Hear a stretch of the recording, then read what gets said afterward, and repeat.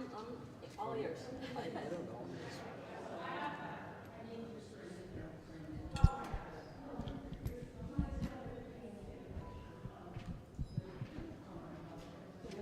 Can we bring this up? Can this turn like that way? You know what I mean? Yes. So, that And way. I take your tape as well.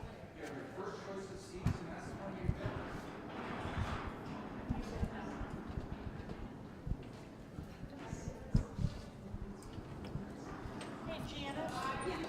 So is Panthers all lowercase? Oh, yeah. I'll find out. Panthers is lowercase? No S. Panther, all lowercase, pound. I just got it on my phone. Panther, all lowercase, pound. Don't go anywhere. Make sure there's no spaces at the beginning or end. That's what usually does me in.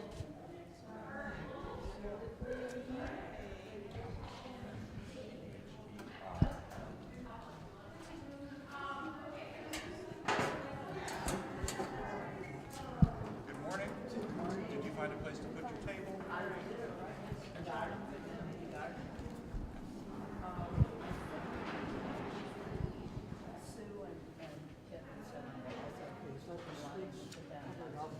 I would tape it. I would tape it. Yeah, they sort of got things. Yeah, I was taping it. Is that gonna go down? I don't know about that. All I know is they got. I can speak into this way. Make it a little bit more. I just thought you had to like go straight on. No. Okay. You have good tape for that. Glad you picked up on that. Our guys All right, we're live on YouTube. here. I'm gonna start.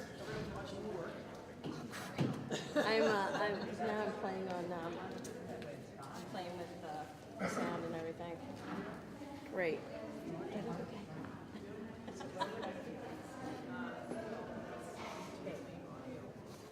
Yeah, I need some tape. Yeah. Some of that tape.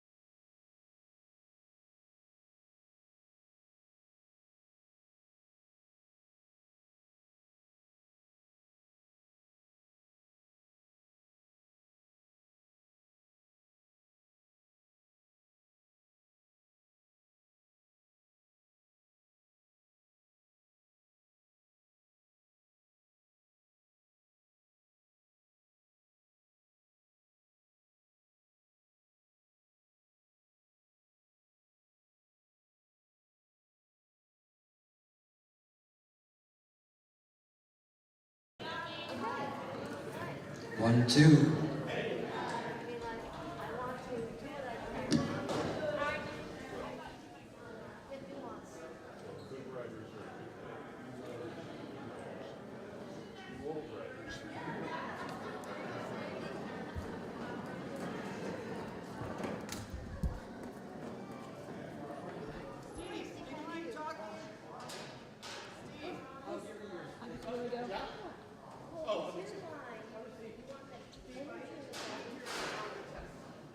Oh, yeah, I was coming to get you to. Okay, great. Okay, I'll let you do your work. Yeah.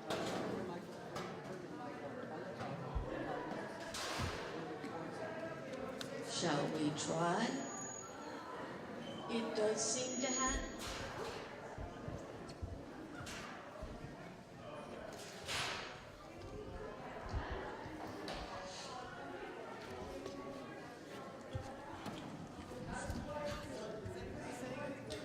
Not yet. Shall we try this again? Does it look as if, or does it sound as if we've got sound? You want me to keep talking? Okay, keep talking. Okay. En la noche, en tu mano, brilló como luciérnaga mi reloj.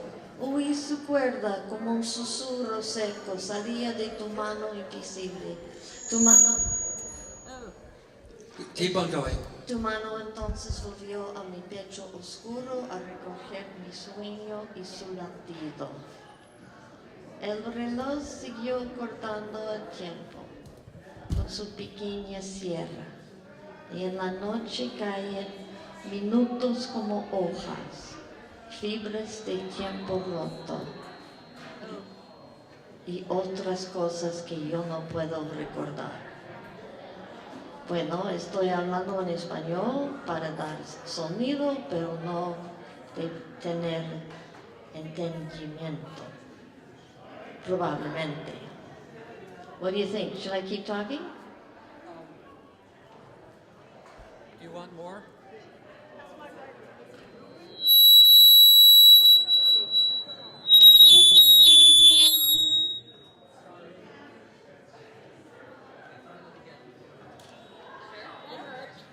Okay, we're trying it again. We hope we have no oral deficiencies.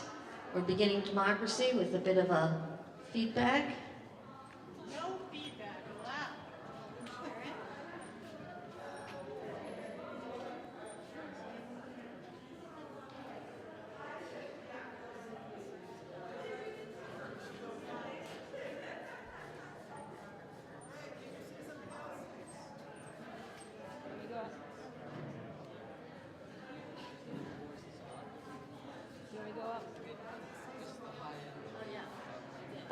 High end? Yes, high end. I'm going to see what I can do to drop my voice, and maybe this will solve the problem. I've always wanted to be a tough kind of person, not speaking up in the other upper register. But if I do this, we don't seem to have feedback. So I'm going to have a gravelly voice and everything will be cool. But what if I talk the way I normally talk? What's going to happen then? Uh-oh. It should be fine. Are you okay, Steve? Do I still have to talk? I want to get my papers in order. Yo quiero hacer algo con mis papeles, porque necesito más orden en mi vida. Sin el orden no vamos a tener una reunión perfecto como quiero, como he esperado tantos años de hacer esta cosa con el pueblo.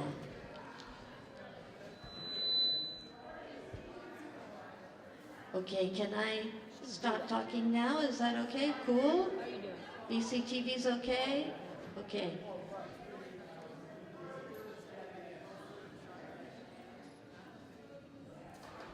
I can get the shotgun off, but the problem would be, well, I can turn it off. Let me turn it off when you see, okay?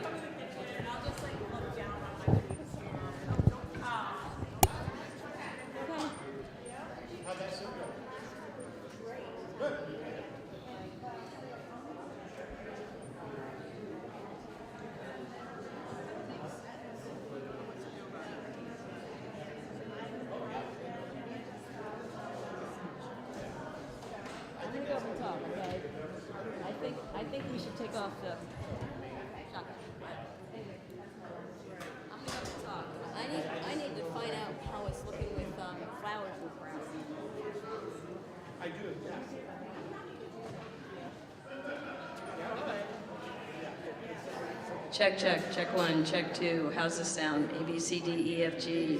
1, 2, 3, 1, 2, 3. Supercalifragilisticexpialidocious. Sounds pretty good if you talk like this. Meg, you should be fine, because I've been talking, I don't know what's going on. How's this, Core? Give me something.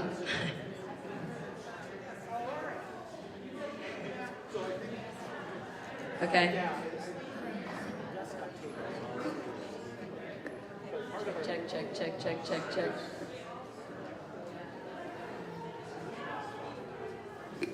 Check, check, check, check, check.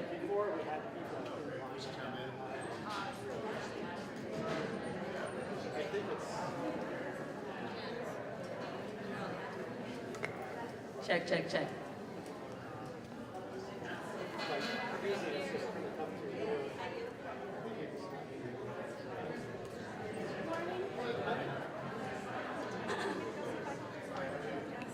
Check, check, check, check, check.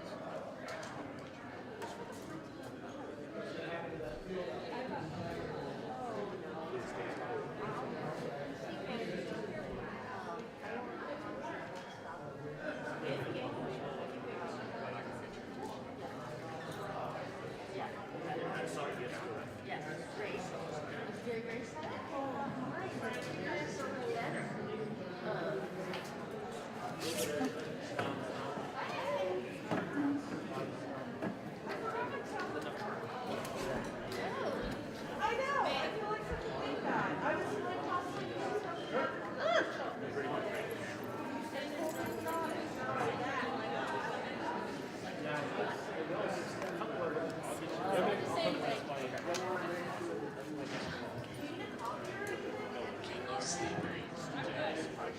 Oh, thank you. I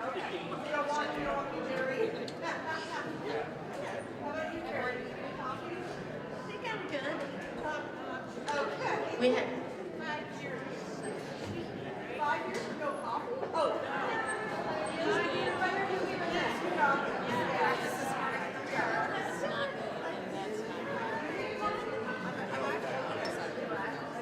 I don't drink coffee, so that would be a mistake. I'd be like,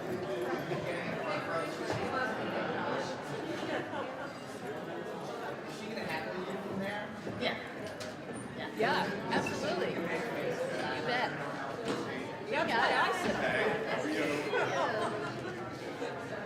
How else am I going to get my jobs?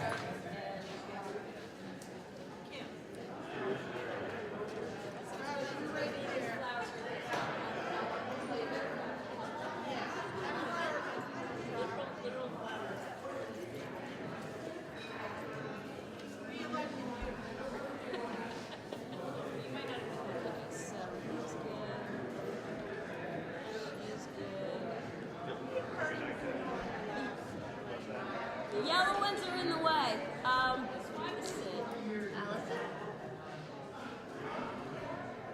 Is that one too high? It's too high. If you can, try putting them in front of a.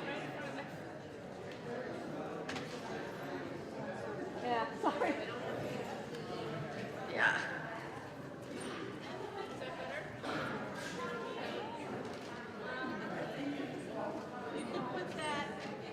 Oh, actually, there's one thing you could do.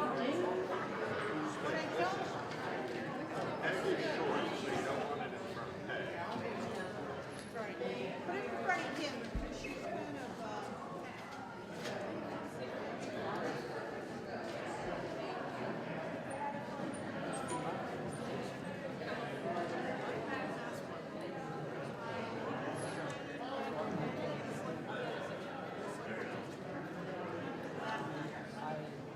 I have this.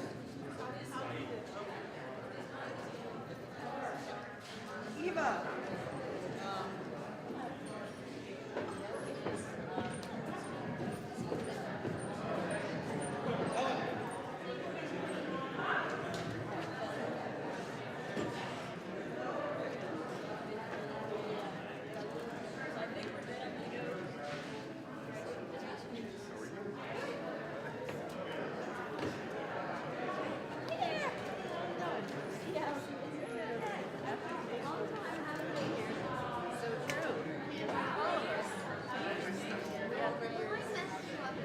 See how we got it look.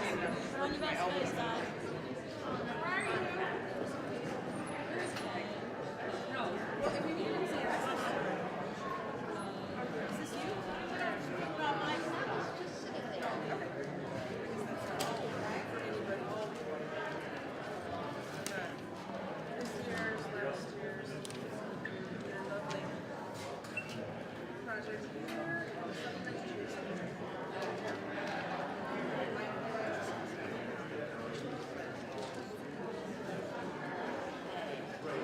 Hey, Cora. Who's making the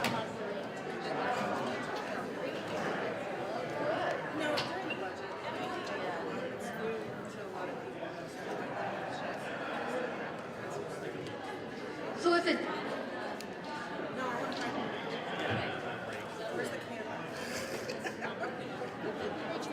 How's it going? Yeah. You need to see the select board member. Right? Here.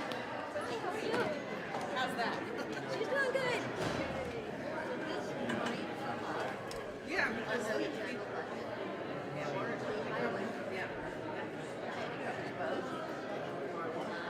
Or even at the end. But I just wanted to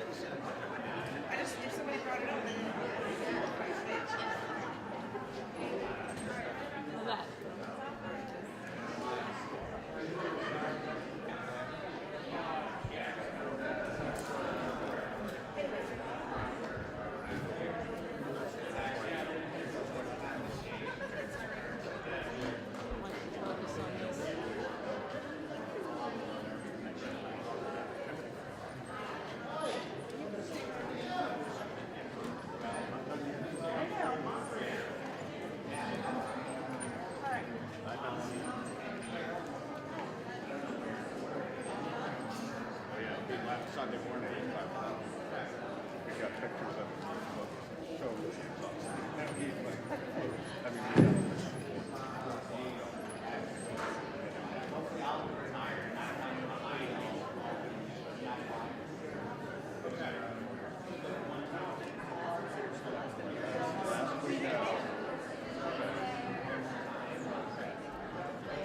now it's good.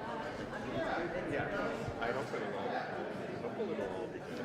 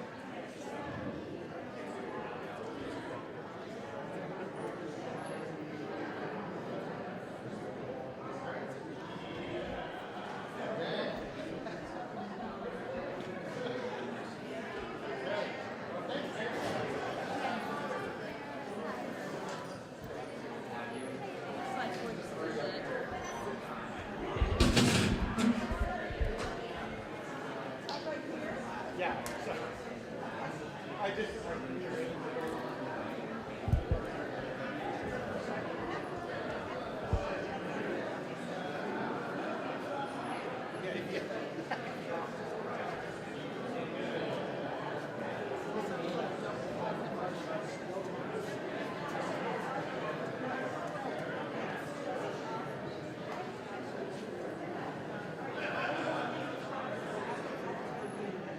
Oh, no, I mean, just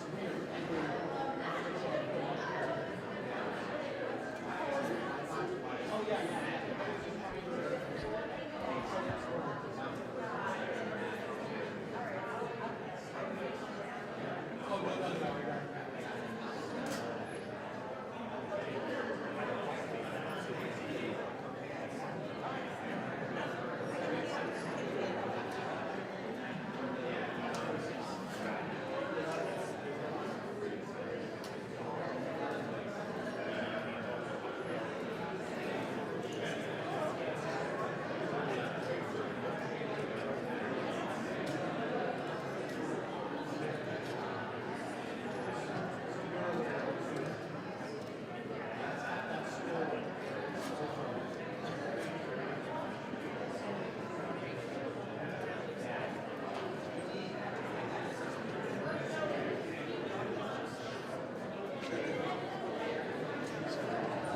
Put this on so we know where it goes back to.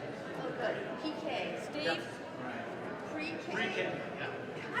Because these little guys, they need to get in the school. Yeah. Seriously.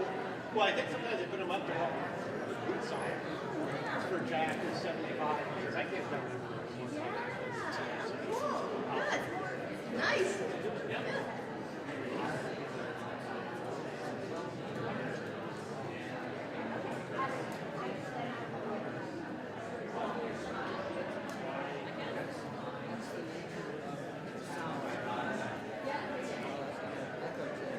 Okay.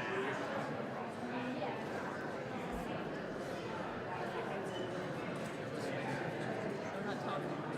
Yeah.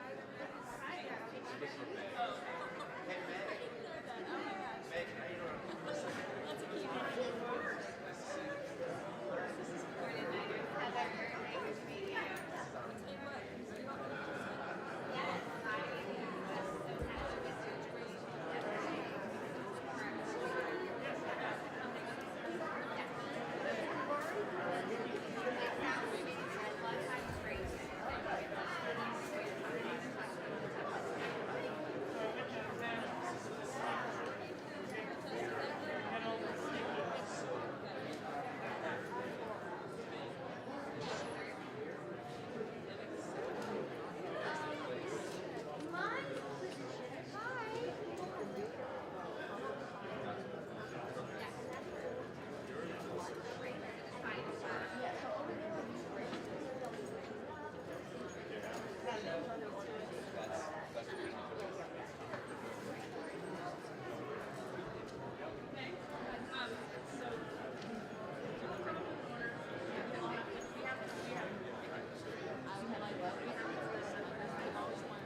going to ask after I read something else to you all saying, do we have a motion?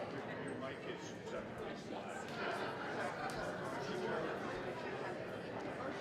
All these motions.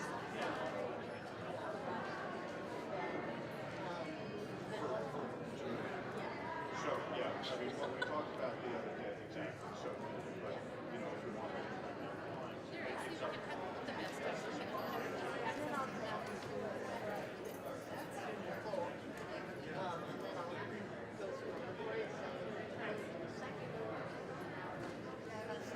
Yeah.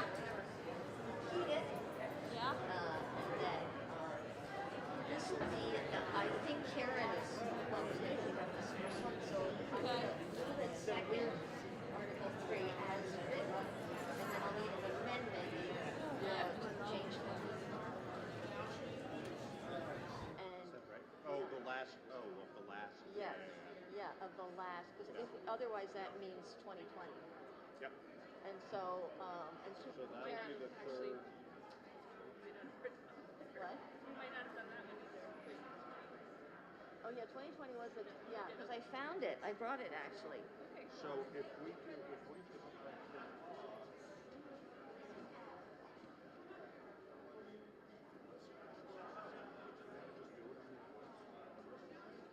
So Eric would be one.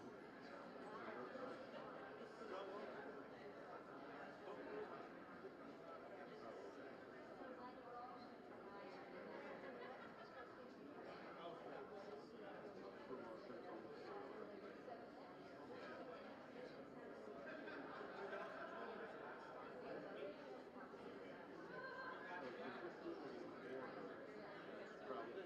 So that would be Eric will move that, and then so you just when she says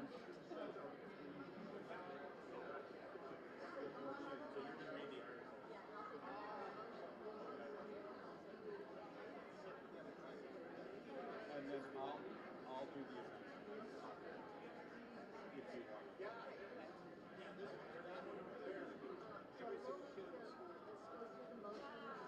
Right, and then I'll make a motion to.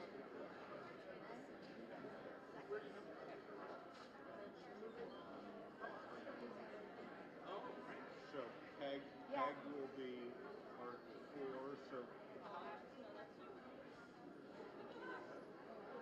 I was just going down the line because it was Eric and then Peg. Yes, check. It's in the last page.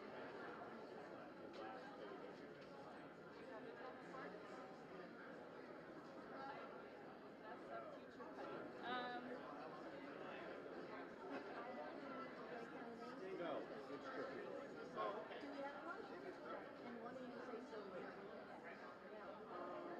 So we'll just do it in order. So Eric's going to be the first one to be the motion and then the second. So, I mean, first of all,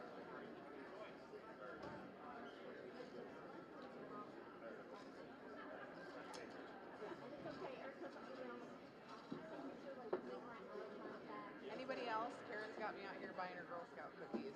So she's like, I need you to do this for me real quick. I'm like, Fiona is a very good salesperson, so be careful over there. I'm not for me. Not for me. Eric, we just want to thank you for all you do for us. you're very welcome. We just want to tell you that. Okay, hang on. Eric.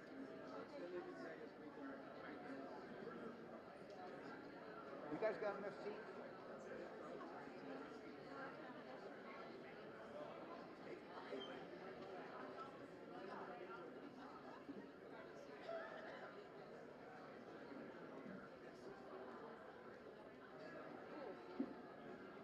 Sweating. I know. Say? I love this little blazer. That's so cute. Thank you. I thought I'd dress it up. I was trying, hey, you know. It is 10 o'clock. The polls are open. We'll take a few minutes for people to get organized and looking for our elected officials, Mike Murowicki, to get us started.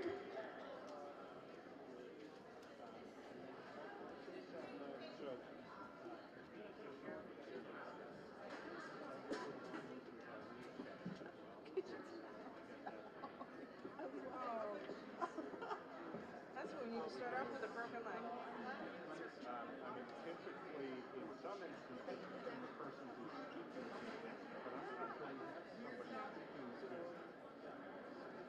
I'm not sure who's speaking. That's why I think I was going to say, we have a motion and see what happens, Right, otherwise. and then get a second, and then I'll go back to whoever moves to say, Yeah. do you wish to begin by speaking on behalf of the Who's going to read it? She'll start with you. All right.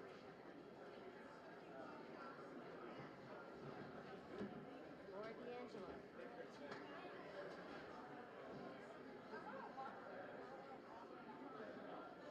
Mike Murowicki. There's a crowd. I know. So exciting. People are excited to see you. Yes, we're doing it. That's so interesting. Now, Mike Murowicki, are you able to tell me is what's going on that people are waiting to be checked off? I think they are. So that's what's Yeah. taking a little bit of time. Yeah. So it was just a crowd that came in, and I think we give it a few minutes. Yeah.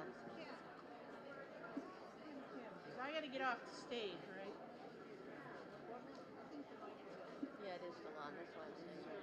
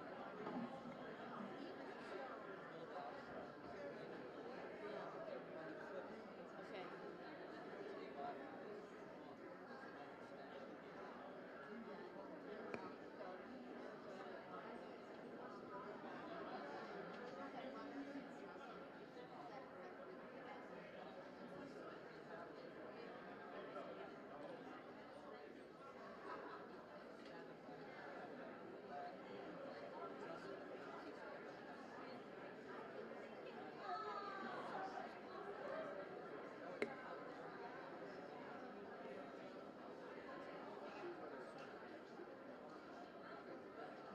Up and then back.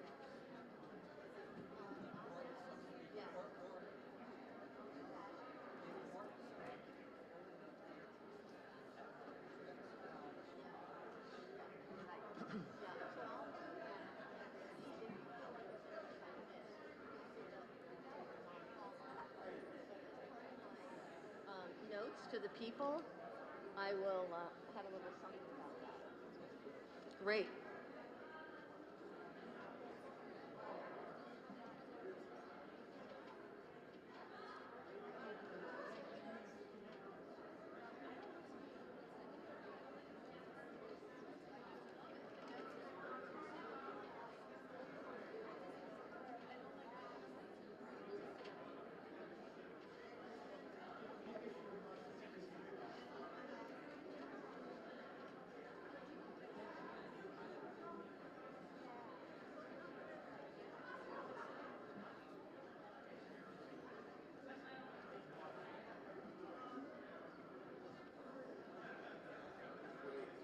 So we're waiting right now for people to get checked in,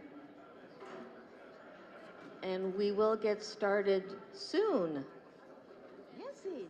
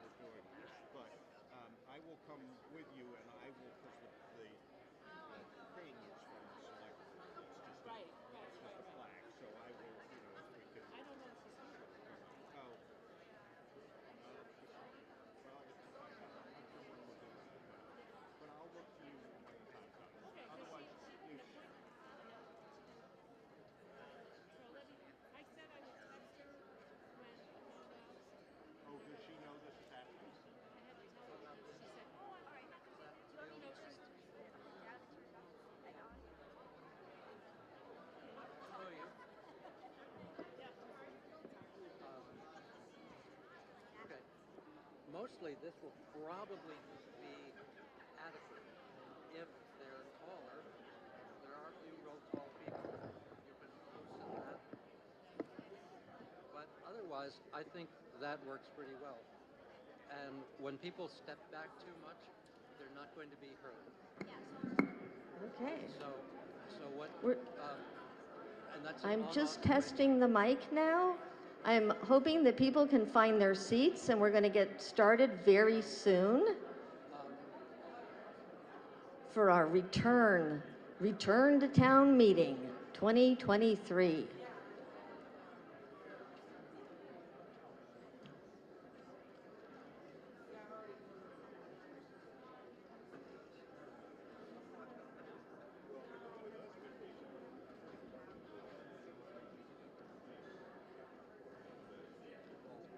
There you are. Who's here? Did you notice that I was where my friend Michael would be? I thought I might introduce you. It's okay. I know they're not as attentive as you'd like them. They're settling in. But yeah. Okay. So before we actually call the meeting to order, which will not happen until we have some beautiful warm-up acts here in Democracy Town, I'd like to invite Mike Merwicki to come to the microphone and tell us a little bit about what he's been doing in Montpelier for us. Mike. Sure, thank you.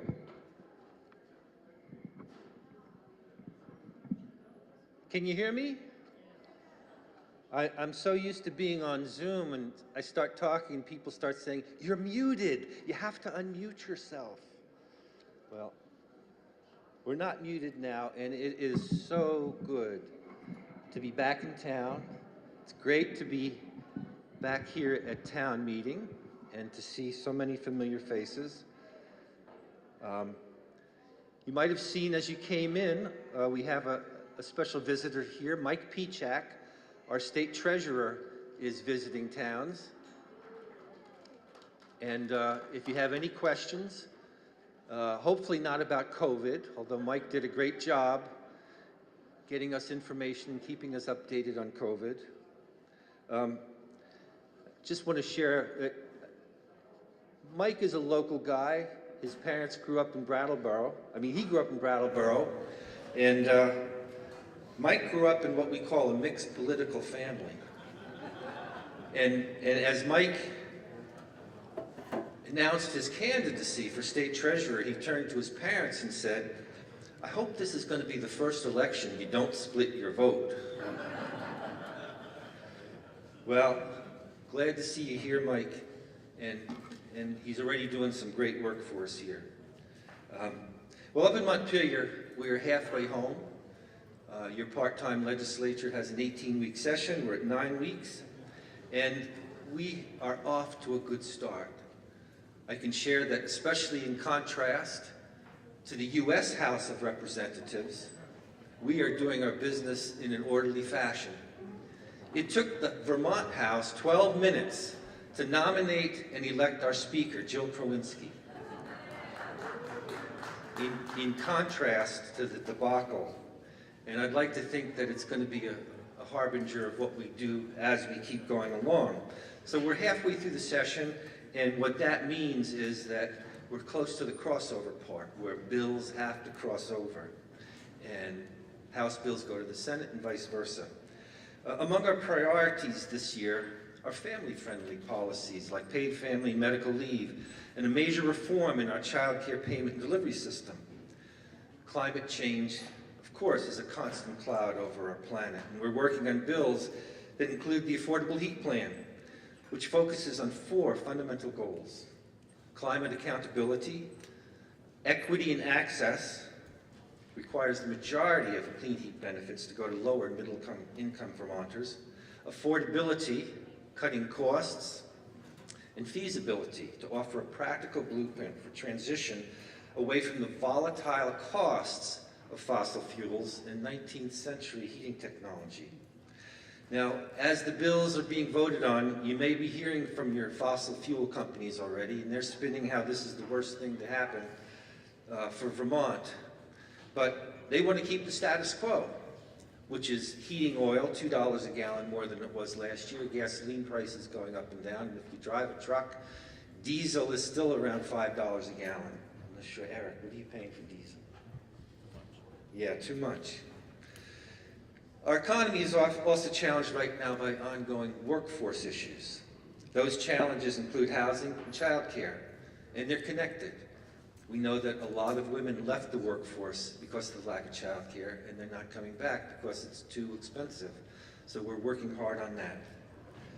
The legislature is working on housing by infusing more dollars into the public housing sector and also looking to relax regulatory barriers that inhibit housing growth, especially in downtowns and villages, to better use resources, promote less car use, and especially prevent sprawl. With childcare, we're also infusing more dollars to support both parents so childcare is accessible and affordable, and so that teachers are paid a livable wage so that we have experienced teachers provide quality early care and education. We also know that the work is ongoing to address the systemic discrimination against women and people of color. And I support the ongoing work of the Vermont Women's Commission, and I'm a founding member of the Vermont Legislative Racial and Social Equity Caucus. So a big thank you to Vermont voters who overwhelmingly approved the constitutional amendment last November that cleaned up the language in regards to slavery. And another big thank you to voters who resoundingly approved the constitutional amendment on reproductive liberty. We are clear that Vermont needs to be a leader in moving away from what states in Texas and Arkansas and Ohio are trying to do to take rights away from women. We're now also taking the steps to pass a shield law that will protect Vermont medical providers who serve out-of-state citizens who are now coming to Vermont for care that they cannot access in their home state. These are some of the highlights, and a full report you can find online at my website, and it's on the informational page that I shared with you. I want to close with two things. First of all, your state senator, Nader Hashim, wanted to be here. And yesterday he tested positive for COVID. So he felt the best thing to do is not come here. But he's going to have a report that's going to be online as well, too. And I just can share that he's doing great work for you in the Senate. I want to close with a recent experience that I had right here at the school. And I see our principals around here somewhere. Has everybody met our new principal, John Sessions, here?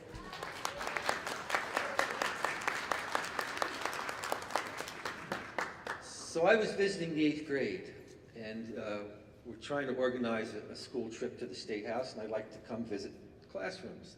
And we had a really wonderful and lively discussion.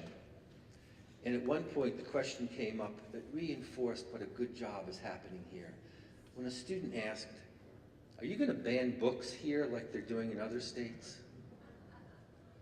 What a great question from an 8th grader. I said, "No, we don't do that. That's not what we do in Vermont." And I said, anybody who thinks that they can hide information from tech-savvy students these days is only fooling themselves. Banning books or giving a false whitewashed story of U.S. history is not the solution to the problems that we're finding ourselves dealing with now. But good education is one of those things, and it's happening right here. Our parents, our students, our staff have created an envelope that fosters creative thinking, critical thinking, and asking tough questions like that. So I want to thank John and all the staff here for doing an amazing work to help our students become the future of Vermont.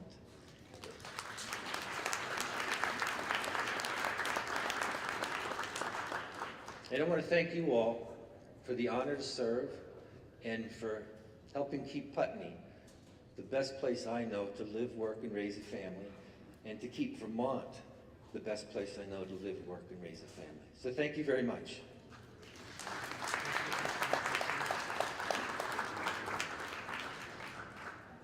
Thank Thank you very much, Mike Rowicki. And we're hoping that Wendy Harrison will be coming in later, and we'll squeeze her in with your permission while we're actually conducting our business. Mike mentioned our new principal, John Sessions, and I wanted to give him a chance with your permission. He's not a Putney resident, so hearing no objections, I'd like to invite John Sessions to the mic.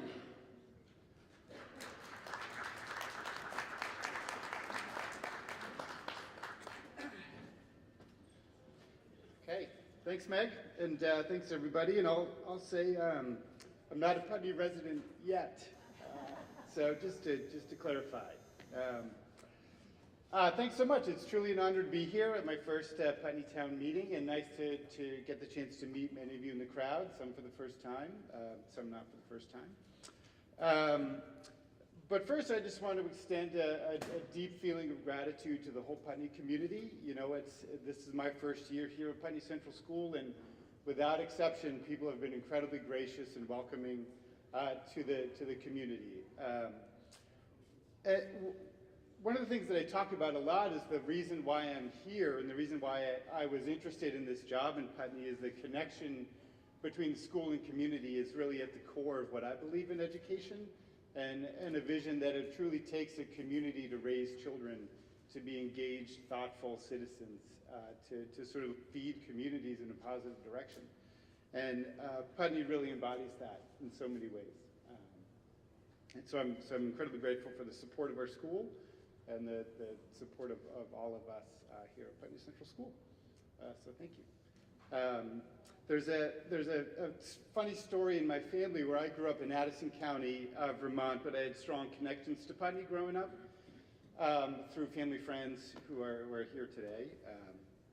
And the running joke in my family is I'd get frustrated at my parents, as we all do sometimes, and I'd say, you know, the day I turn 18, I'm out of here and I'm moving to Putney, and so here I am, you know, some 20-something years later, and it's funny how that works. So, thank you, and I don't want to take up too much time, but as Mike mentioned, there's a lot of incredibly exciting things happening here at Putney Central School.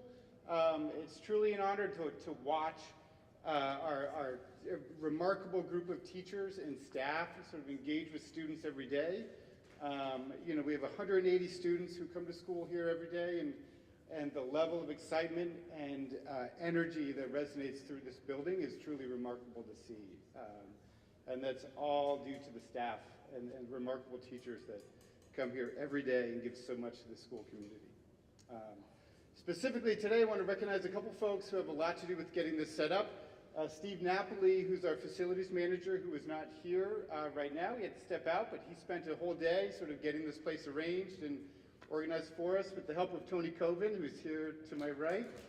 Thank you, Tony.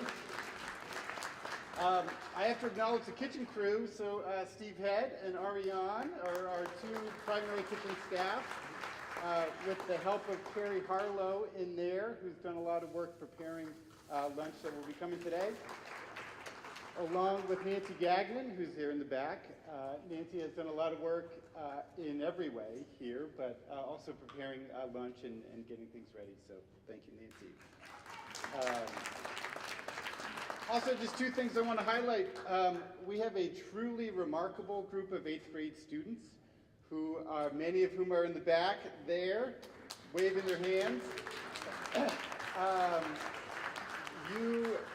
You could not imagine a more sort of deeply committed, thoughtful, truly remarkable group of young people. And they are planning their own 8th grade end of the year trip down to Cape Cod. And so they've organized a bake sale back there as a fundraiser for that event. So please visit the bake sale. The last thing I'll say is that we're just in the beginning phases of a grounds renovation project. So sort of redesigning and re-envisioning the grounds all around the school, including the playground. And so we truly recognize that PCS is a community resource, and that it's not just for students who go here, right? It's really a Putney resource. And so we're soliciting input from all folks around Putney around what they love about the grounds now, what they hope that we keep in mind as we engage in design and redevelopment of the playground, but also sort of the fields and the orchard and the gardens and things like that. So there's a table in the back there with the survey in which you can share your opinion. And so this will be a multi-year process, and so you'll hear more about that as we go along. It's an exciting thing on the docket. I think that's it. Thank you so much.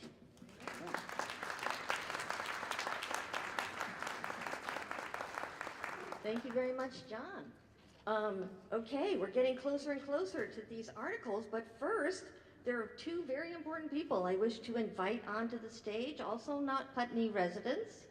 So, hearing no objections, I'd like to invite Karen Astley, our town manager, and Kim Monroe, our assistant town clerk.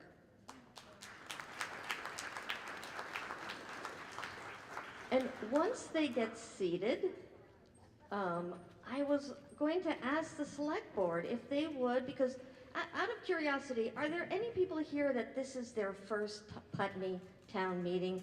Ho ho, we see, yes, very exciting, super exciting. Oh, I love it. So in the interest of wanting to let people know who their people are here on the stage who are working for them most of the year, can we start at the far end and just introduce yourself and a few brief facts? Can you hear me? I'm Charlie Robacek. I live on West Hill Road in Putney. This is my maiden voyage on the select board. I certainly appreciate all of you who voted for me. I'm a retired attorney, and I'm learning my way, thanks to all of us here on the dais. And I welcome the opportunity to be here and share the meeting with you.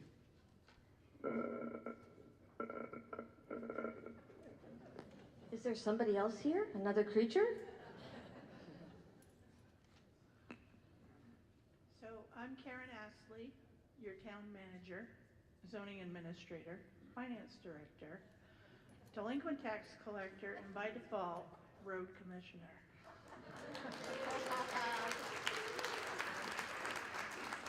So I've been in this position, it'll be 5 years on March 18th, and I reside in Newfane, Vermont, and I just want to say thank you to Putney for all of your support. And this is, you know, a process, and the more people we can have engaged, it helps me and our staff. So thank you very much.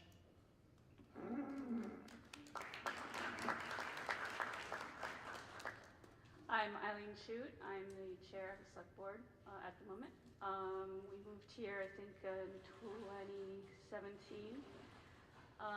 My entire family is in the room, including my 8th grader, who is eagerly awaiting your patronage so that they can go on their class trip. And I'm really glad to see you all today. This is awesome.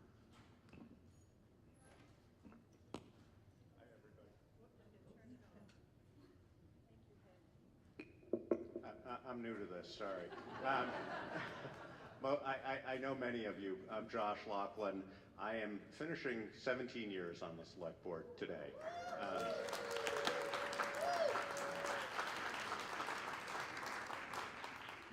Thank you. And I just want to say, you know, it's been an amazing experience, and I encourage those who haven't been involved in community work to get involved.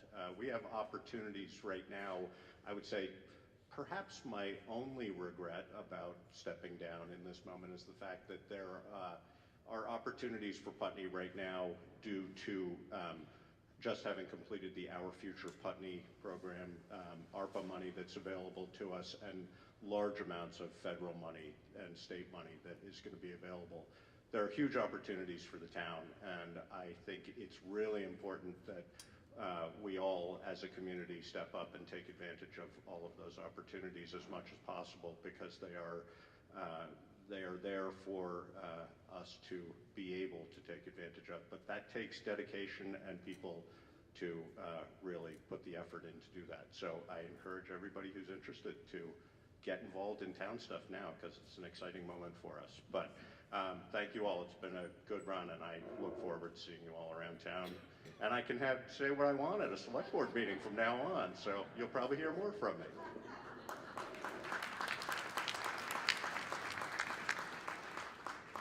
Hi everybody, I'm Peg Alden. I was voted in with Charlie when we expanded the select board from 3 to 5 members. So I too am one of the newbies on the select board. It's been an amazing year. It's fascinating what goes on.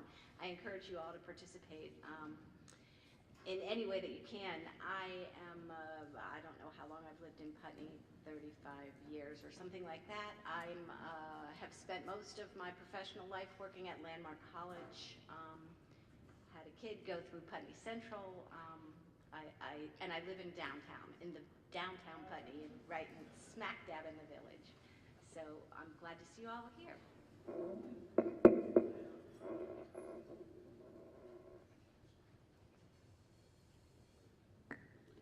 Hello, my name is Eric McGowan. First year on the select board, I'm the clerk. Born and raised here in Putney. I run a business. I know quite a few of you people. And I enjoy seeing everybody here, and excited to continue my time on the select board. And Kim. Okay. Hi, I'm Kim Monroe. I'm coming up on 5 years as assistant clerk, and a year ago I also became assistant treasurer. Great. And I'm going to go back to Karen just for a moment because she has a couple other people she wishes to introduce. I also want to recognize two people that are in the room with us today. John Johnson, our town clerk. He's in the back. He also has been with us for 5 years. And our administrative assistant / treasurer, Cassandra Berg, over here.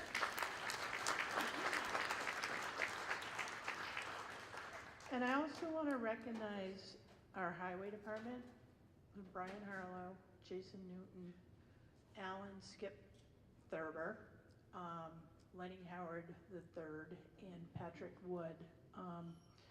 Those guys are amazing, and without them,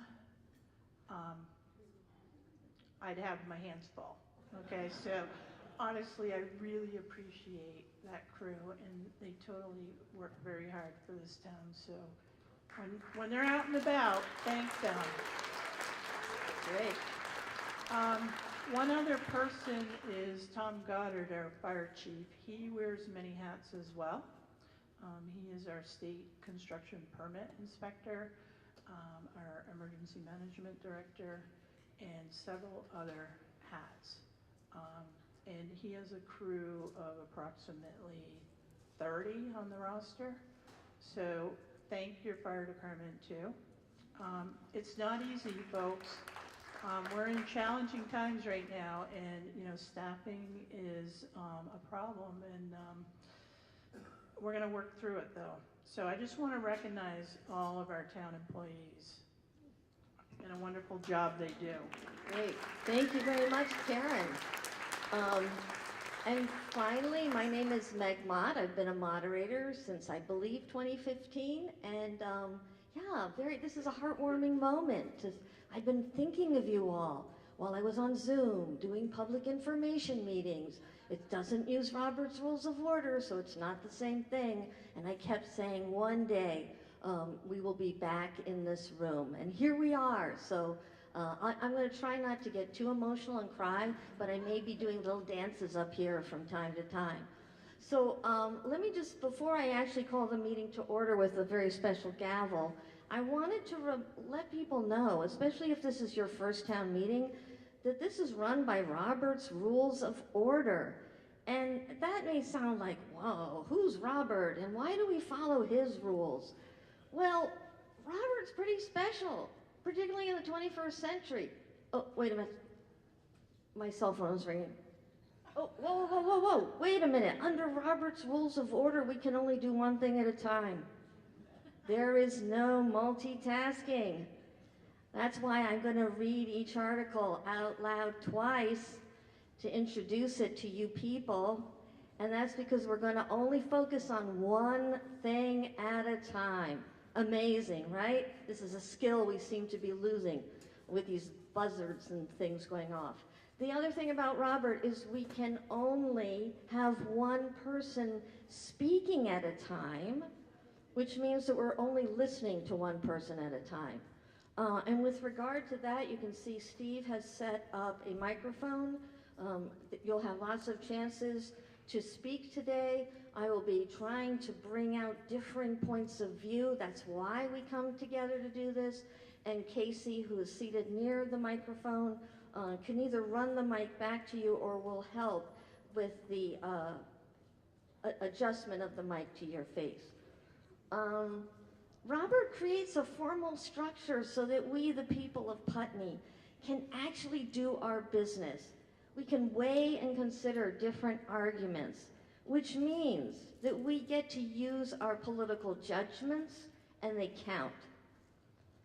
Robert, in this way, gives us the tools to actually become legislators for a day. We, the people, we're the source of everything in this country, right? That's how it works. We, the people, are the source of power. We delegate that power to the legislature to do things according to the consent of the governed. But today, we say to our elected officials, we've got this. We don't need you today. We got this. Town meeting is understood. It's one of the things when Alexis de Tocqueville came to the United States, he said, this democracy, I'm not so sure about it. Americans all talk about freedom, but they have very little difference of opinion. I've never been in a country where people had less differing points of view. Whew! And one of the things he noticed that kept us from tyranny of the majority were these town meetings, because these put a brake on centralized government. That without town meeting, we are more likely to fall into the error of thinking of tyranny of the majority. And so those are just some sort of like, why do we use Robert's rules? Because when I do my next little lesson, which is on how Robert's rules works, you may wonder, wow, this is fairly complicated. Well, the reason is, it's because we don't want tyranny of the majority.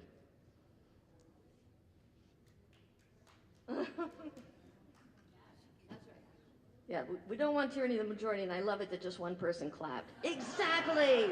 That's what this looks like. Thank you. Okay, so Robert's Rules of Order. This is the rule for our meeting, except where Vermont law takes precedence. You cannot change state law, but you can change Robert's Rules with a 2/3 vote if you desire. Tom Ehrenberg is here sitting up front. He is our parliamentarian. So if the people decide that you want to change something, we will go through that process together. It does require a 2/3 majority. Every single article that is brought onto the floor must be moved and seconded, and then the moderator has to restate it.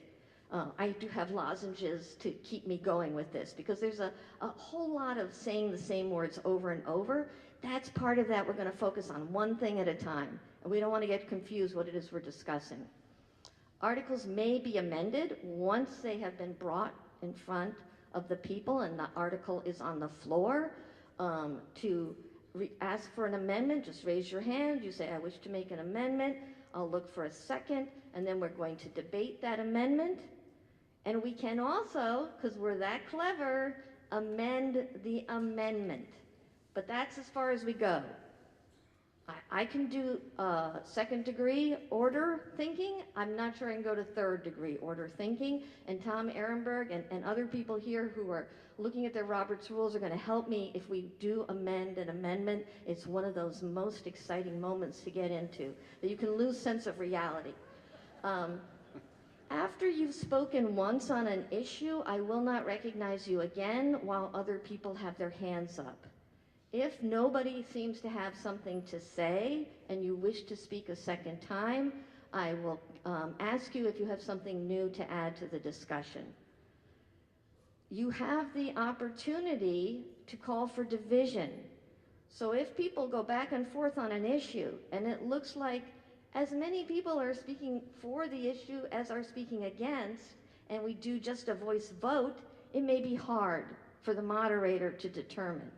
So at any point in the process, you may ask for a division of the House, one voter, and at that point, when we take the vote, it won't be voice, it will be holding your hand up, and then we'll have to count. If 7 people want to have a paper ballot, we will create a paper ballot. So for some of these issues, when the voice process may not be as clear, you do have ways to change it. Debate may be cut off according to Robert's rules. This is an anti-democratic move, so I may look at you a little fiercely, but if you feel that the debate has gone on too long, you may call the question. I will need to get a second, and I'll also need to get a 2/3 vote. So it's not necessarily the fastest way to go, because determining 2/3 vote takes math, and that's not my skill. I request that you address me as Madam Moderator. Madam Moderator wore a special outfit today. And so if you raise your hands, I will call on you, and please address it to Madam Moderator. The Select Board will have lots of answers for specific questions, but in fact, this is not a Select Board meeting. This is a town meeting. I'm here to help you do your business. If you have a question for the Select Board, you address it to me, and then we'll turn to see if the Select Board can help us. State law prohibits consideration of articles that have not been warned. This is going to be important if you consider amending something. If your amendment so changes the nature of the article that it's a new article and the people have not seen it in their town report, then I will need to vote that as not germane to the article. And this also applies to when we get to other business. Other business is important. The people are doing their other business, but because it is non-binding, it has a different category. And you'll see how in your warning at the very end, we'll start to move to non-binding discussions. Important for deliberation, but non-binding. My job here is to help you do your work. I have no opinions on any of these matters. I am neutral. And so my job is really to make sure that you have a chance to ask your questions, make an argument, change your mind, hear a different point of view. The only people who can participate in this are people who are registered town voters who are here in person. BCTV is here, so people are able to watch this remotely, but we are not able to, as we did with the public information meetings, we're not able to hear people who are not here in person. And finally, this microphone, which is over there, is it's a delicate thing. You want to get close with it. If you drop your mic or something, or you're trying to say something and it's not picking up, I'll ask you to start over, because it's really important that we all get to hear what you have to say. Okay, I think those are all the preliminary remarks, and now the most important noise, which is going to take place at, it appears to be 10:40.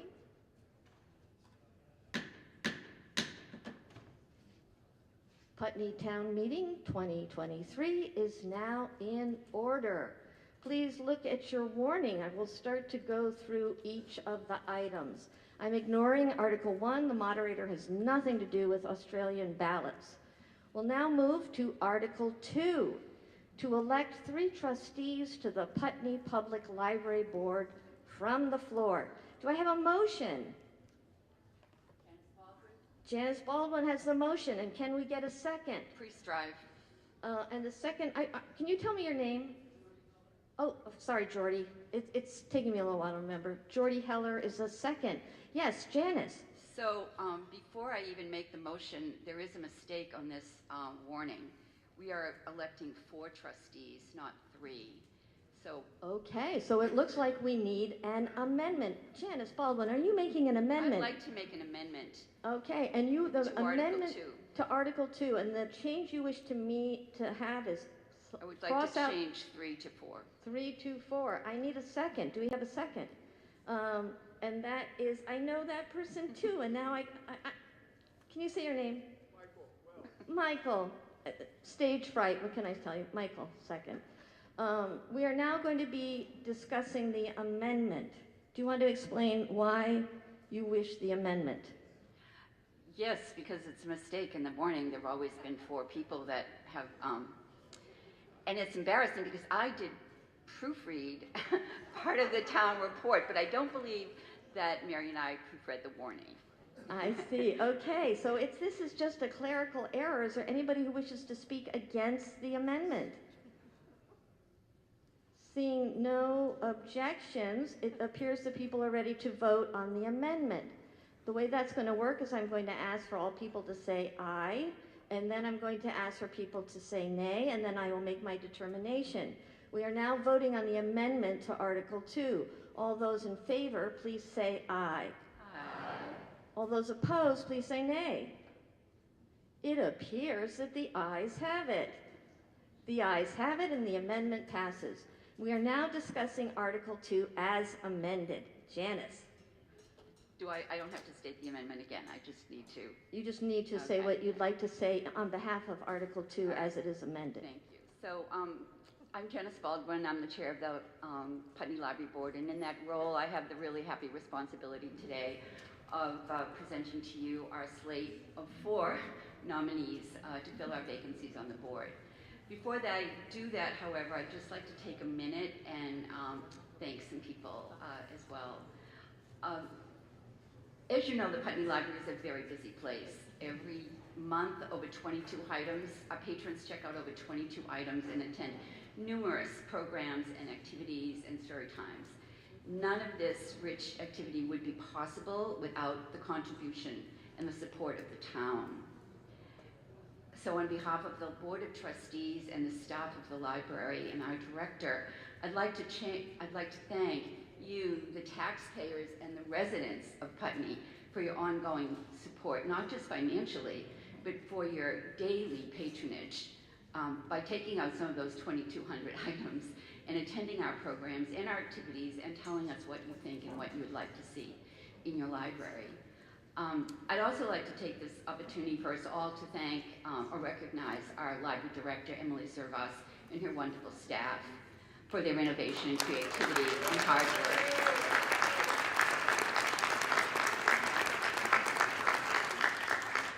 She didn't know I was going to say that. We always want to hear from you, whether it's at the library or here today. We actually have a table, and you can come and participate in a fun little survey we're doing, because we want to know what you think about the library, what you like, and also, most importantly, what you want to see going forward as we embark on, finally, on our 5-year strategic plan. Your voices and your interests are really key and fundamental to how the library can thrive. So now I guess I get to do the actual reason that I'm up here.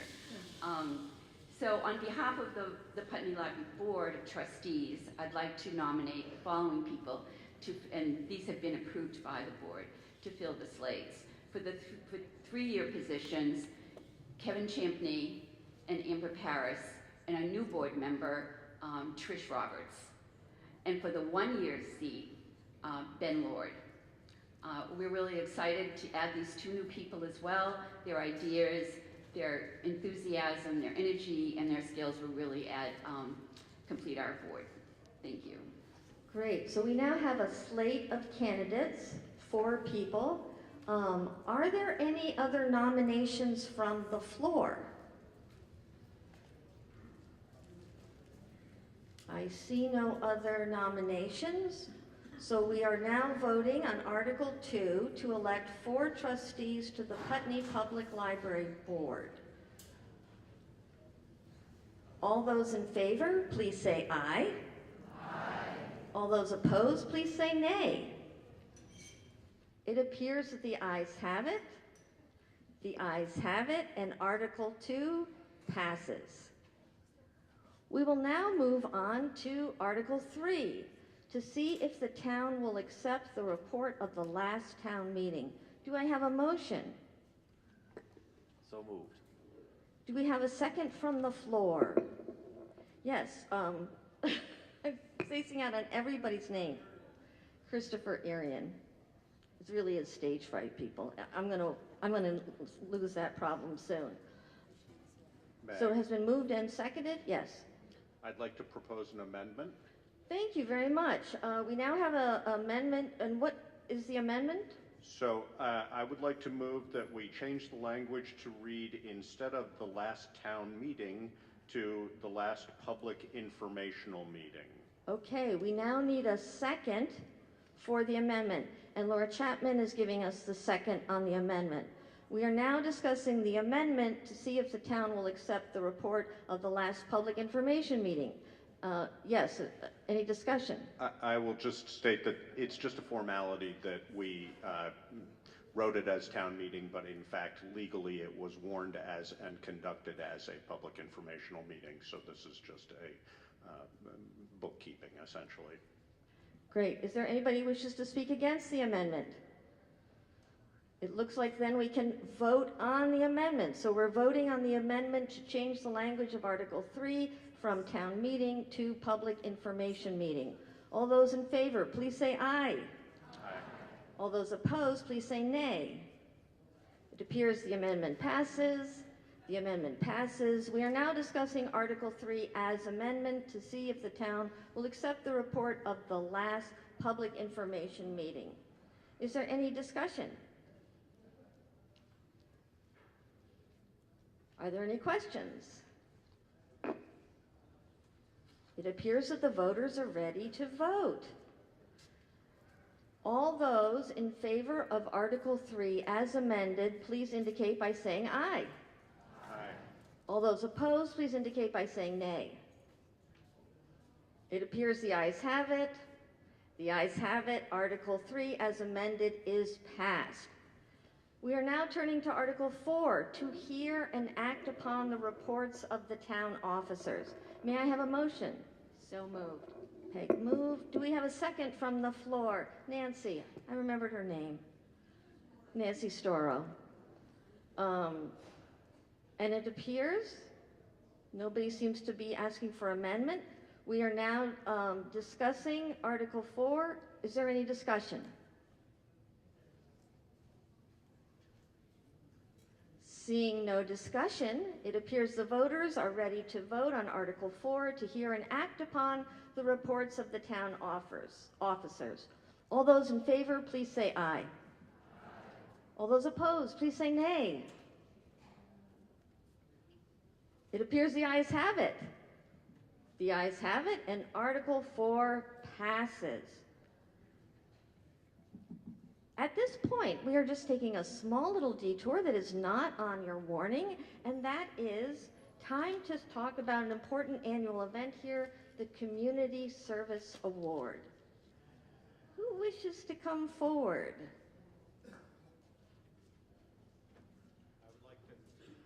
I'd like to ask Nancy Olson to come forward to present this year's Community Service Award.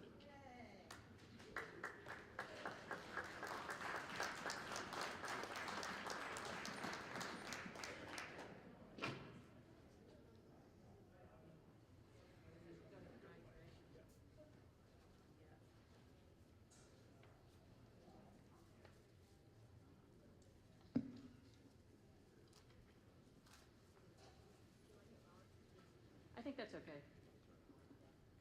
Okay. There we go. All right.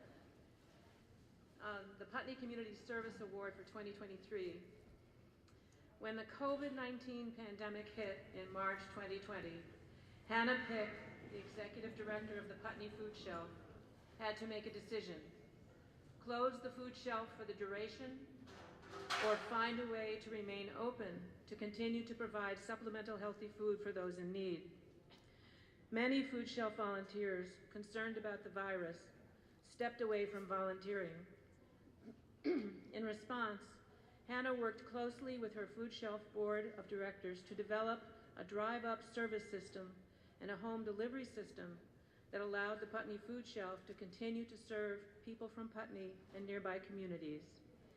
In the fall of 2022, Hannah oversaw the transition of the Putney Food Shelf into a new, larger space at the Putney Community Center, and in January 2022, the return to in-person shopping.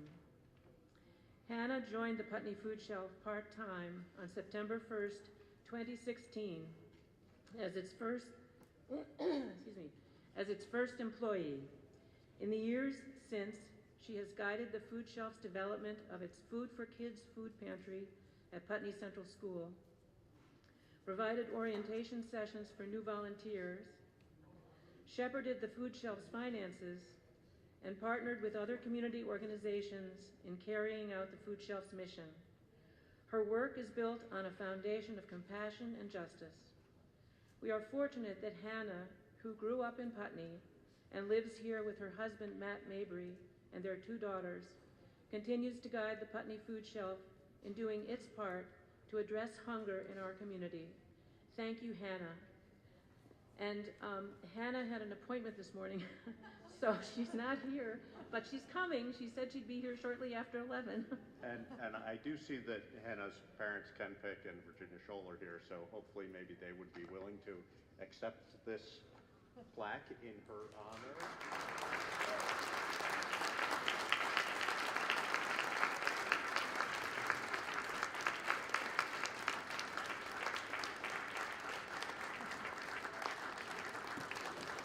And our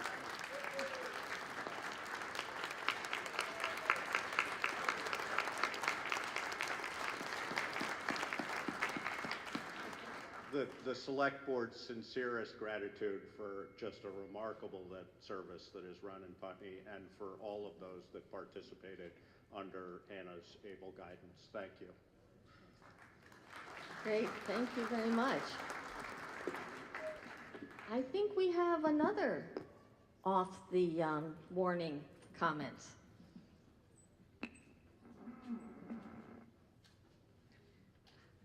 Good morning, everyone. This is our first actual town meeting in 3 years. Do we remember how this works? I grew up across the river where the town meeting tradition is also still alive and strong. I spent many long hours huddled in my own chair as a child, wondering when the adults were going to finally get to the point and vote already. Then I grew up and became one of those people offering clarifications and amendments myself. Thanks, Mom. Before we moved here, my husband Lionel and I snuck across the river one first Tuesday in March to try and get a feel for this town through its own town meeting, because we planned to move here as soon as we could. The subject of Golden Cross taking over from Rescue was on the warrant. And during lunch break, one resident came up to us and apologized that the discussion had been so contentious. We both laughed because we'd regularly seen discussions at our own town meeting infinitely more heated over much smaller things. That is to say, we have a great thing here in Putney, and that is because of all of you. Thank you. This is the first year of town meeting for most of us on the select board up here. I was first elected during the COVID years, and everyone else, with the exception of one, was elected last year. That's right, folks. I know it seems like you've been here for almost 2 decades, but it's only been a year. Which brings me to someone who actually has served as a select board member for almost 2 decades, Josh Laughlin.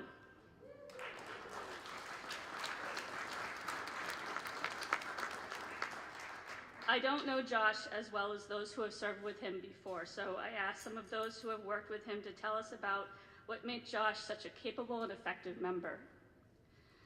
Lisa Papazian told a story about Josh's first year on the board, saying in part, "I only overlapped with Josh his first year, 2006, when he came on to fill out the last 2 years of Reg Rockefeller's term when she moved to Dummerston.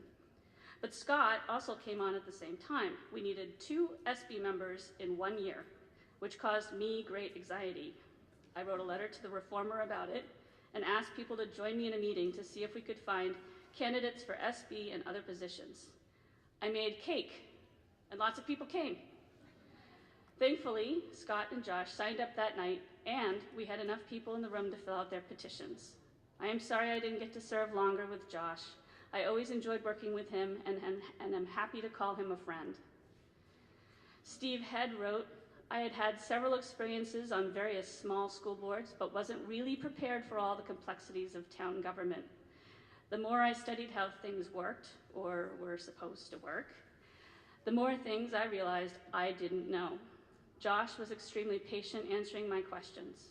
I soon realized that working in town government was a constant learning experience, and Josh was never too proud to say that things came up that he didn't fully understand either.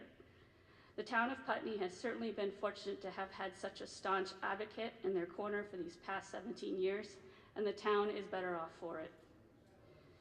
David Babbitt said that some of Josh's best attributes were coming from a family steeped in public service, being a thoughtful person who knows the facts, his own opinions, remembers he serves everyone, and has the ability to execute executive responsibilities. It is no surprise that he excelled as a member of our select board. Josh's clarity of judgment and commitment to service, combined with a wealth of institutional knowledge, has served us all very well for 17 years. As a citizen of Putney, I'm grateful for all you have done for our town. As an individual, I'm honored to be your friend. Thank you, Josh. Laura Chapman spoke about Josh's character and hard work ethic, saying, during both my time on the school board and as a select person, I not only got to work with Josh Laughlin, I saw his values in action. We did not always agree on a course of action, and even had some robust and difficult debate. But through adversity, character is shown, and we have always agreed on our core desire to work towards the best for our community. I am very grateful to him for all the good he has done with our community, and I wish him all the best. Our town manager, Karen Astley, said, I'm honored and blessed we had the opportunity to work together. Josh, you are a true leader. You have the skill to teach, to direct, to redirect, to listen, and to communicate effectively. I have learned a great deal in the 5 years working with you. You have so much institutional knowledge and history serving as a select board member for the past 17 years. Josh, there are term limits for a reason. It is to preserve your sanity. And our moderator, Meg Mott, made this point. Town governance operates at the scale of flawed human beings. To lead in a small community requires more than the thick skin needed to hear out the frustrations and fears of sincere voters. It requires the courage to say we're doing the best we can, and that's what Josh showed us. He gave people room to express their frustrations until the point when the sharp edge of disagreement began to tear at the social fabric. Thank you, Josh, for being brave enough to show us the tender side of democracy. For my part, I would not have had the courage to step up to the chair position had I not been sure that Josh would step in if I really screwed up. This past year has been a huge learning experience for me. Josh knew when to step back and let me carve my own path, and when to let me know that things had gotten off the rails. It will be kind of weird not seeing you at the table tomorrow. Thank you. For your 17 years of service to the town of Putney, we'd like to present you with this one-of-a-kind piece made by Bob Birch for you to remember us by.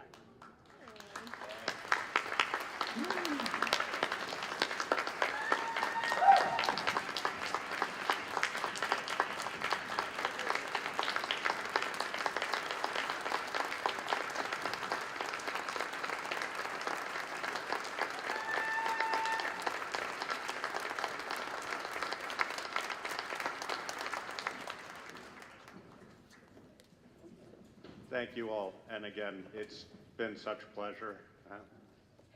Thanks.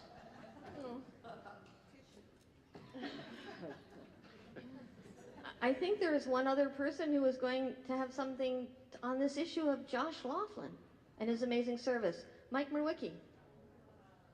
There's a microphone right up there for you.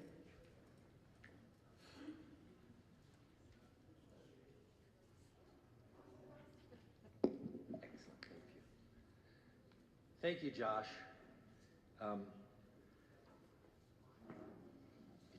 It's not over yet, the accolades for you. I've admired the long time that you've worked for the town, for the good of everyone, trying to do the most good for the most number of people.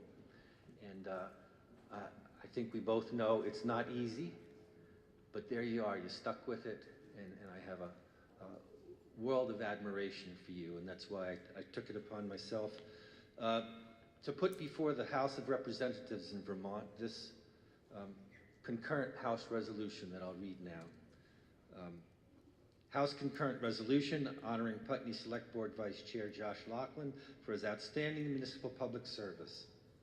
Whereas, since his midterm Select Board appointment in 2006, the town of Putney has greatly benefited from the fair and thoughtful leadership of its current Vice Chair, especially when the panel confronted the general store fires in 2008 and 2009, the devastation of Tropical Storm Irene in 2001, and more recently, the continuing impact of the COVID-19 pandemic.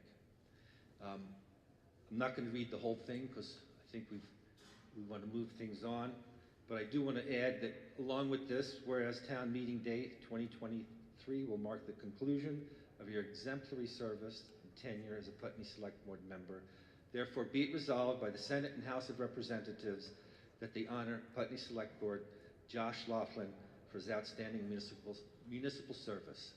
Thank you, Josh. Thank you. Thank you. And finally, I think the town manager has something she wants to say. All right, folks. So I want to thank a couple people for proofreading our town report. That would be Janice Baldwin and Mary Quinn. They have done it for several years, and it's a big help to have outside eyes on this. And I do want to just make a couple corrections, or just bring you to the corrections that need to be made in the town report. So on page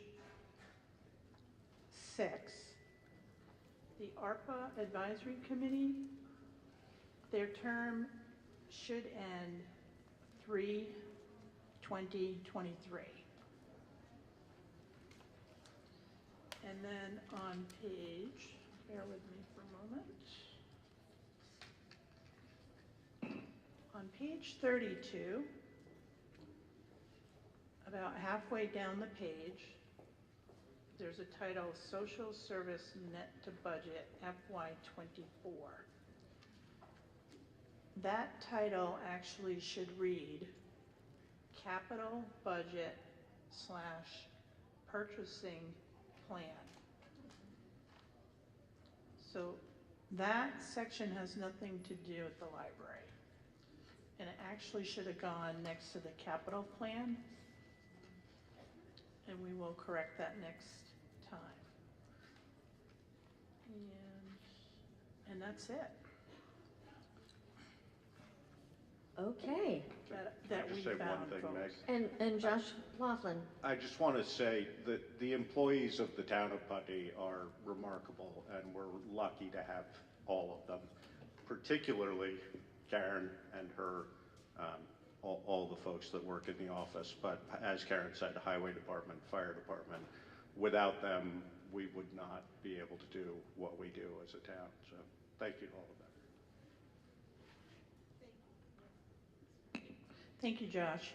Yeah, I definitely want to call in Kim Monroe and Cassandra Berg for helping out with the town report. Kim has put a lot of hours and dedication. She's very detail oriented, and she has taken over the town report the last several years. Kim and I also worked on Town of Putney Financial Supplement, which is a 45-page outline of the budget and what the town departments do. There are copies in the back of the room with Cass, and you can get it on our website. This supplement right here is a check and balance, not only for me, and we look at the audit, and we look at our departments, but we can also plan for the future for capital planning. So brand new, took 3 years to roll this out, and it's out this year. So if you get one, you have comments, call my office. I'll walk you through things. Okay, well, that sounds like a good segue to Article 5. One more quick thing to add, and I just want to say that we have our dedication page, and the three people are highlighted on it this year. There was one person who who was intended to be on the dedication page as well, and that was Dot Richardson for her long dedication to the grammar school and education in the town of Putney.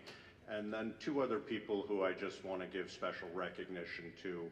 Ward Ogden, who unfortunately passed away just at the very end of December, and just because of the logistics did not come up. He's listed as having passed away, but not recognition beyond that. And also Billy Fitzpatrick, who was not listed in the town report because he was neither living nor did he pass away in the town of Putney. But Billy and his family, the Fitzpatricks, have been generous to the town of Putney for many years with their work and labor in the event of particularly sort of catastrophic events and the storm of 2019, Irene, et cetera. So recognition to those folks who did not have more recognition in the town report. Thank you. Great, okay, yes, round of applause for our town and the people who help our town thrive. We'll now move to Article 5. You can find some information about the general fund on page 26 in your annual report. Article 5, shall the voters of the town of Putney authorize general fund expenditures for operating expenses of $1,668,226, of which $1,304,351 shall be raised by taxes and $363,875 by non-tax revenues for the fiscal year beginning July 1st, 2023 and ending June 30th, 2024. May I have a motion? So moved. Josh moves. May I have a second? And when somebody seconds, would you just mind shouting out your name? I've become Zoom dependent, which means that I can find your names at the bottom underneath your face, and that's not happening. So in the back, yes, second. Melanie Fletcher. Melanie Fletcher is seconding. Article 5 has been moved and seconded.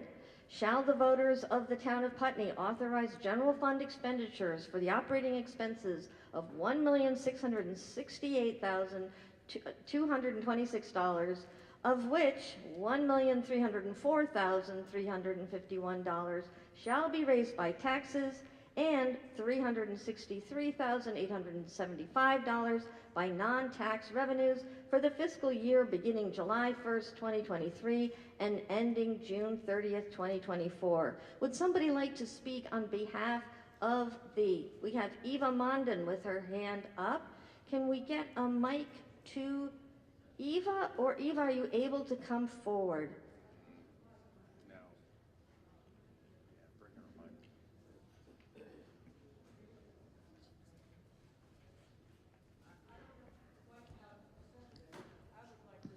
Eva, here, let's wait for the mic so I can hear you. I don't know quite how to present this, but I'm looking at page 43.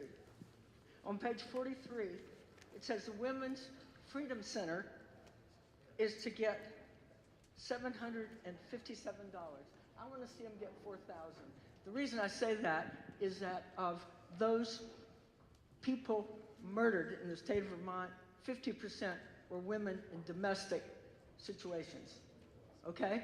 So the Freedom Center educates people and offers safety for people. And that just seems so little that we can offer for the safety of women. We talked about women earlier here. You know, Mike spoke about our Attorney General has brought this up, in fact, and she's quite knowledgeable about the situation of the safety of women in the state of Vermont. So I would like to see, and I don't know how to do this, Meg, I'd like your help, but to change this to $4,000 instead of, and it would change the total number from 757. Might you all help me with that? So it appears that we have an amendment, and that amendment is to, if I'm hearing you correctly, Eva, to increase the operating expenses by $4,000. That would add to what's listed. Well, it wouldn't be $4,000 fully because we're already committed to 757, and my math is not off the top of my head, but I'm sure somebody like who works at Landmark up there, she would be able to do that for us. So thank you to Kim with the calculator. We have an amendment to increase the operating expenses by the amount of $3,243. This is an amendment on the floor. I need a second. And could you just say your name, please? Amelia Struthers. So we have a motion and second for this amendment. We have had a speech on behalf of the amendment.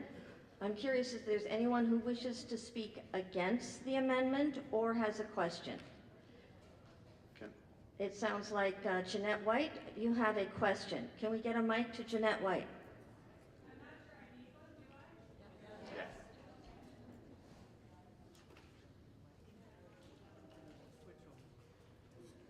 So I might suggest that 4,000 is such an odd number because none of the other social service agencies get 4,000. The way we do social service agencies is divided into three kind of groups. And so rather than 4,000, put it into the category of the $4,637. And so subtract 757 from 4,637 so that it fits neatly into that category instead of having it out there on a limb by itself. So Jeanette, it sounds like you want to make an amendment to the amendment. I would propose amending the amendment to put it into the category of the 4,637, which would make it, I believe, 3,580 or something like that. So the Women's Freedom Center would be moved to, and can we get what is this category?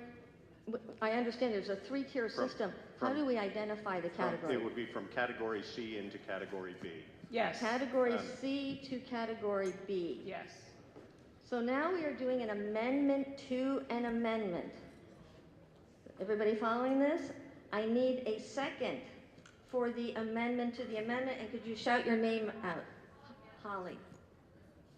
Holly, last name? Thank you, Holly. We are now debating the amendment to the amendment, which is to change the Women's Crisis Center from category C to category B. Meg, can I speak to this? Yes. So the way the social services budget is set up, if you look at it in your page, is that it's a percentage of the proposed general and highway fund budgets. So it also cannot be, the general fund cannot be amended from the floor to increase a specific line item. It would be increased in the general fund with the recommendation to allocate it to a certain place. That's by Vermont statute. So my recommendation, if we feel the need to increase the social services budget by the amount of $3,243, is that correct? Then that would be the amendment we would be looking for. Or I think the way that would fit into our social services budget appropriately would be a reorganization of this budget as proposed to move that group from category C to category B, but keep the social services budget as it is listed. So it doesn't actually increase the general fund budget, but it changes the allocation within these categories. We could spend a little time and revisit this if somebody wanted to work on some math related to that, or there could be a proposed amendment to add that $3,243 to the general fund with the recommendation that it was allocated to social services. Otherwise, we either are not abiding by statute if we're saying that's where it's going to go, or we are not abiding by our social services policy if we increase the social services budget by that amount. So I'm not arguing one way or the other. I'm just trying to clarify the implications of this. So Josh, it sounds like you are arguing against the amendment to the amendment, because the amendment to the amendment took us away from $3,243 added to the general fund. The amendment to that amendment was to switch from category C to category B. Am I hearing that correctly? Because we're right now, the only thing we're thinking about is the amendment to the amendment as proposed by Jeanette White. And I'm taking what Josh said to be against that second amendment. So I guess... Wait, can I get Tom Ehrenberg? The amendment to the amendment didn't specify a dollar amount. It specified moving from one category to another, which is what Josh is suggesting, as I understand it. So the two could be combined. So if we pass the amendment to the amendment, what we're saying is we want to put the Women's Freedom Center into Group B on page 43. Then we have to consider the main question of whether we want to increase the general fund budget. All right, so I want to tell that for everybody to make sure you heard what Tom Ehrenberg, our parliamentarian, said.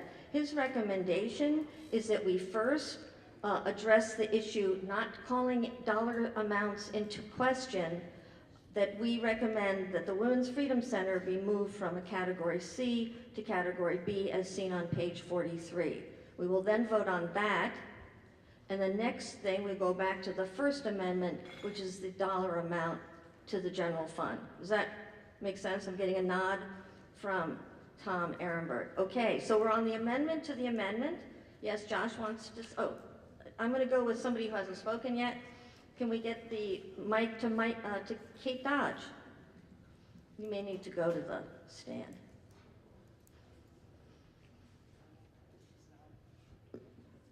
I just wanted a point of clarification that I think Josh mentioned this, but I'm not sure it's clear to everybody.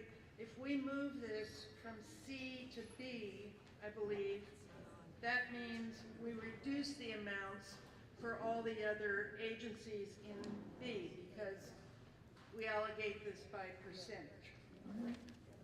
That's right? Okay, thank you. Great. Elizabeth has had her hand up. Are you speaking for or against the amendment to the amendment? I want to make a comment in relationship to adding money. I was trying to figure out what the amount was of expenses and how much by taxes from last year to this year. And I'm looking at an increase of more or less $150,000. And I was just thinking, if we're starting out on our very first discussion about adding money, I think we should pay attention to the fact that we're always increasing money, money, money. And in the end, we end up with a huge tax bill for everybody. And I think everybody should remember, when they vote on adding money to anything, it's increasing our taxes, and our taxes have gone up enough. Let's be a little careful with our taxes. None of us are not feeling a little pinch. Thank you. Great, thank you. And we have a hand up here in front, whose name I can't remember again. Swift Everdy. I just would a question to the select board of an update on where this proposal, this policy is being updated. So is there any changes, or like where is the thought process on, has there any update on that? Because we're working with a policy that's on their to-do list of being edited. So it seems like we could do a lot of work right now and possibly get lost in the weeds on something that's going to be edited. So that's a question for the select board. Peg, thank you. Yeah, that is on the to-do list, but we have not changed the policy yet, so we're working on the existing policy that these funds are done proportionally. So by adding the Women's Freedom Center to Category B, it just means Category B will slightly change the dollar amount to each. I'm going to go to the floor before I come back to the select board. Can you give us your name, please? Yeah.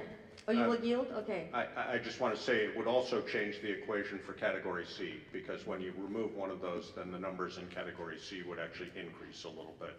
So it's just to be clear that we're talking about shifting the whole equation a little. Great, thank you. I'm Jim Oliver. I was on the select board at the time that this social service policy was originally implemented, and I just want to comment that it was precisely because of the kind of discussion we're having now that we've instituted this policy in the past. I am not speaking against Eva's suggestion that the particular agency that she favors should receive more money. That's not the intention of what I'm saying now. What we've got here is a process. I think we're seeing how it doesn't work if we try to do it this way, because all of us have particular interests that we feel very strongly, and it's very hard to balance those out in this setting, because a representative of each one of these listed agencies could come forward and make a very compelling case why they should have more money. In my opinion, the right way to do this is to have a policy such that the select board makes these decisions. We vote for them, we can vote them in and out if we dislike what they do, and not have these issues come before the full town meeting, because it just doesn't work. Great. Would somebody else like to speak to this? If it's all right, I'm going to go to Eileen. She's had her hand up. Yeah, I just wanted to mention, along with this potential change, we also do have two articles, Article 13 and Article 14, to add two other agencies to this list. So I just want everybody to keep that in mind as we discuss this. Great. We had a hand up here. Yes, Jean.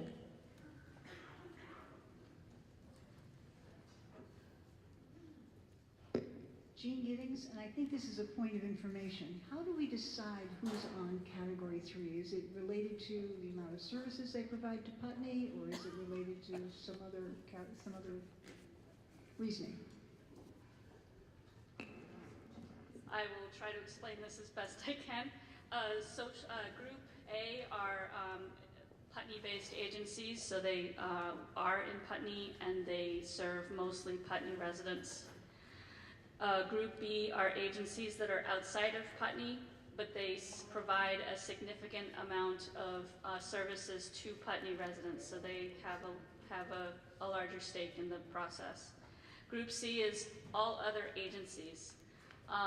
So it could be a group that doesn't serve Putney residents directly, but maybe indirectly serves us, as the Women's Freedom Center might, but they don't necessarily have any ties to Putney. Okay, I have a hand up in the back, sir.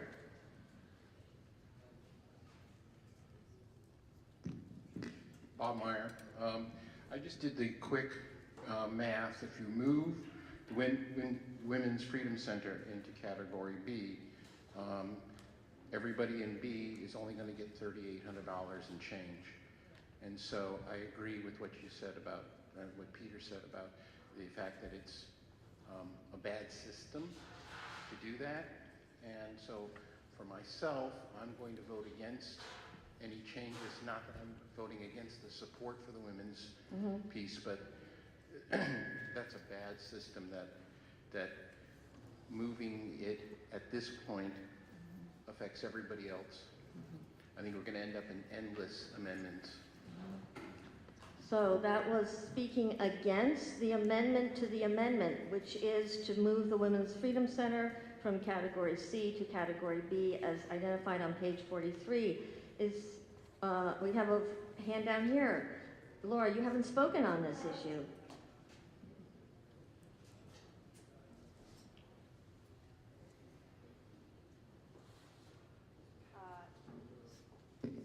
So in looking at the entirety of this list of Group C, the AIDS Project is serving our community enormously with the opioid crisis. Groundworks Collaborative merged several years ago and is actually providing what was 3 services on this list, I think, years ago. Brattleboro Area Hospice, with our aging population, is probably serving this community enormously. And I could just keep going down and naming off how each of these agencies has a huge impact in Putney. I would be really uncomfortable singling out any one of these, even though I recognize that every single one of these is enormously beneficial to us. And so I would vote against the amendment. Great, thank you. And for that clarity, would anybody like to speak in favor of the amendment to the amendment? It appears that the voters may be ready for a vote. We are now going to vote on whether to amend the proposed amendment to include the language of the Women's Freedom Center moving from Category C to Category B as on page 43. All those in favor of this amendment to the amendment, please indicate by saying aye. Please, all those opposed, please indicate by saying nay. Nay. It appears that the nays have it. The nays have it, and the amendment to the amendment does not pass.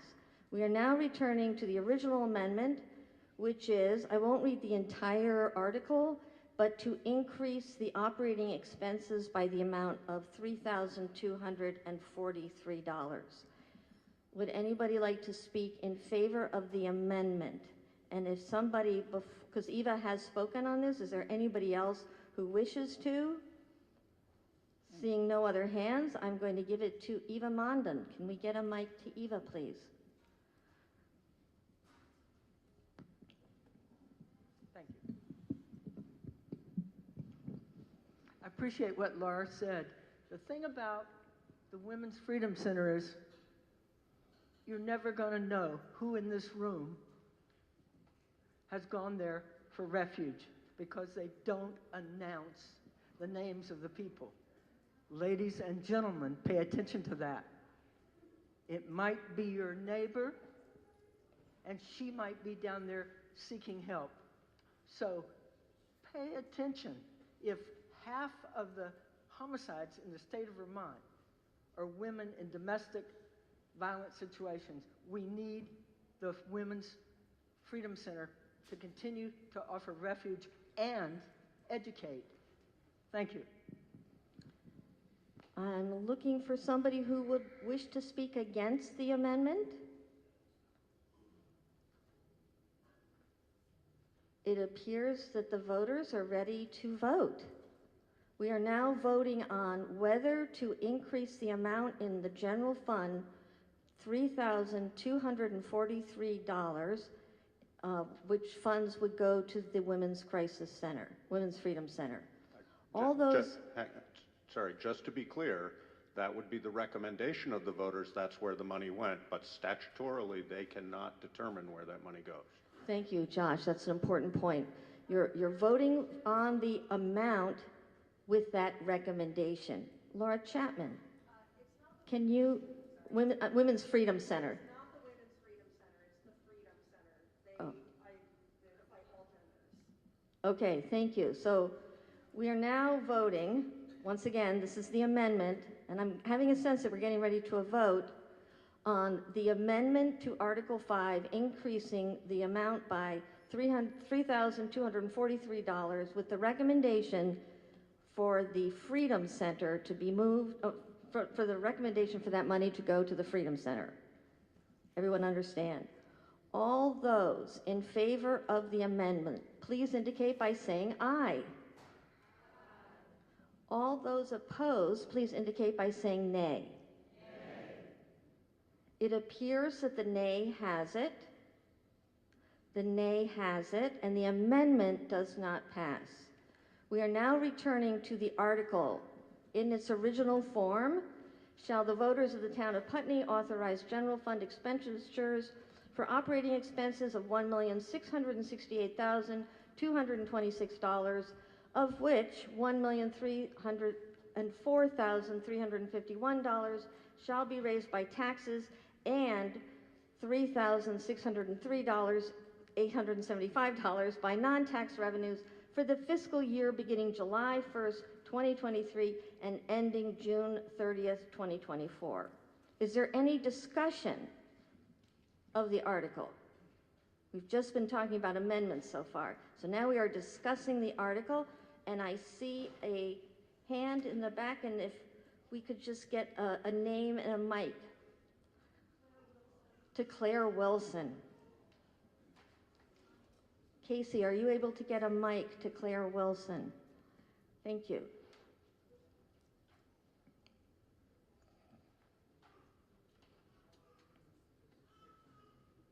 We are getting the mic to Claire Wilson. I'm just wondering what the non-tax sources of revenue are. Select Board, do you have an answer for Claire Wilson? Claire, that would be like grants that or funding we get from the state. And so that would be under revenue. On page 26. And it's licenses and permit fees. Let's see, the biggest one is the current use program. So we get money, extra revenue that's not taxed from different sources. I wish it were more, but. Any other questions? Discussion? Once again, oh yes, please. Elizabeth? Yes, you want to come forward or come to the mic, or we'll get a mic to, and if you could give us your full name.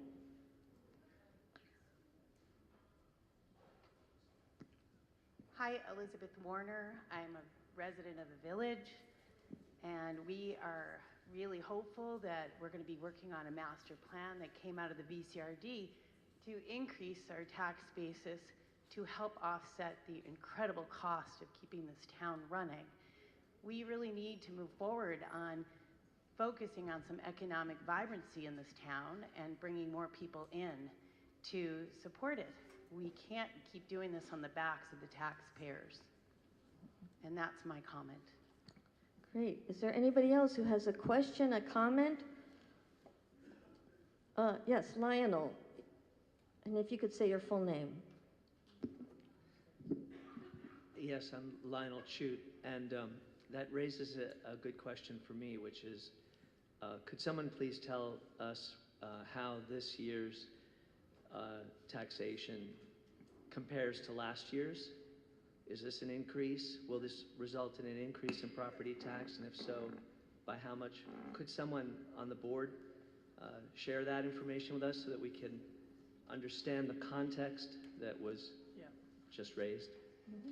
Great. Is there somebody from the Select Board who can answer Lionel's question?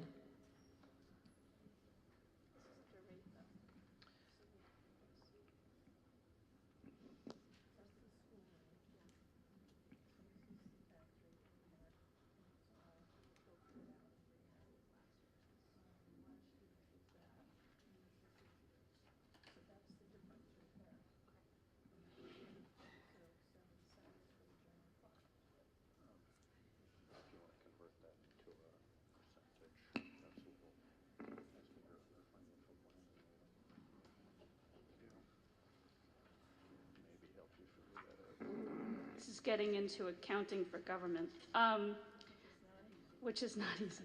I don't know if anybody has this report, or it's in the general, it's in the town report, page 32, and it's also in this financial supplement that Karen was talking about earlier. This is a really, really awesome document. It really breaks down stuff in for me, a much easier way to understand what's going on. So I really encourage everybody to look at that. So to answer the question, this is the question is answered on page 9 of this document. So the total tax increase is 0.0741, so that's 7 cents from last year. last year's tax rate, and if I do this wrong, please correct me, is 0.9023, and this year's is 0.9764. And that's the municipal rate. And that includes the general fund and the highway fund. Okay. It's both budgets. Do we have other questions? Is there somebody who hasn't spoken yet on this issue? Was it James? What? Yeah, here, Jim Oliver. I'm looking at page 32. Is it correct to say that if you just look at the third line there on page 32, it says an increase of 8.95%? That would seem to me to be the useful number that people can understand. And I have an additional question. I mean, obviously, in past years, we would have the education fund also included in here, and because of the reorganization of the system, we don't. Does the select board know where that has come out or where it may come out? Because, of course, that's 2/3 of whatever increase there's going to be, and the 8.95% is only 1/3 of what the total is going to be. So I ask you if you have any information about the school. Is there somebody on the select board who is willing to? So as you point out, we don't know what the educational tax rate is. That won't come out until, I believe, later in the summer. But we anticipate that it will be 1.655. Do we have a? I'm sorry. So the homestead educational tax rate is 1.826, and the non-residential educational tax rate is 1.655. I'd like to add too, and thank you for bringing that up, Jim. So we have preliminary numbers from Frank Rucker at the supervisory union.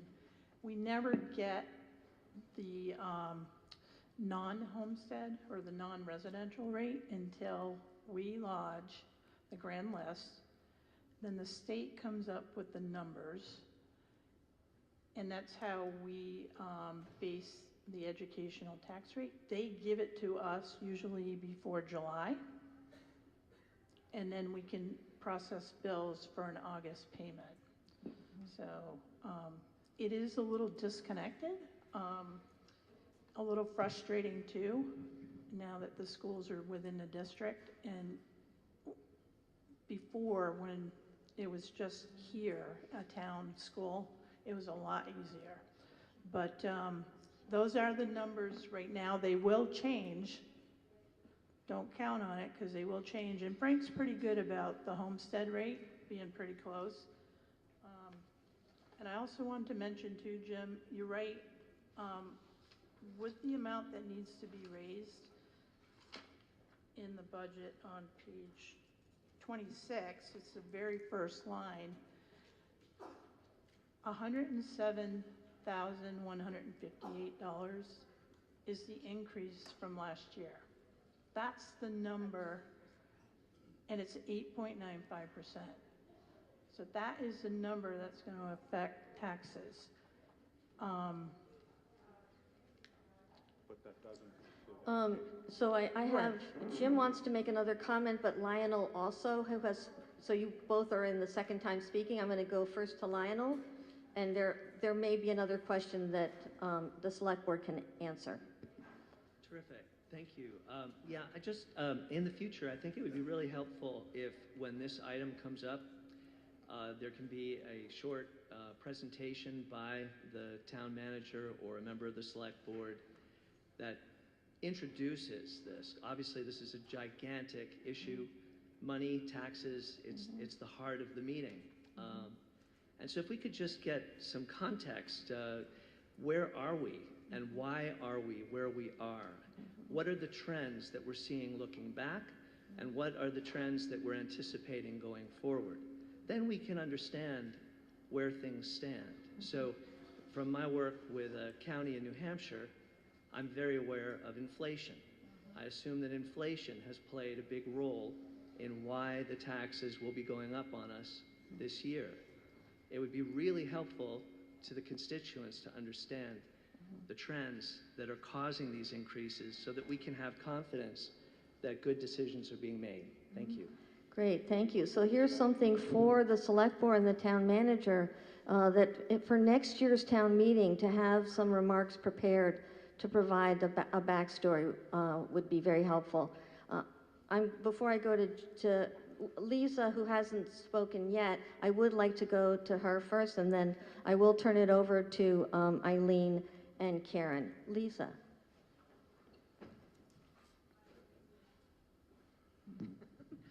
Lisa Papazian. You could probably answer this too, along with the other. I'm just wondering, do we know what the change in the grand list is? Or what is the trend? Do we have an idea? Can anybody answer the grand list question? Karen. I won't answer the grand list question because that I'm going to leave for Jordy. But I will segue into it. So to answer Lionel's question, so COVID, I watched through COVID. That was a problem. I knew in 22 that things, our budget might go over. In 23 too, I'm nervous about 23. I've already sent out memos to our department heads and said, if you don't need it, don't spend it. Last year, we had negatives in both the general and the highway fund. It was enough to make me concerned. Inflation right now is affecting the increase. I try to level fund the budget as best I can, but I will tell you, insurances, medical insurance, Vermont Leagues of City and Towns, which is our liability insurance and our workers' comp insurance, both for the highway and the fire department, that has gone up. Fuel has gone up. That includes heating fuel and fuel for our trucks. And in 22, what I do is I look at the budget from year to year, and I look at the trends, Lionel. It's like, okay, we're over budget here, I raise it up. We're under here, I lower it.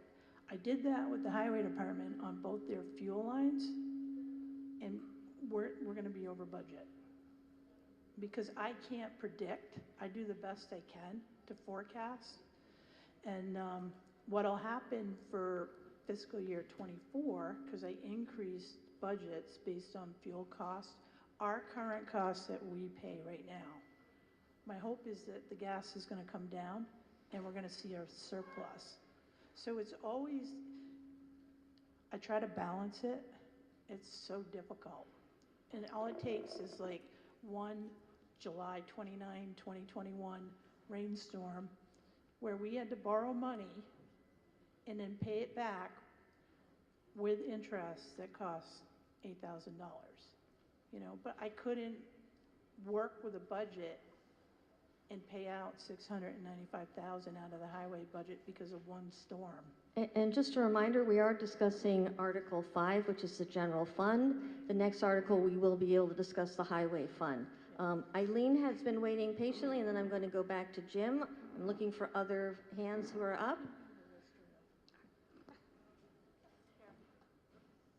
Karen just told me I can do the Lister one, but I was going to foster it off to Jordy because he is a Lister here. There is a correlation. I just wanted to mention that there's a correlation between the educational rate and our CLA. Our CLA is very low. I think it's 82.3. And can you explain what CLA is? So the CLA is the common level of appraisal. It's our grand list. It's a 3-year study that the state does, pitting our grand list against fair market value sales that have happened in Putney. And as many of you know, those sales have gone through the roof, and consequently our CLA has dropped significantly. So that number is used in part to equalize the grand list, and it determines what kind of funding we will get from the state and the tax rate. Jordy, did you want to speak to any of the grand list growing So question? I'll need to, actually, Eileen, Jordy, you have been asked, are you okay with providing information about the grand list? And the change seemed to be the key question. What is the change in the grand list? We don't know yet what the change in the grand list will be because this is our inspection season, so we're just starting to look at all new projects.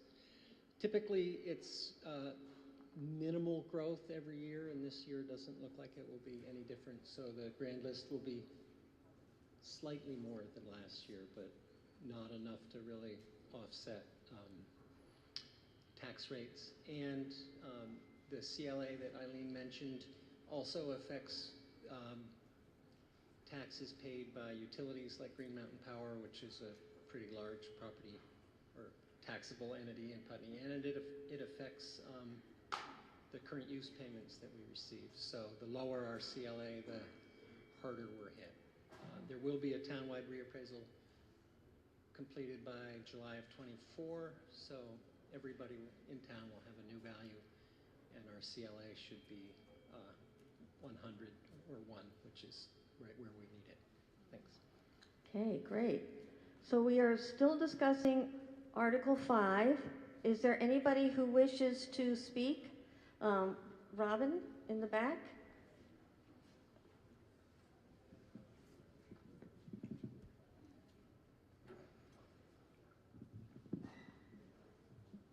Hi. Thank you, Madam Moderator. First, I have a question. When you were discussing the educational tax and some numbers were put out there, I was not sure if those were what the actual tax rate was, which is what I understood, or is that the increase that's proposed? But I do have a comment, which is I'm in and out of town hall frequently on committee business, and I can tell those of you here who aren't, but who know this, that our town government works very hard at keeping this budget down. I don't like paying taxes. Nobody likes paying taxes. But it's a frequent topic of conversation when I do go into town hall. The struggle to keep budgets down, the struggle with individual line items, how to get it down.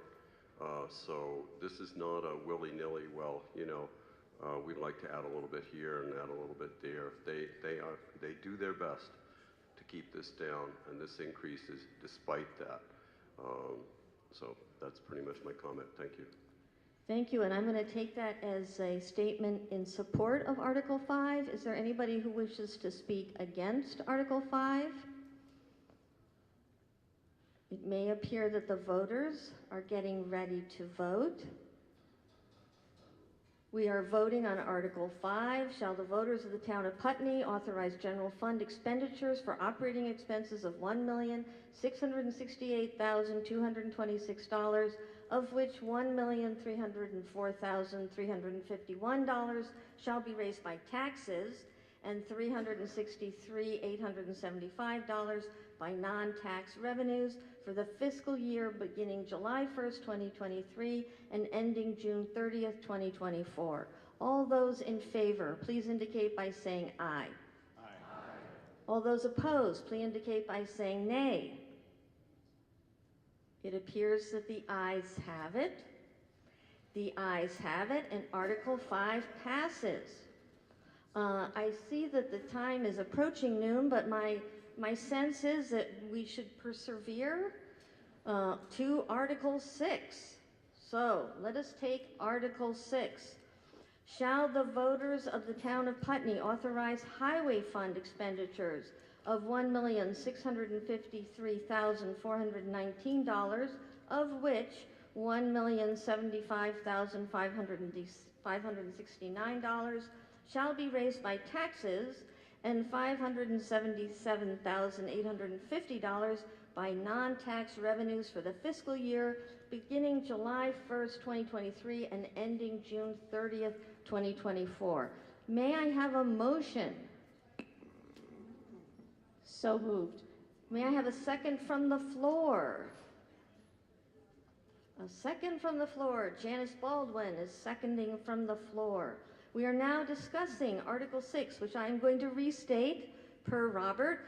Shall the voters of the town of Putney authorize highway fund expenditures of $1,653,419, of which $1,075,569 shall be raised by taxes and $577,850 by non-tax revenues for the fiscal year beginning July 1st, 2023 and ending June 30th, 2024. You can find out more information, page 33 in your town report. Anybody wish to speak in favor or perhaps provide some context for Article 6?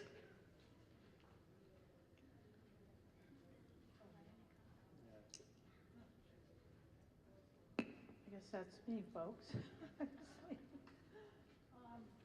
So basically, the highway department, so Brian Harlow, our road foreman, runs a lean and conservative budget. He is a need, not want type of department head when it comes to his budget. And I'm very thankful for that. So on page 33, the very first line item, property taxes. So there's an increase of $70,207 from last year, which is 6.98%. Inflation, folks, when we were doing this budget, was around 8%. So for this budget to be under that inflation rate, it's pretty good. Last year, we created the Capital Reserve Fund, where we're putting in $145,000.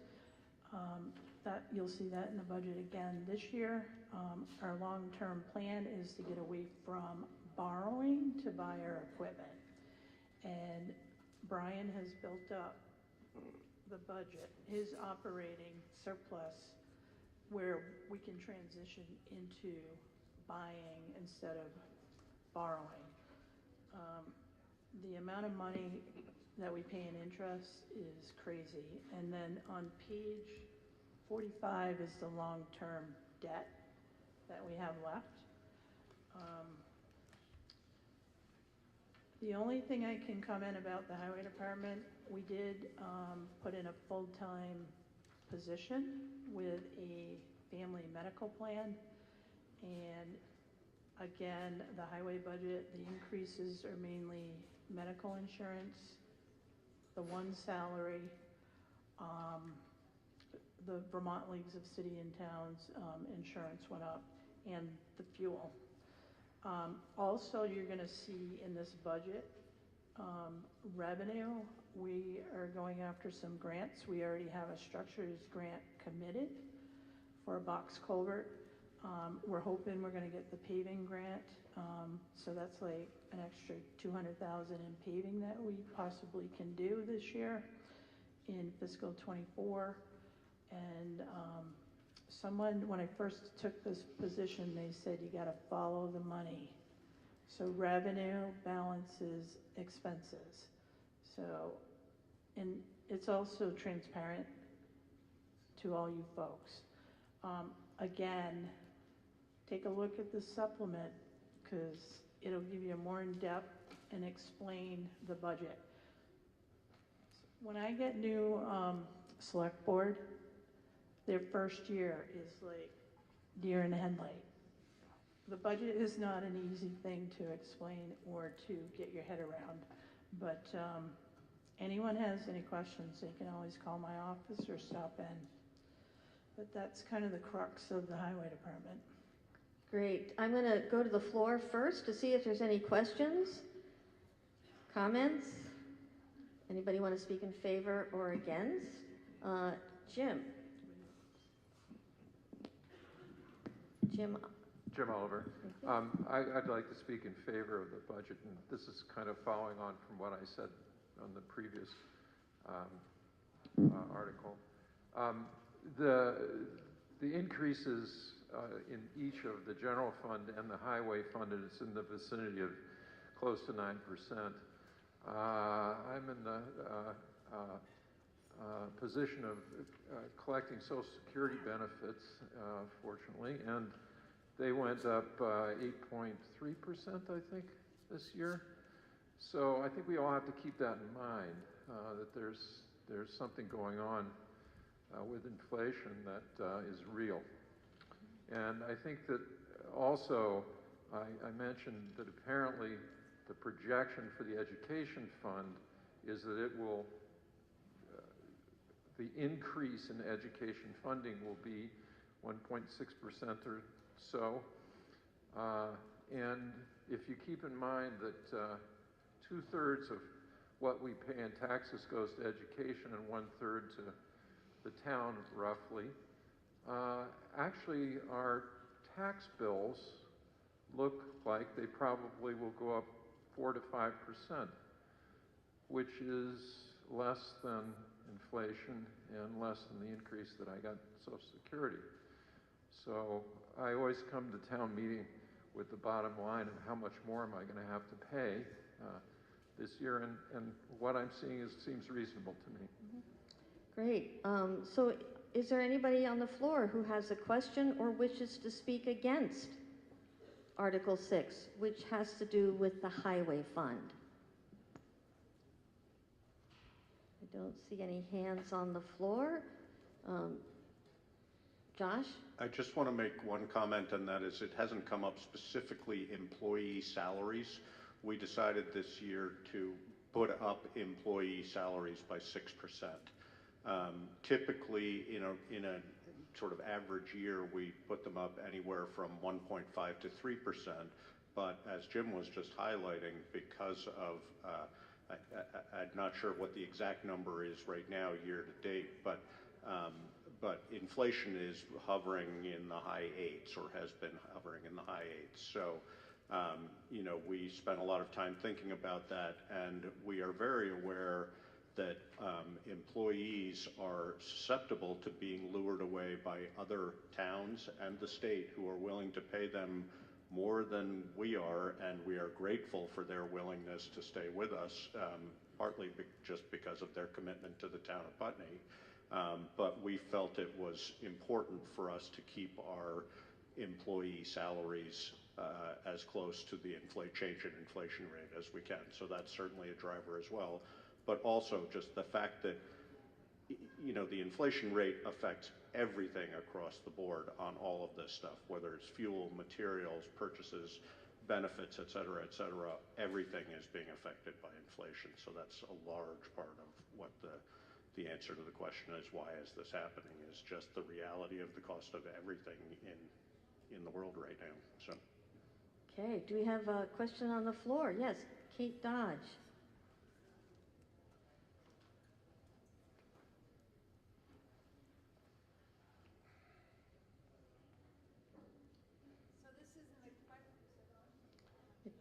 I think you need to get a little closer to the mic there, Kate.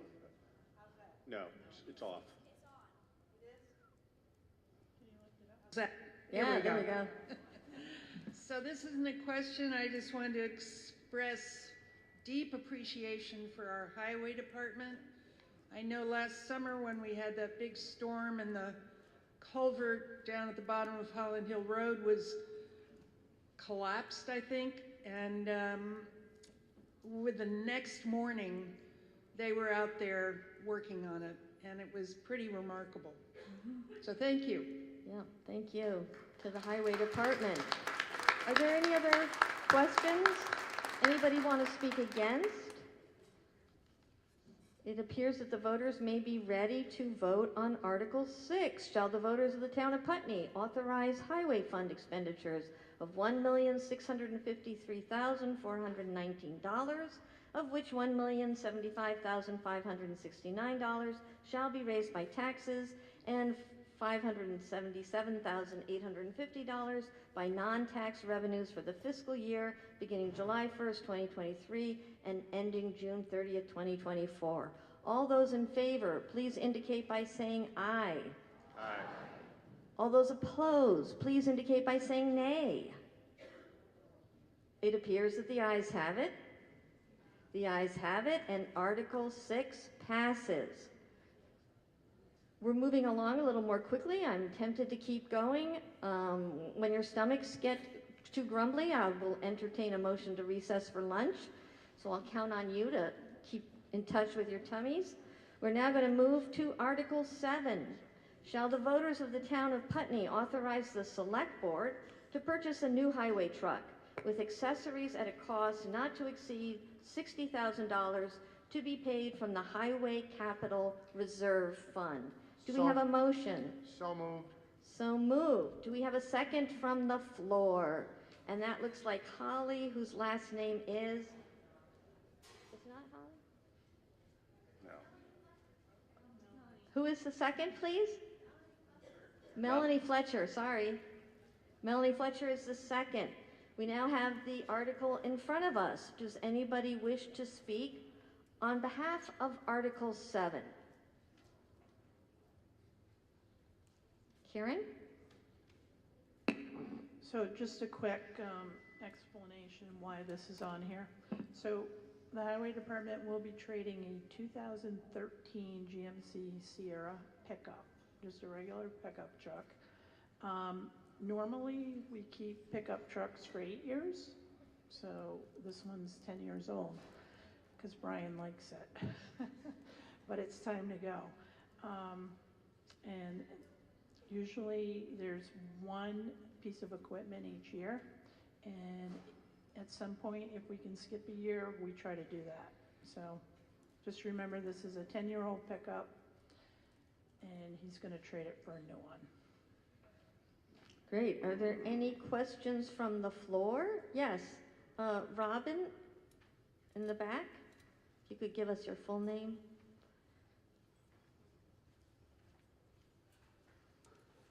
Ekstrom.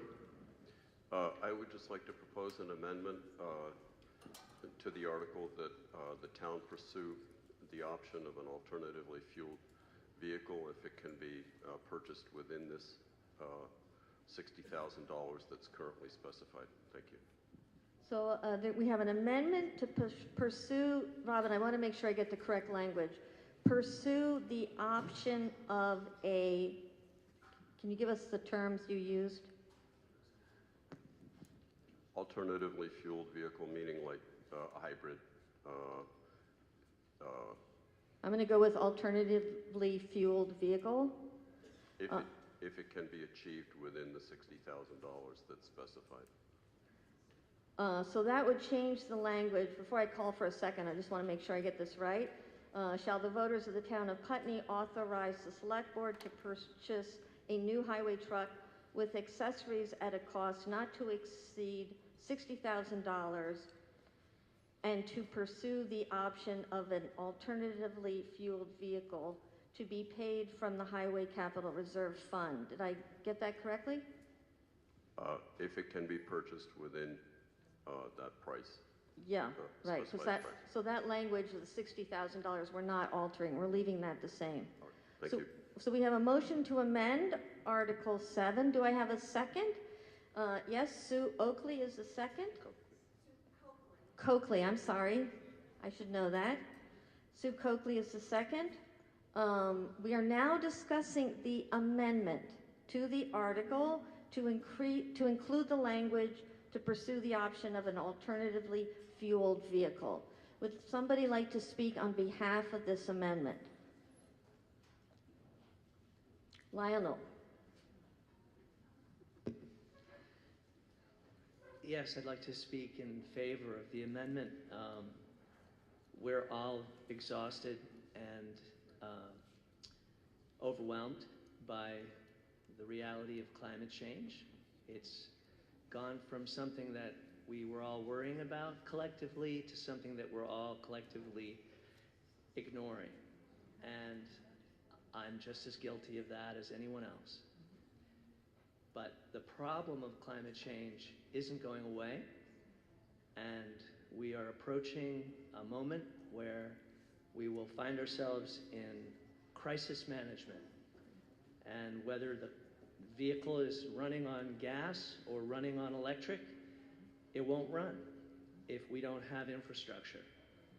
So we're not ready today to talk about the future and what's probably going to happen relatively soon.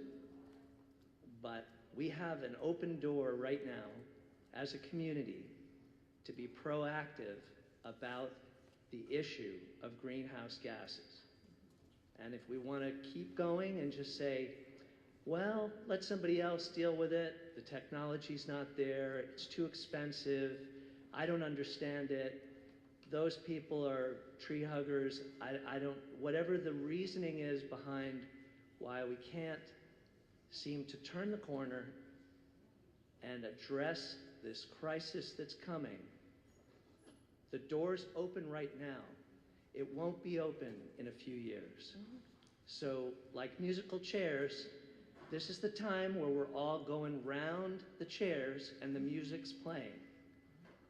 We have a chance right now to put some more chairs down before the music stops. If we wait much longer, we won't have that opportunity.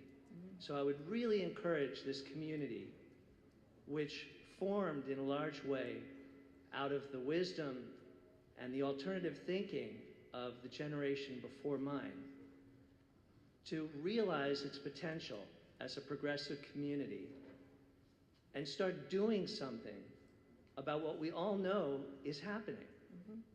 Thank you. Great, thank you. And would somebody like to speak against the amendment? Does anybody have any questions about the amendment? Yes, in the back, please. And if you could give us your name, please.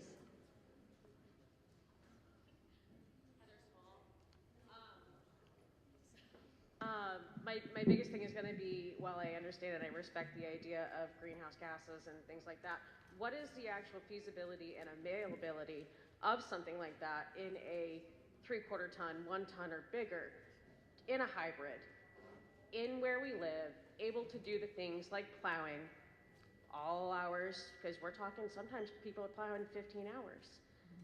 Plow accessories, lights, and anything else that's going to be under the term accessories. What is the feasibility of doing that in a 1 ton or better pickup truck for under $60,000? Great, so that's a very specific question. Is there anybody here who can answer Heather's question about availability of equipment? It would be somewhat anecdotal on my part, but I know a number of people who have been exploring these pickup trucks recently. Availability is definitely limited. I think that we are very close to being at a point where those kinds of trucks are going to be available more readily. I think we're unfortunately not quite there. The trucks that are mostly available at this time, the best known one at the moment is called the F-150 Lightning. It's a Ford truck. It's really not the heavy-duty nature of the vehicle we need. The other thing that's complicated about these types of vehicles at this stage is that because of the way the battery system is designed, they are not readily amenable to alteration for the purposes of a municipal vehicle. I think we're really close, but I do think it's going to be a little longer. But I also think I respect the amendment, and I think that we should be exploring those possibilities all the time as they become more available, because hopefully, as Lyle said about the problems we're facing, the technology changes are also evolving very quickly, and so staying ahead of it, I don't think we're quite there, but I think it would certainly be, I wouldn't argue against the amendment. I think the likelihood of being able to achieve it is pretty limited, but again, I think we should be keeping an eye on it readily as the technology changes. I want to see if there's any other hands from the floor. As we discuss the amendment, we've heard a question that was framed somewhat in opposition. Laura Chapman, do you have something you want to say in favor of the amendment?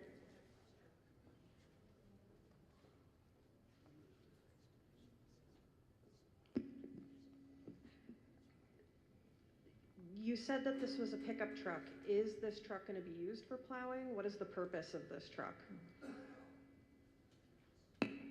So it does have a plow on it, and so it's mostly for going from projects to projects. It's actually Brian Harlow's, the road foreman's pickup. Okay. It's also used for like small roads like Vinegar Lane and that kind of stuff, but throwing in, equipment if they gotta be on a road someplace, but it's pretty much a runaround truck. Thank you. Do we have any other statements, questions? Sue, do you want to take the mic?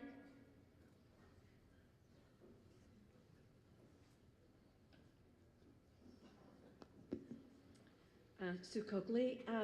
I think that it's important to keep in mind that Putney is not the only community that's looking at climate resilience and response. We're part of a whole state and actually a region that's addressing that. And so our look for a pickup truck is a one-off for us, but it's not a one-off for other government. And I would encourage us to work with the state and other regional efforts to see if we can't procure what we're looking for as part of a larger procurement effort. It shouldn't take that much longer, and if it does, then it's not feasible. But when you're doing breakthrough things that are important to the goals and the resolutions we've already passed as a town, sometimes you look in different ways to achieve it. So I would say that while availability may be limited, we may be able to be part of Vanguard that is trying to bring those technologies forward. So I would encourage us to keep our eyes open to that if it's feasible. Great, thank you very much. So that was a statement in favor of the amendment. Is there anybody who wishes to speak against the amendment? I'm wondering if there's any questions about the amendment. Question, Mike Merwicki.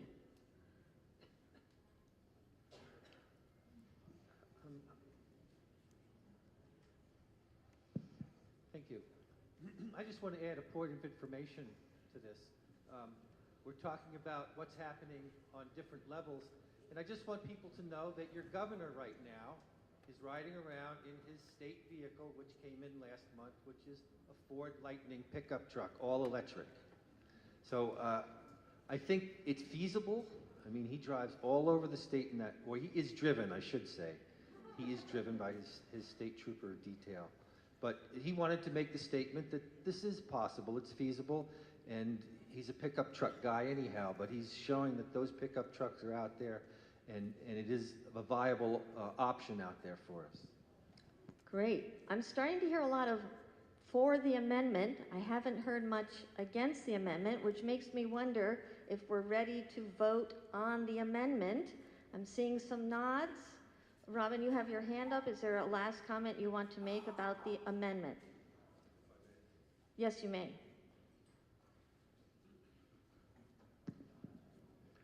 Sorry to be taking up so much time. I'm sorry, just to clarify, the intent of the amendment is not to dictate what we do, that just basically request a bid on this. I've driven truck myself for many years, and first and foremost is speccing out the truck so that it will accomplish its purpose. There's no point in us getting a vehicle of any type, particularly alternatively fueled, if it's not going to do the job that it needs to do. I'm not necessarily saying we have to go this route, but let's look at it. We can get into the mechanics of it. I have doubts myself as to whether it's feasible, but I want to make sure that the town at least is looking at this every time that it comes up. Is there an option out there? As Josh says, the technology is changing. Brian, it's going to be his vehicle.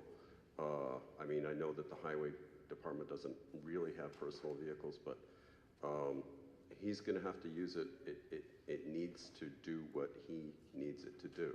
But if it's possible, if we can do it, let's at least look at a bit. Thanks. Great, thank you.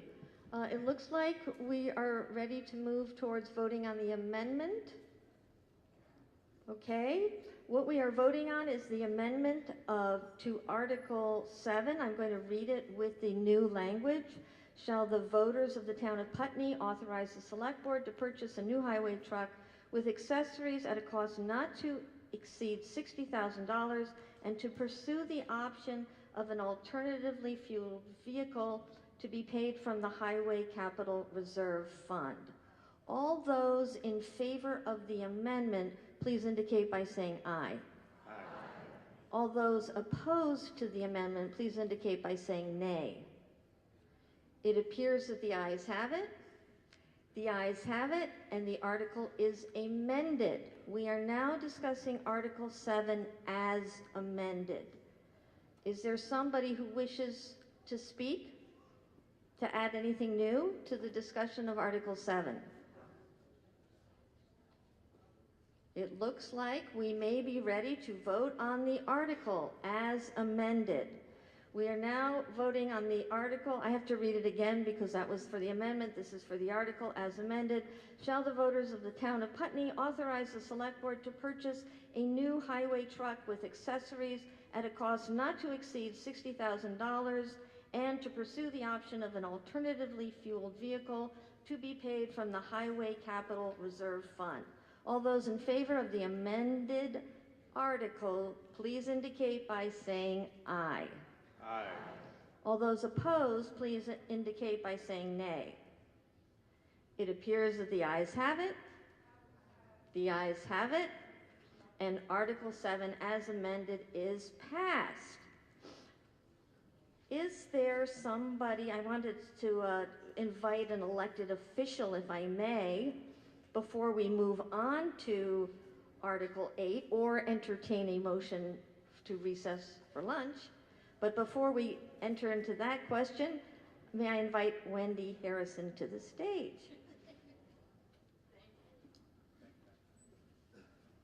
You are so alert. Thank you very much. I just got here.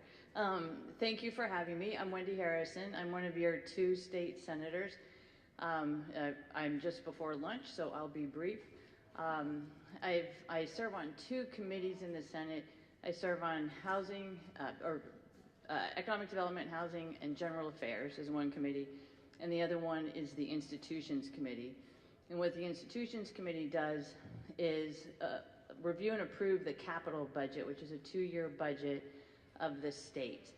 And we'll get to that in the next part of this session because the House looks at that first.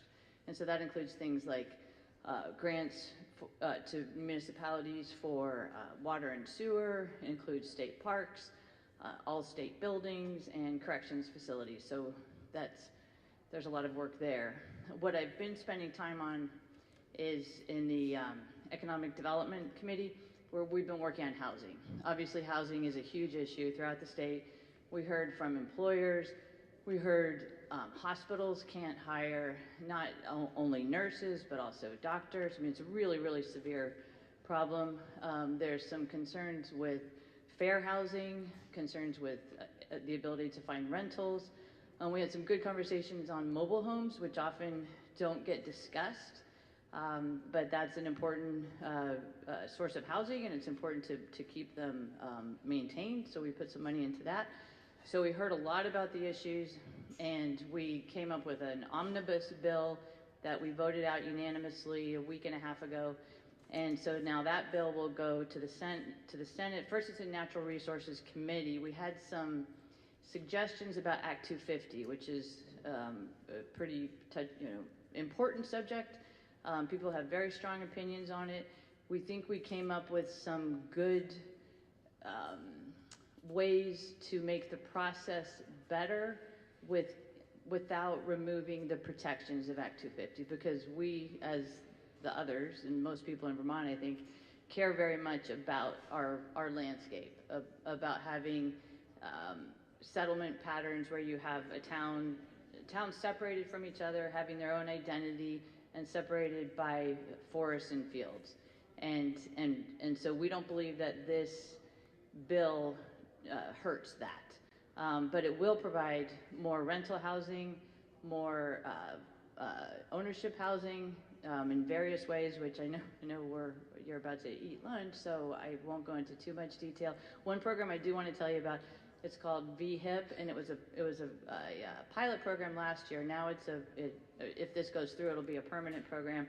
That's a program where private landlords can get funding either in the shape of a grant or a loan. It depends on what you do, 50,000 or 30,000 are the ranges, and that's to bring existing units that are not to code up to code. So what I like about it is it preserves existing housing stock, which is really important, and it's much less costly than other ways of updating these units. The average cost that it took last year when they were working on this was about $36,000 per unit, and that compares to $100,000 to $150,000 for a new unit. So I'm not saying we shouldn't build new, but we should repair what we have first, is my opinion. So we'll get that information out. It has a ways to go, this bill, because as I said, it has to go first through our committee and then to the Senate and then over to the House. But the House is really anxious to do a lot for housing too. So I will stop there and I'll be around. Oh, am I taking questions? Or okay, I'll be around. But thank you for having me.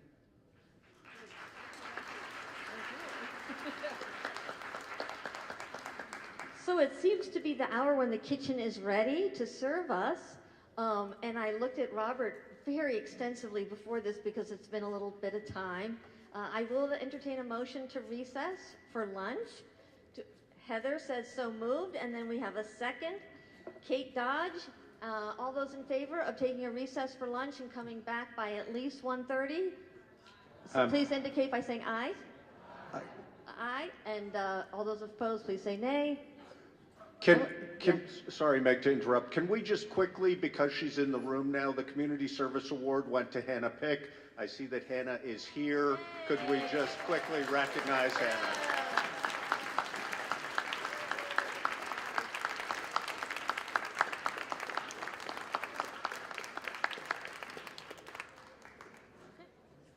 Now it's lunch.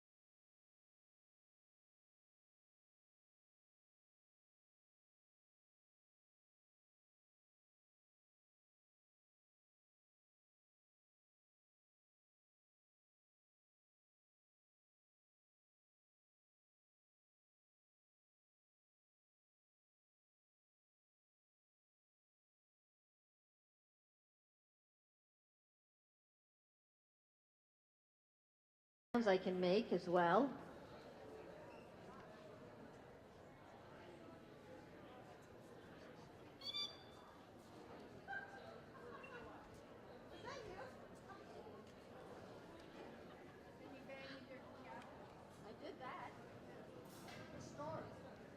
Okay, we're starting up after lunch. The people are slowly moving back to their respective seats to have their day as legislators, citizen deciders.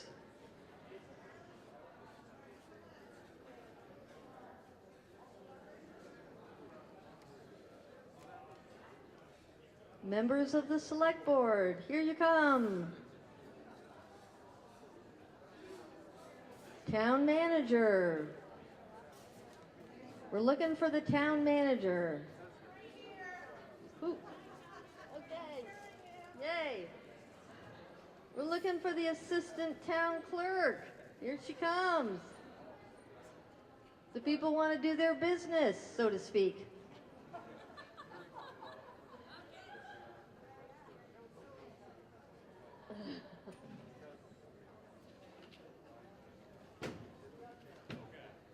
Okay. Just waiting for Charles. We got Charles here. Yep, here he comes. And some people are looking for caffeine. Eric's here. Good, we're good. I don't know, I think I should start before Charles.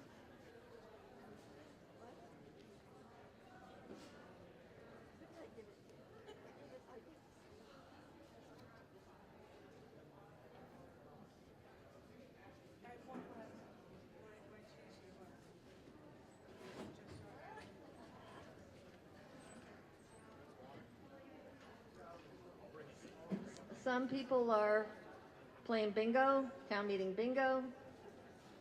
Lots of things you can do here. Can we get started? Okay.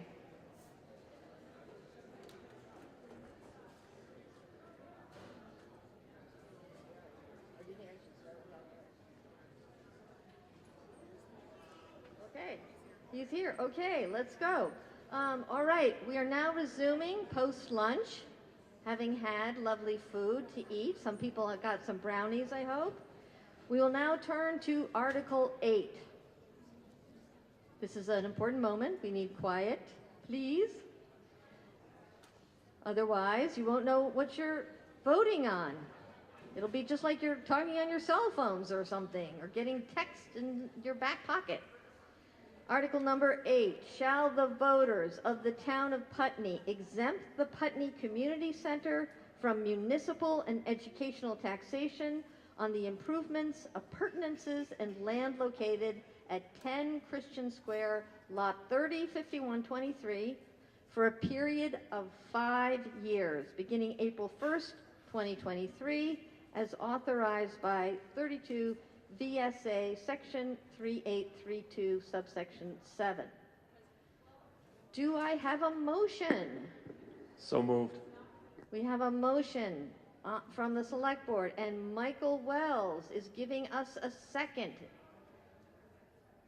It has been moved and seconded to discuss Article 8, which I'm going to repeat, especially since the hubbub is still to be diminished.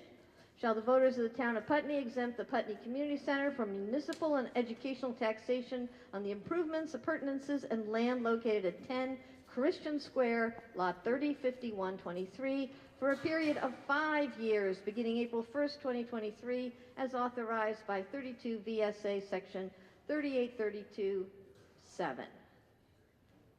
Would somebody like to speak on the article to give us a sense?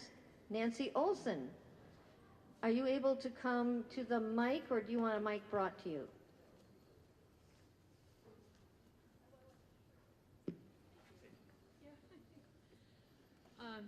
This would be a renewal because the community center already has that, so this isn't anything new. Great, thank you very much for that explanation. Does anybody have a question about Article 8. Would anybody like to speak against Article 8? Okay, it appears that the voters are ready to vote. We are now voting on Article 8. All those in favor, please indicate by saying aye. All those opposed, please indicate by saying nay.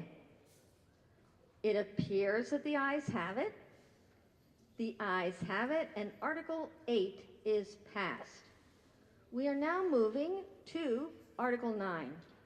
Shall the voters of the town of Putney exempt the Putney Community Center from municipal and educational taxation on the improvements, appurtenances, and land located at 39 Sand Hill Road, Lot 070340, for a period of 5 years beginning April 1st, 2023, as authorized by 32 VSA Section 3832(7). Do I have a motion? So moved. So moved. Do we have a second from the floor? And we'll go with Nancy Storrow. It has been moved and seconded, and we are now ready to discuss. Shall the voters of the town of Putney exempt the Putney Community Center from municipal and educational taxation on the improvements, appurtenances, and land located at 39 Sand Hill Road, Lot 070340, for a period of 5 years beginning April 1st, 2023, as authorized by 32 VSA Section 3832(7). Would somebody like to speak on this motion? I have a hand in the back. Heather, can you give us your full name too? And I just wanted to mention to people, it's useful if you are able to get close to the mic. If anybody at any time can't hear someone speaking, please go like this, and then I will see what I can do to make sure you're able to hear. And just a reminder to direct comments to Madam Moderator. All right. Thank you, Madam Moderator. My question is that later on in the agenda, there is a non-binding article regarding this property, and I want to know how this motion affects that. Great question. Is there somebody who can answer Heather's question? Yeah, it doesn't affect it because the non-binding article, as you noted, is non-binding, and essentially it approves the town to explore the process of purchasing this parcel from the community center. So regardless of whether the community center were to hold on to it or the town were to own it, it would be tax exempt either way. So it's sort of a moot point. But just to point out for those who might know, this parcel is the piece of land referred to as Cooper's Field, which is it's the softball area on Sand Hill, as well as roughly 10 acres surrounding it. And as Nancy said about the other community center piece, this is a renewal. So it's been approved every 5 years for as long as I can remember. Does anybody have a question? A question in the back. Mary, can you get a mic just so we can hear you, Mary?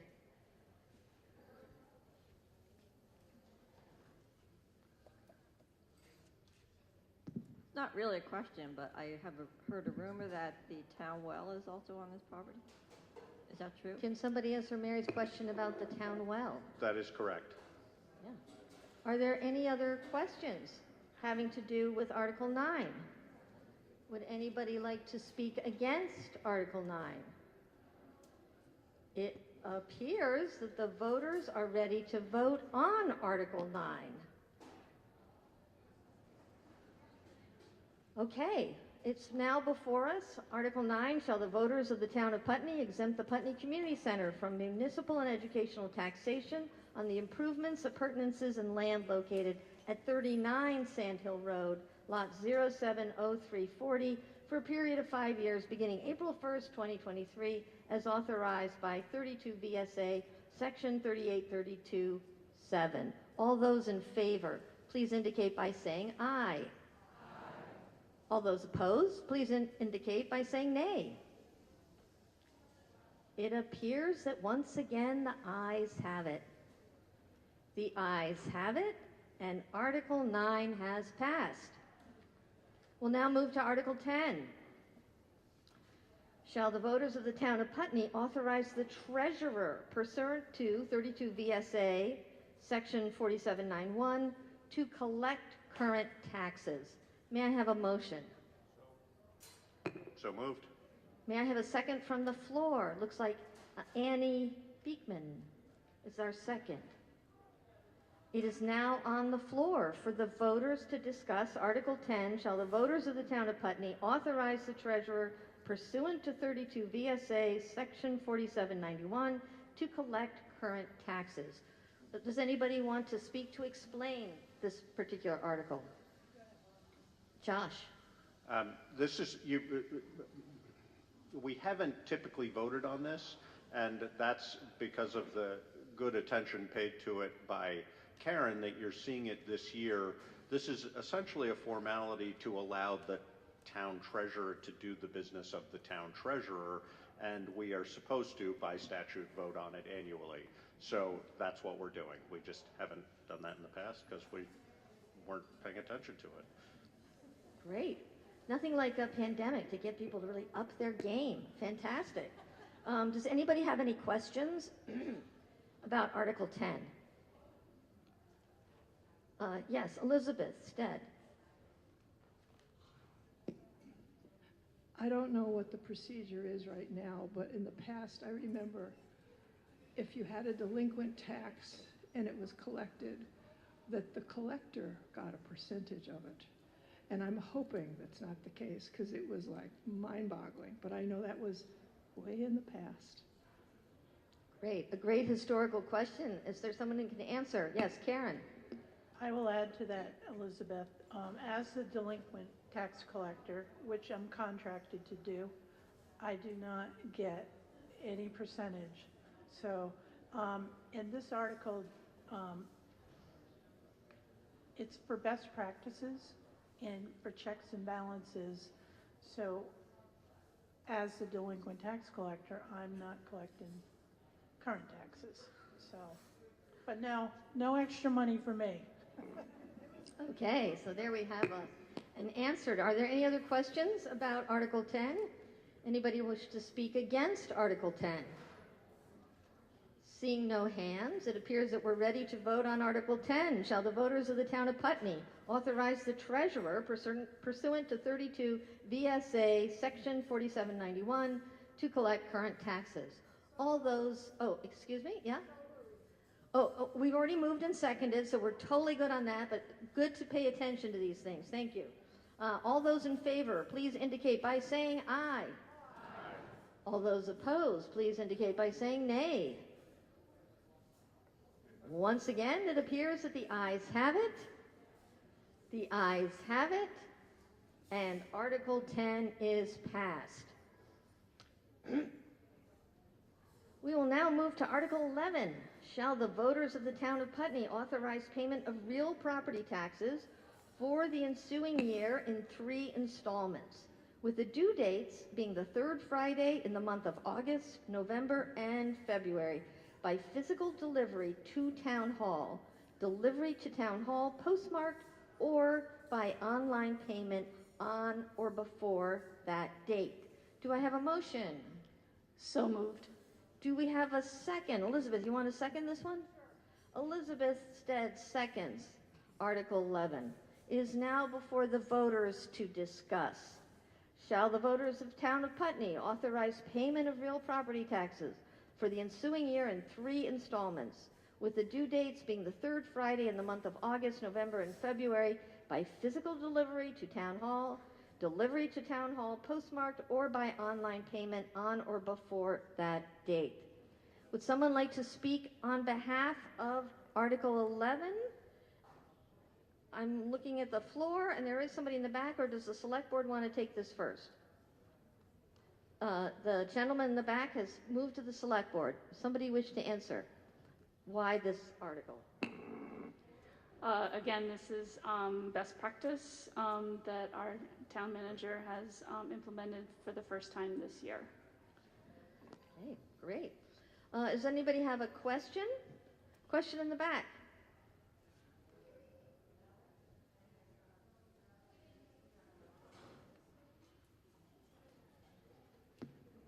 Meyer.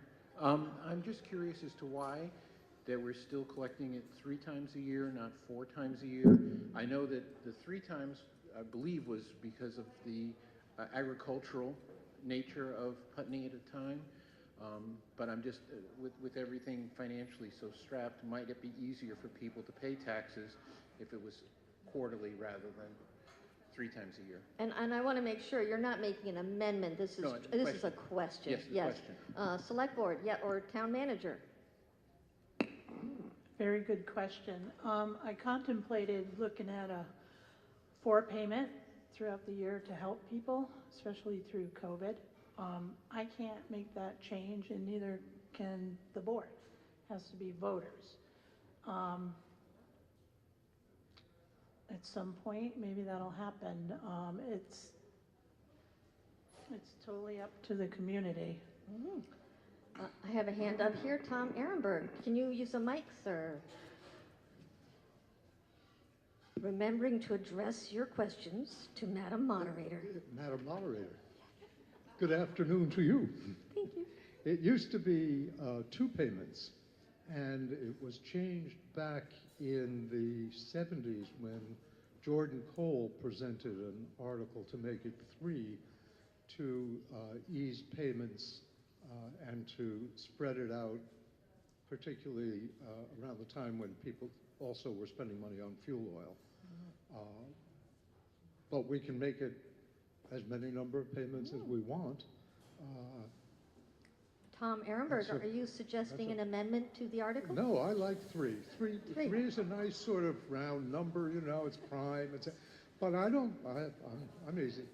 Easy, but not a full amendment. Okay, we have a hand in front. Laura Chapman.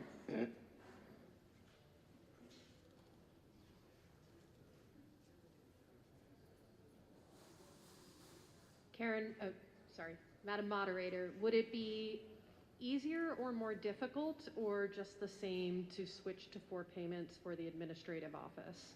Great question. And is there somebody who wishes to answer that? Karen, thank you. Thank you, Laura, for your question.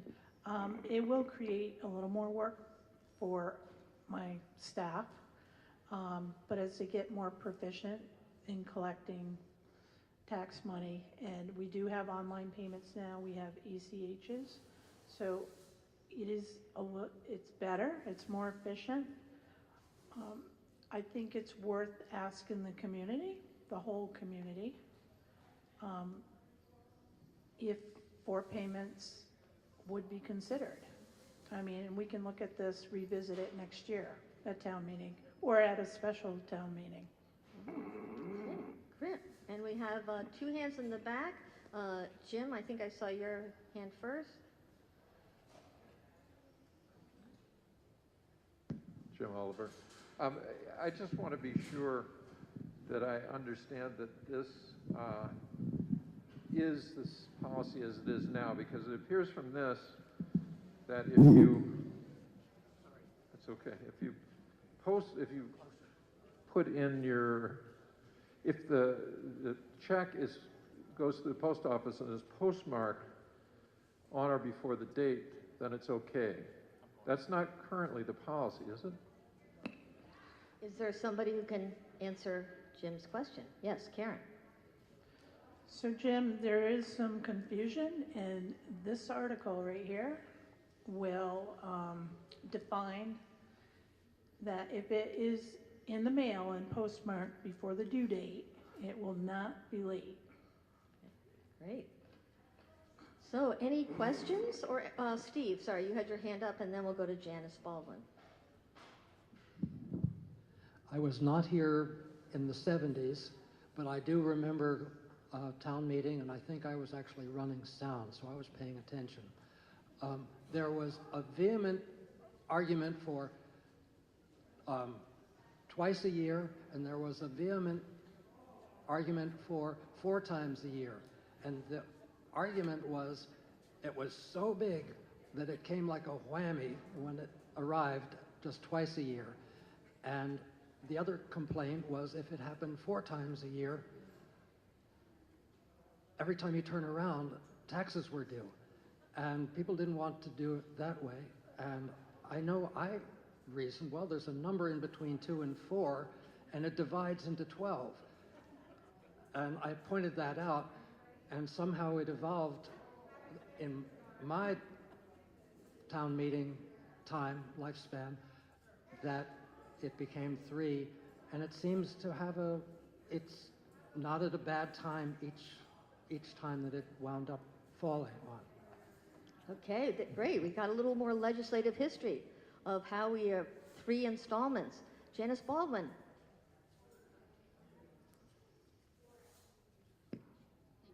Janice Baldwin. I have a question, Madam Yes. Moderator. Yes. I just wanted to make note that if we do amend this, from my point of view, it would seem that we need to say when it's going to be effective.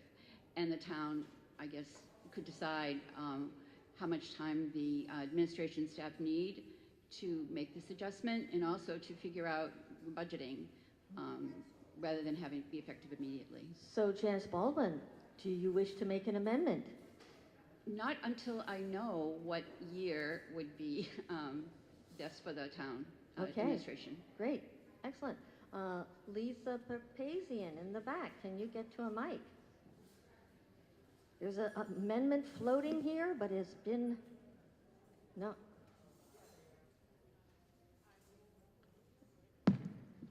Lisa Papazian, Madam Moderator, I don't have an amendment, but I am hearing between the words from Karen, and she's right, that perhaps this is more appropriate for a Australian ballot item, so that everyone gets the chance to vote on it than the group here. And that's not an amendment to change this, but to put on the radar for people. Just in terms of a change. Yeah. This is status quo. Right. Great. Thank you very much. Does anyone wish to speak against Article 11? It appears that the voters are ready to vote on Article 11. Shall the voters of the town of Putney authorize payment of real property taxes for the ensuing year in 3 installments, with the due dates being the 3rd Friday in the month of August, November, and February, by physical delivery to Town Hall, delivery to Town Hall postmarked, or by online payment on or before that date? All those in favor, please indicate by saying aye. All those opposed, please indicate by saying nay. It appears that the ayes have it.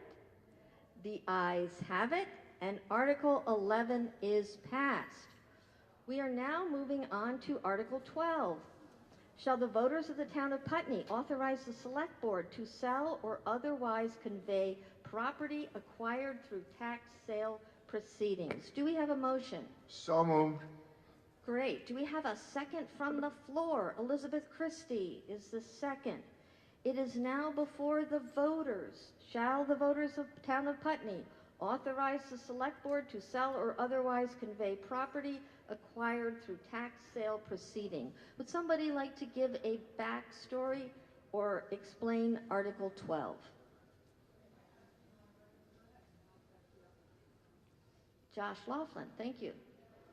I got to get my last chances in here, you know.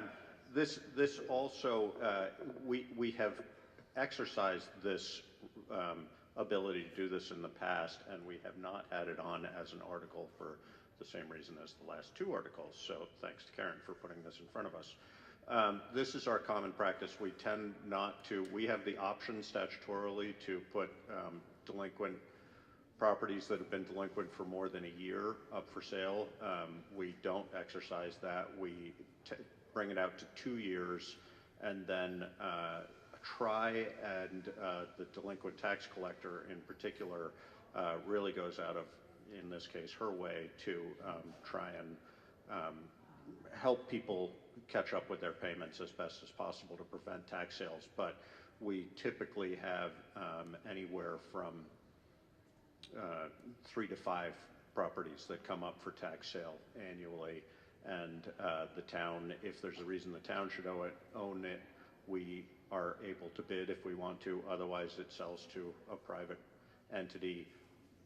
That then the taxpayer has 12 months to pay it off before it's actually conveyed, the deed is conveyed. So, but again, this is a statutory aspect that we are just bringing before you because it's a formality to bring it before you. Great. Questions? Let's go to Anne in the back.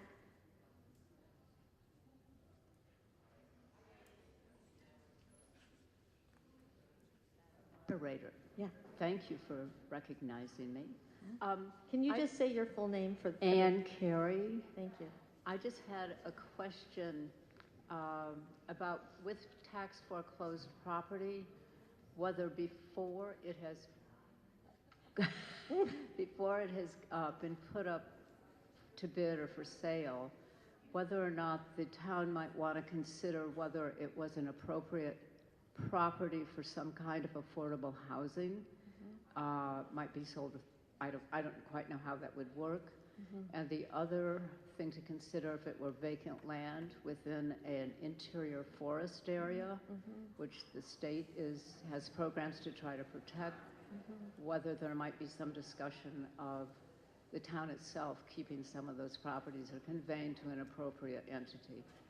And Anne, if I'm hearing you correctly... This is just a question or a suggestion. It's not an amendment. It's not an amendment. You knew where I was going to go with that. Would anybody be able to answer Anne's question?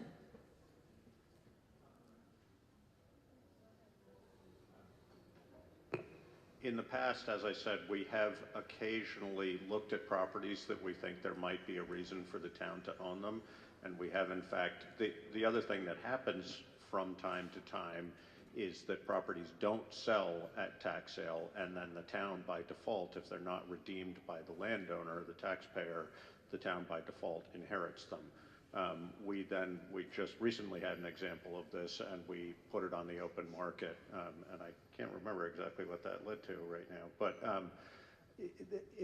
in my experience, it's been pretty rare that there have been properties that make sense for us to try to pursue for a whole number of different reasons. Also, we have to decide a budget for what we would be willing to bid, and if we are outbid by a private citizen, then they are entitled to that. So we do tend to consider the properties and what we should do with them. That's a select board discussion, and it's always warned, so if public has input into that, that's always helpful too. But it's been very rare in my experience that we have found a piece that it made sense for us to purchase. Are there any other questions about Article 2? Yes, Jamie Quanto in the back.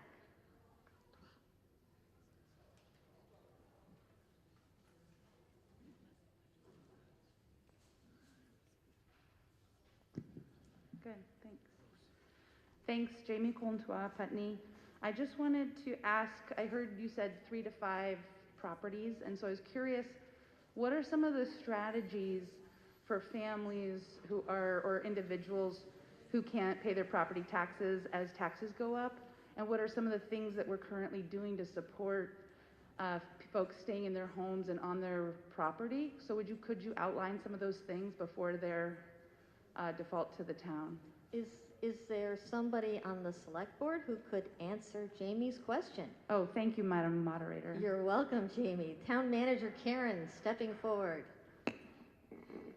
So Jamie, the process is people are notified if they're going to go to tax sale, and they get like 3 notifications. And my first, what I'd like to do with people is offer them like a payment plan, and that protects them if I know that they're going to be able to get caught up. I always stress, if you're having a hard time, come see me and we'll work an arrangement. The other thing too is there's state programs that protected people, like the Vermont Housing Assistance Program, which helped people if they were delinquent in property taxes and or municipal water or sewer. So we also had people go and apply for those programs. We couldn't apply for them because they need personal financial information, but we led them to the programs that might assist them. I don't like having a tax sale. I don't. And if a property goes to tax sale, there's legal fees associated with that once it goes to the attorney's office. If there's a mortgage on that property, the bank is going to be the first one to bid on that property. And sometimes the banks will try to work with the property owners. So it is hard times right now, and we do our best to send people to appropriate programs that they can get assistance. Important footnote on that, though, is that we can't help people who don't come to us for help because we're not able to. So it has to be a cooperative effort between the taxpayer that is delinquent and the town. Any other questions about Article 12? Does anyone wish to speak against Article 12? It appears that the voters are ready to vote on Article 12. Shall the voters of the town of Putney authorize the select board to sell or otherwise convey property acquired through tax sale proceedings? All those in favor, please indicate by saying aye.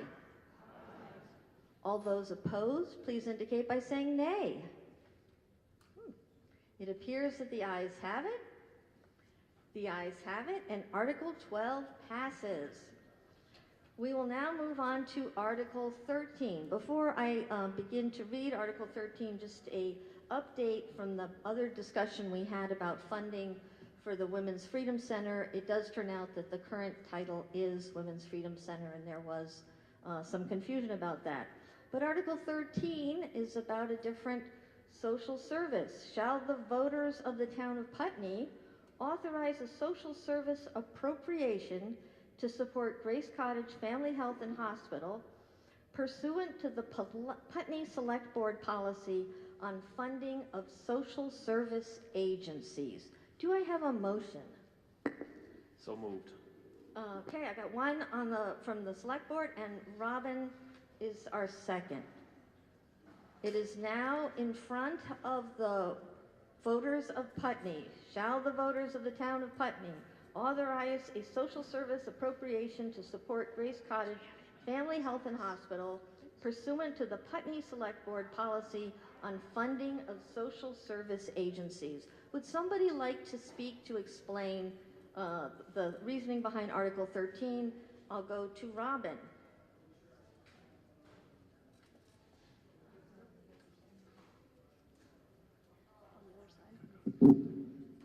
Thank you, Madam Moderator. After the earlier discussion that our wonderful moderator just referenced, I think we all know what this is about. It's not a request for a specific sum. It's a request to be added to the list of social agencies that the town gives some money to. Just a little bit of background: in addition to whatever funds are given, it helps an agency in applying for other funds, grants and that sort of thing, because it shows community engagement, which is why Grace Cottage is coming here. In fiscal year 2022, Grace Cottage served 655 Putney residents. That's not visits, that's individual residents. That's a quarter of our population. So it's fairly significant. They, in common with a lot of small hospitals, rely on donations, as well as what they get from reimbursement from insurance, including Medicare and Medicaid, which covers a lot of their patients, but does not cover full costs. They've been in existence for 70 years. They've served Putney residents for many years. This is the first time they've ever come to the town requesting any funds. As you may know, last year, Grace Cottage was named the best hospital in the area, the best emergency care, the best PT, the best pharmacy, having the best doctors, with apologies to our local excellent health care, and also the best place to work in this area. And they're very proud of the fact that they're consistently named among the top 20 hospitals in the country for patient satisfaction. That's 20 out of 15,000 hospitals, not 20%. They offer 24-hour emergency care, which you may all know. plus the inpatient care, rehabilitative care. They have a hospice care suite, which if anybody around here knows somebody who needs to go into hospice, has a family room with beds. They provide meals, as well as the usual lab diagnostic imagery. And they do contract with Dartmouth for some services, telehealth, but they're proud of their independence. They have no intention of merging with or buying or being bought by anybody. They want to serve the local community, which does include Putney. Let's see, in most cases, provider care is immediately available. That's not true everywhere. And they're very proud of the fact that you very rarely have to wait for an appointment there. Service to the community is a big part of their mission. I won't go into all of their services. I'm sure y'all are aware or can guess them. But just one thing, they do also have community health care teams, which among other things do home visits that offer free services such as nutritional and lifestyle guidance and education, diabetes coaching, substance abuse assessment, and help with coping with health insurance and connecting to community resources such as assistance for food, fuel, and housing. And let's see, just to reiterate, they are an independent, nonprofit 503c organization, and every little bit helps to make sure that they can continue to offer the services they do. Thank you very much for your time. Thank you. Does anybody have any questions? Yes, we have in the back, and then I'll move right down this line, Bert and then Lionel.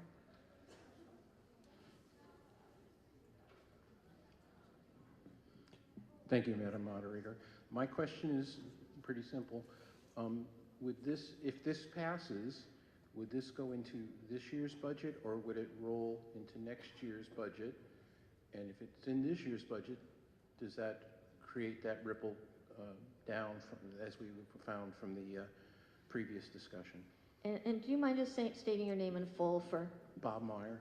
Thank you, Bob. Looks like Eileen can answer that question. Turn my mic off instead of on. So to answer the question, yes, I believe it will fall within this budget season. And yes, as our select board policy on funding social service agencies is written now, it would fall into one of those three categories. I think the next question I had was Bert. If you could state your full name.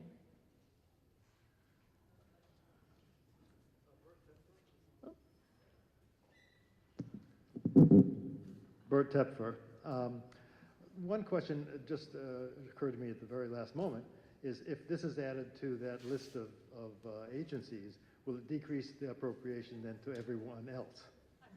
Correct? Is there somebody who can answer that question? Nodding is nodding. Sounds like it. Nodding doesn't count. The answer is yes. It would decrease all of the other allocations within the category that it fell into. Well, and the total, of course. The total would still be the same, but it would have to be divvied up differently. Correct. Percentage-wise, yeah. I would like to point out, as I was seeing this as a recommendation, that there is no such allocation for Brattleboro Memorial Hospital. And I was wondering how that came to be, since that is our primary referral hospital for this area. If you have an emergency and get sick and need to go somewhere, you go to Brattleboro, which is the local catchment area for this town. So I'm find it kind of strange that we're going to recommend funds to essentially a hospital that isn't the primary care service area for our town. So that sounds a little odd to me, and I was wondering why that would be. Great, that's a great question. I'm wondering, is there somebody who can answer Bert's question of why is Grace Cottage getting this special attention and not BMH? Heather, did you want to answer that in the back?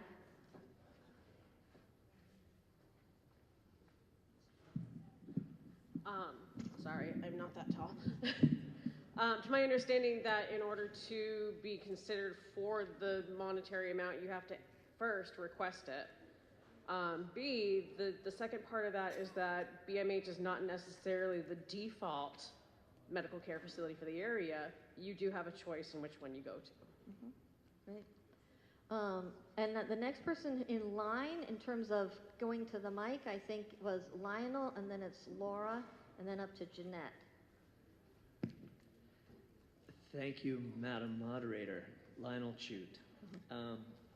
Yeah, so I tend to always want to understand the whole picture, and obviously the next warrant item is going to be the same kind of thing. My assumption was that this would fall into Group B, being an agency based outside of Putney providing significant level of service to Putney residents. I suppose it could be also potentially be a C, but financially there's a big difference between the two. And then jumping ahead to the next item, I'm assuming that next stage would be a Group A because it's a Putney-based agency, although I suppose it could be a B in another way of thinking as well.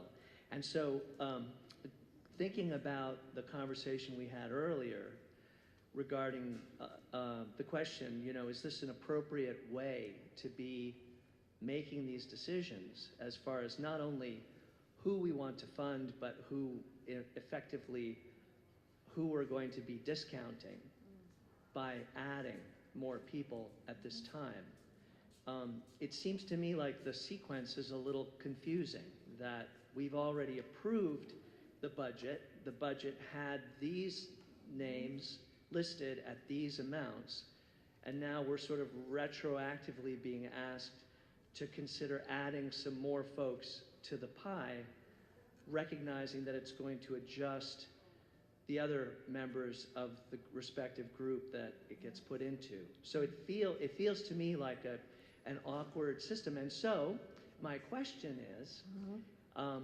are all of these recipients determined by us, or are they determined by the board? Is this something that we, by statute, are expected to approve or not? Are we being consistent?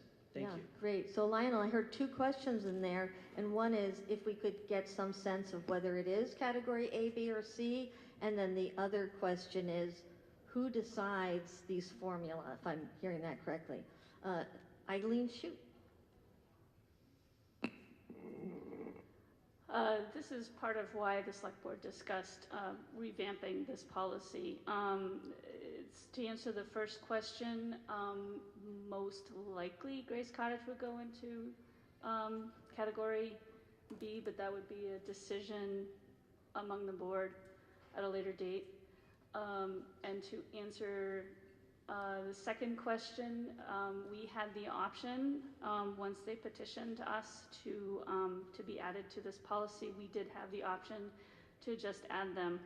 But since we knew that we were about to go into a substantive discussion about this policy, we felt it was better to bring it out to the voters. Great. I have on my list of people who are waiting to speak on Article 13, Laura Chapman, I think you're next in the queue.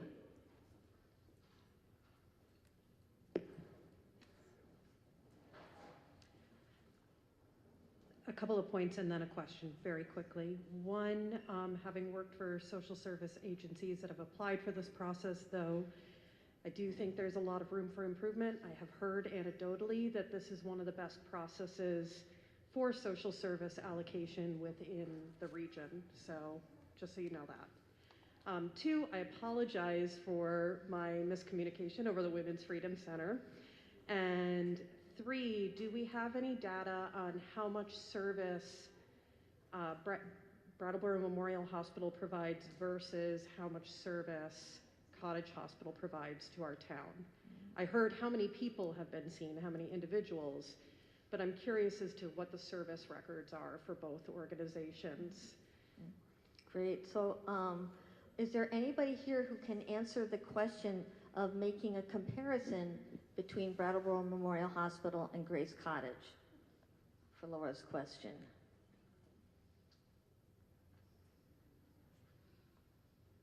Heather is coming to answer that question. So we'll see what Heather, yes. I'm not sure if it's a substantive answer because of what Grace Cottage does have to offer versus what Brattleboro has to offer. Grace Cottage does have a lot of rehab, physical rehab. If you go for orthopedic surgery, that's kind of their niche, whereas they don't have an actual ortho department. They do have an emergency department. They don't have OB. Any of those can be transferred out to BMH or Dartmouth or Keene. So you may have some overlap in those numbers where you initially choose to be transported if you go via emergency to Grace Cottage Hospital, where they don't have the services to offer you, you'll be transferred out to another facility. I don't know if that answers the question completely, but I think it might give a little more insight. Great, thank you. Jeanette has also been waiting, and then we'll go to Jim.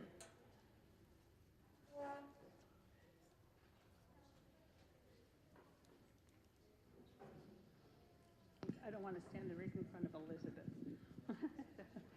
Thanks, Jeanette White. So I am actually not going to talk about the process here and what we're doing. I'm going to speak against this amendment. And the reason I'm going to do that is... Or this article. I mean this article. Yeah, thank you. The reason I'm doing that is we have, and we all know it, a broken healthcare system. It isn't even a system, but our healthcare in this country and in Vermont is broken. We have 14 hospitals in the state, and they're all struggling. Every one of them struggles. They don't get enough reimbursement from Medicare and Medicaid, and to be honest, most of the, or many of the patients are Medicare patients. I love Grace Cottage Hospital. I've worked with them for years as a legislator. My family uses them sometimes, and they're a great hospital. We are not in their catchment area necessarily. And Grace Cottage and BMH do have relationships. They have contracts with each other. They work with each other. For example, as was just pointed out, Grace Cottage doesn't have a maternity unit, but Brattleboro does, so that's where you'd go. If the reason, first of all, $737 or $4,000 is not going to make diddly squat difference to their budget. It's a little tiny amount. It's not going to do anything to their budget, but it would impact the budget of Putney Family Services and all the others on that list, wherever, depending on where we put them. If the reason, as somebody pointed out, is because in order to get other grants, they need to be able to show community support, then we can show them community support by having a resolution and having it passed by the town, saying we support Grace Cottage and all their endeavors to get grants from different places. But I do not support this. If we give to Grace Cottage, then maybe next year we'll give to BMH, and we have a BMH family practice right here in Putney, right on Main Street. Maybe we should give to them. So I actually am opposing this article. Thank you. Great. Thank you, Madam Moderator. I'm sorry. Thank you very much. We just had a clear statement in opposition to Article 13, and I appreciate that because the voters cannot weigh and consider any of these articles unless we hear good arguments on both sides. So having just heard an argument against Article 13, I will open up for an article in favor of Article 13. No. Is there somebody who wishes to speak in favor of Article 13 who has not spoken before? Is there anybody who has a question? Swift? I know, and Jim, I know you've been waiting. I'm going to give it to Swift, and then we'll move to Jim. I just wanted to add a point of clarification that there are organizations in Group C that do serve 25% of Putney, and we're not currently going by the existing policy. For example, SUSU, the Root out in the open, when they were voted in by the Select Board last year, the SUSU, from my memory, did declare that 25% 25% of their services do go to Putney residents. So it's so hard to be in the weeds here because we're messing around here, but I also would put another piece against the article with this curiosity of huge organizations that have very large budgets where it's a drop in the bucket in comparison to some of these that are in Group C that would, if they were in Group B, it would change their entire budget and they could hire someone part-time. So, thank you. So that sounded like a little bit against Article 13? Yes. So I've heard two strong arguments against Article 13. Would somebody like to make an argument in favor of Article 13? It looks like the voters may be ready to vote. We will be voting on Article 13. Shall the voters of the town of Putney authorize a social service appropriation to support Grace Cottage Family Health and Hospital pursuant to the Putney Select Board policy on funding of social service agencies? All those in favor, please indicate by saying aye. All those against, please indicate by saying nay. It is the opinion of the moderator that the nays have it. The nays have it, which means that Article 13 has not passed. We will now move to Article 14. Shall the voters of the town of Putney authorize a social service appropriation to support Next Stage Arts Project for community blood drives, space sharing for Putney Food Co-op, and Vermont Council on Rural Development, hosting public offerings including the Osher Lecture Series, community meals, and other community services, pursuant to the Putney Select Board policy on funding of social service agencies. Do I have a motion? So moved. Do I have a second? And Sue Coakley is our second. The discussion on Article 14, shall the voters of the town of Putney authorize a social service appropriation to support Next Stage Arts Project for community blood drives, space sharing for Putney Food Co-op, and Vermont Council on Rural Development, hosting public offerings including the Osher Lecture Series, community meals, and other community services pursuant to the Putney Select Board policy on funding of social service agencies. It has been moved and seconded, restated by the moderator. It is in front of the people. Who wishes to explain Article 14 or give us some sense of why it's here? And yes, that would be Heather, I think. No.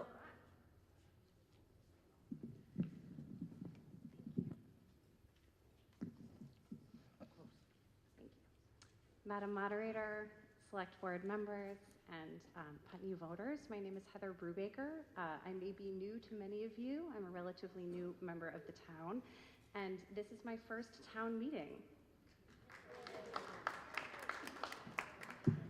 So thank you for welcoming me and my family to Putney, and also thank you for your careful and thoughtful deliberation of this article and of the other ones that I've heard today. It's a really inspiring thing to be a part of this process. So I'm a PCS parent with 2 kids in the school. I've been living in East Putney for the last 2.5 years, and I'm also a board member of Next Stage Arts Project.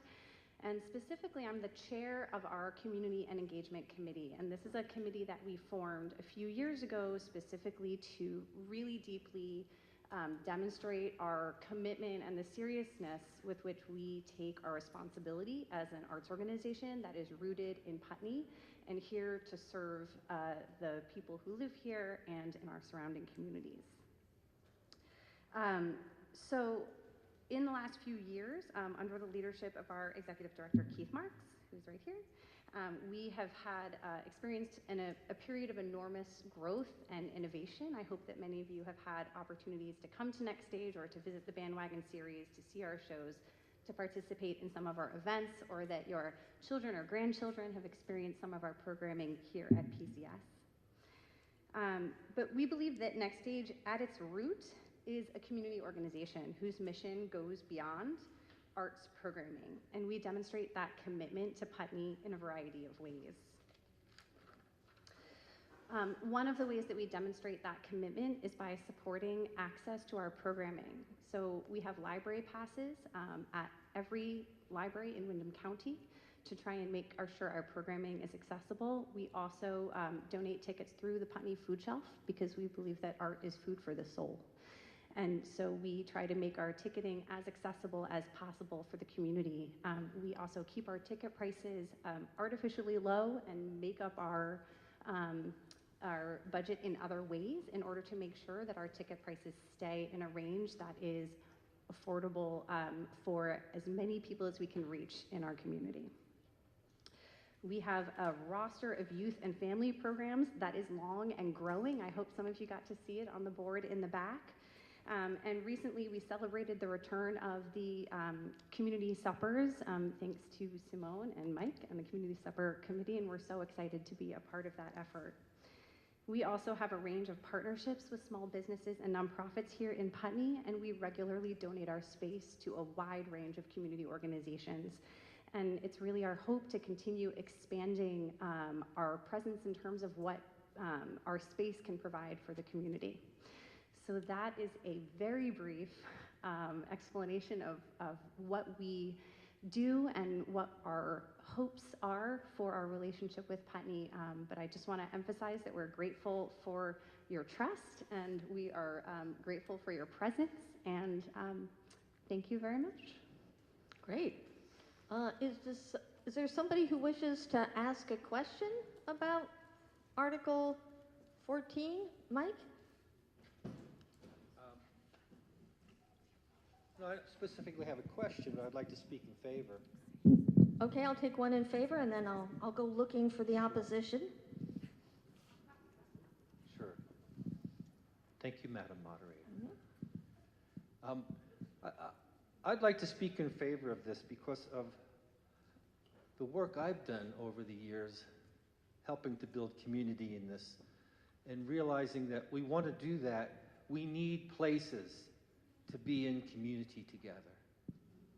And going back to when Next Stage was the Federated Church, it was a hub of the town, from their weekly senior meals to later on the Christmas Eve events they had there, and it was a regular place. And it was unfortunate that the church had to get laid down, but it's wonderful that we have Next Stage that has stood up, and not just as a hub of the local art community, but they're increasing outreach to community. And Heather mentioned the community meals. After we had the BRCD meeting here, which included a meal with hundreds of people, a group of us got together and said, I think we're ready to get back to doing the community meals in person. And last month we had the first one and served 250 meals. This Friday, the Putney School is going to be providing the food, and y'all come because we want to be in community together. And having a place to be in community is essential. And I don't know where on the scope, or on the scale of this that you want to put them, but I suggest it's a worthwhile investment in our community to add them to the list because they are becoming more and more an essential part of the fabric of our community. So I thank Next Stage and all the people there, and I hope that the voters can support this. Great. We just heard a strong argument in favor of Article 14. Does anybody have a question or wish to speak against Article 14? I'm going to go to the back. Jim has been waiting.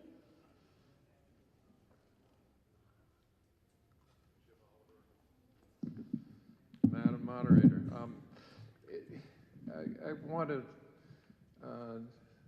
I don't want to repeat myself too much from what I said earlier today, but I think it's important to be consistent. And again, I have taken advantage of what Next Stage has to offer. It's a wonderful place. It's doing wonderful things, as are all of the other agencies that are listed here. The problem, we have a problem of dividing the pie up. We have a pie, and we're dividing it up into pieces. And at least for this year, The pie is as big as it is, and the pieces will get smaller. Each piece will be smaller when we add more pieces. What we need, I think I'm hearing from the group here, is more pie. We need a bigger pie. And in order for there to be a bigger pie, there has to be a decision by the town to put more money into social service contributions by the town. That's not something that's going to happen at this meeting. The select board has said they're in the process of thinking through how to revise this policy. I support that greatly and think that one of the outcomes of that might be next year a larger pie that can be divided into pieces that will be more satisfying to the people in this room. Again, I find it very difficult, impossible, in fact, to weigh the good works of one agency against the good works of another agency and come out with an objective decision that we can all agree on. That's not going to happen. We have to do the best we can. But if anything, we need more pie. Great. So we've just heard an argument against. And Lionel, did you have an argument for or a question?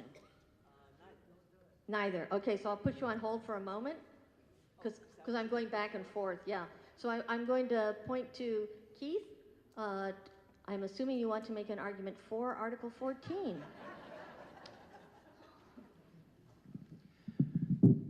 Madam Moderator, you are correct. My name is Keith Marks. I am the Executive Director of Next Stage. I know some of you. COVID kept me from meeting a lot of you. Moved here. I have two young kids here at Putney Central. I currently serve on the ARPA committee for the town. I'm on the board of the Governor's Institute and on the board of CEVIDS. Since arriving here from Florida 3 years ago, it has been an overwhelming sense of gratitude and appreciation for this community. It is deeply rooted in a deep sense of communal feelings. Even this is my first town meeting, just like Heather's, and it is overwhelming to see this in action. I will speak kind of obviously in favor, but I just kind of want to bring some things to light. First of all, the intention of creating a Next Stage was in response to the church folding, and the overwhelming feeling was that the community did not want to lose a sense, a shared space, a shared meeting space, a place where memorial services and weddings and birthdays and meetings and events could happen. The second piece to the creation of Next Stage was serving the downtown core. Great Recession 2008 was happening, downtown was, businesses were closing, and so Next Stage was seen as an opportunity to draw people to come downtown. I would say that Next Stage has lived into those promises quite well. The other thing that I kind of want to mention is that this is not Next Stage coming to help support the concerts we do. This is coming with a sense that we are viewing ourselves as a critical component to village life in this community, with a sense of community service, with a sense of social service. You know, for those of you on the outside looking in, yes, Next Stage charges money for our tickets, but I will let you know that if a show at Next Stage breaks even, we consider that a very successful event. Ticket sales only make up about 25 to 30% of our budget. Like many of you were saying earlier about inflation, cost of doing business here is going up, and we are having to find creative ways to continue to offer services, not just in the artistic way, but in the community social services way. We are exploring new funding options with grantors. We are asking more from our existing donors, and we're growing, but yet there is a disconnect. Ticket prices across the board around this country for arts events are going up. It's not unfair to say that ticket prices are $35, $40 for a ticket, and that's just in Northampton. I'm not talking about New York. So we're trying to create an organization that is conscious of the community that we live in. Just to give you a sense, we've donated space in the past year to the Putney Central School, Middle School Rock Band. We're doing a fundraiser at the end of April for the fire department. The Lion King will be happening at Next Stage. The Food Shelf just did a training. We hosted a fundraiser for Rods after the arson. The co-op meets monthly for their board meetings. The planning commission was there, and they'll continue to. PCS is doing teen nights that we're hosting. We've had calligraphy classes, Tai Chi classes. We donated our kitchen space. We do community suppers. We just did a project with Putney Community Cares, Forest for Learning, and the PCS Art School. We hosted Gordon Hayward for a free talk, the Ali series from UVM. We do quarterly blood drives with the Putney General Store. We are participants in the Halloween celebration. The Community and Engagement Committee hosted a holiday cookie swap. We brought Weston Playhouse for free performances. We launched a Meet Your New Neighbor series. My list goes on and on. I'm making the case that Next Stage is not just an arts organization where we host concerts. We are trying to be seen as a critical piece of this community, and this is why we're coming. 3 years ago, 2 years ago, I don't think we would have been in this position to put our name in the hat for town funding. I do think that we are providing a lot more service than what we're asking for. So thank you guys for considering. We appreciate it. Thank you. Great, so now we just had a strong argument in favor of Article 14. Does anybody have a question, or would somebody else like to speak against Article 14? Elizabeth, you haven't spoken yet. I just have a question. We are in the process with rural development to talk about the different parts of our town and how we're going to develop it. And one of the parts that I have observed is the community center. And I'm observing also that, like, the Catholic Church is no longer in use, and there's other spaces that are not in use. And I wonder if we put money into this, we should remember there's other places that might be appropriate that also should be developed, so that we have some of the buildings that are underutilized being utilized. So if we gave this chunk, then they would be automatically on the list, and it would be hard to bring anybody else in because they would have basically been the gold standard. And I think that it would be nice if we could wait to put this out to the town until we get the town plan, or whatever it's called, the Putney Future, settled. Plus, it would be nice in relationship to getting the town plan complete to see if this is appropriate. Thank you. Great, thank you. So that's an argument against Article 14. I will now hear one in favor. Somebody who hasn't spoken yet? Let's see. I think, Robin, you have, I'm going to go to Sue. Maybe you haven't spoken on this one, Robin. I'm sorry.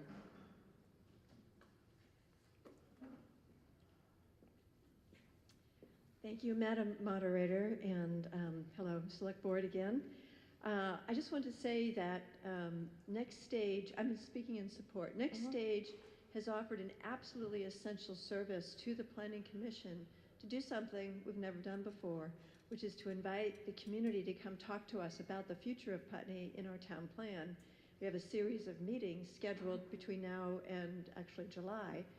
And if we did not have the Next Stage facility, I don't know that we could do this.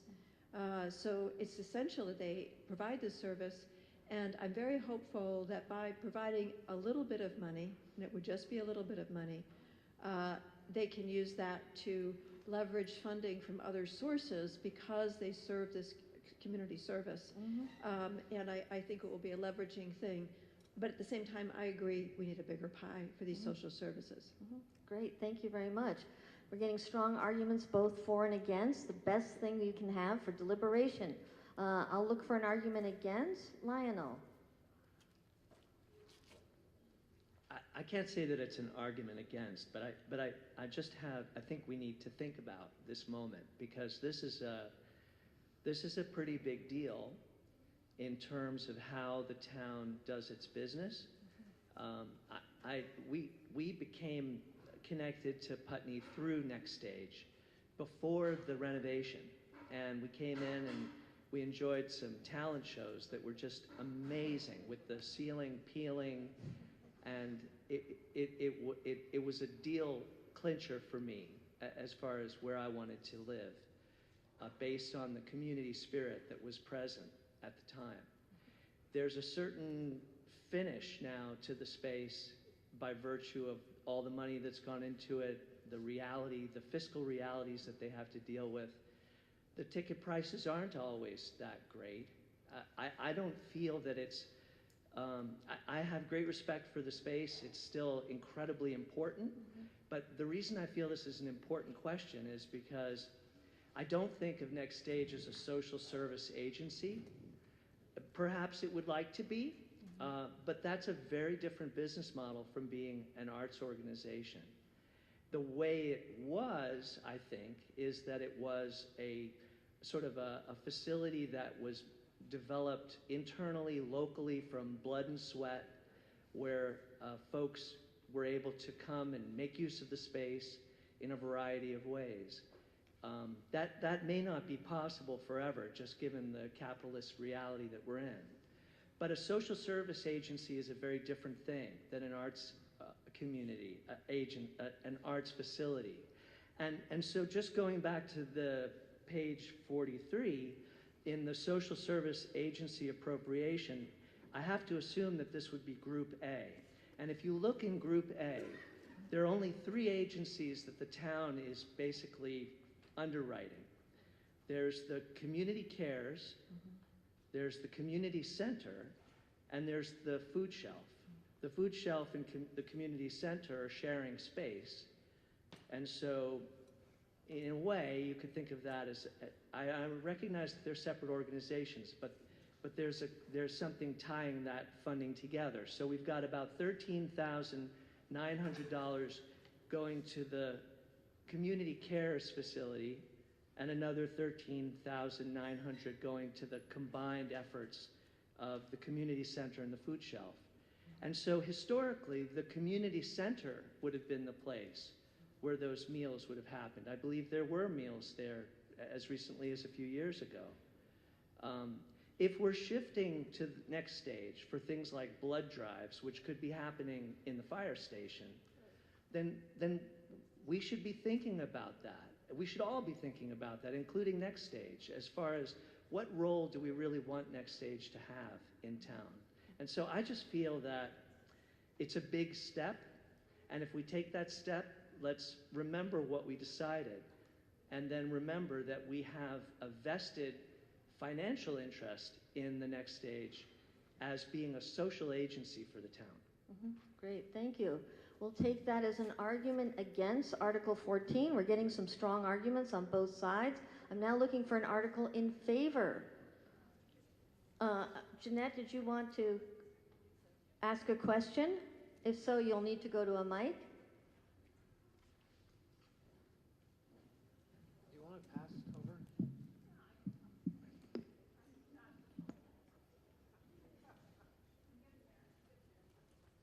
So I'm a little, this isn't, I think the for and against is a little bit tough just because there are maybe suggestions, and I think that's what I'm going to do right now.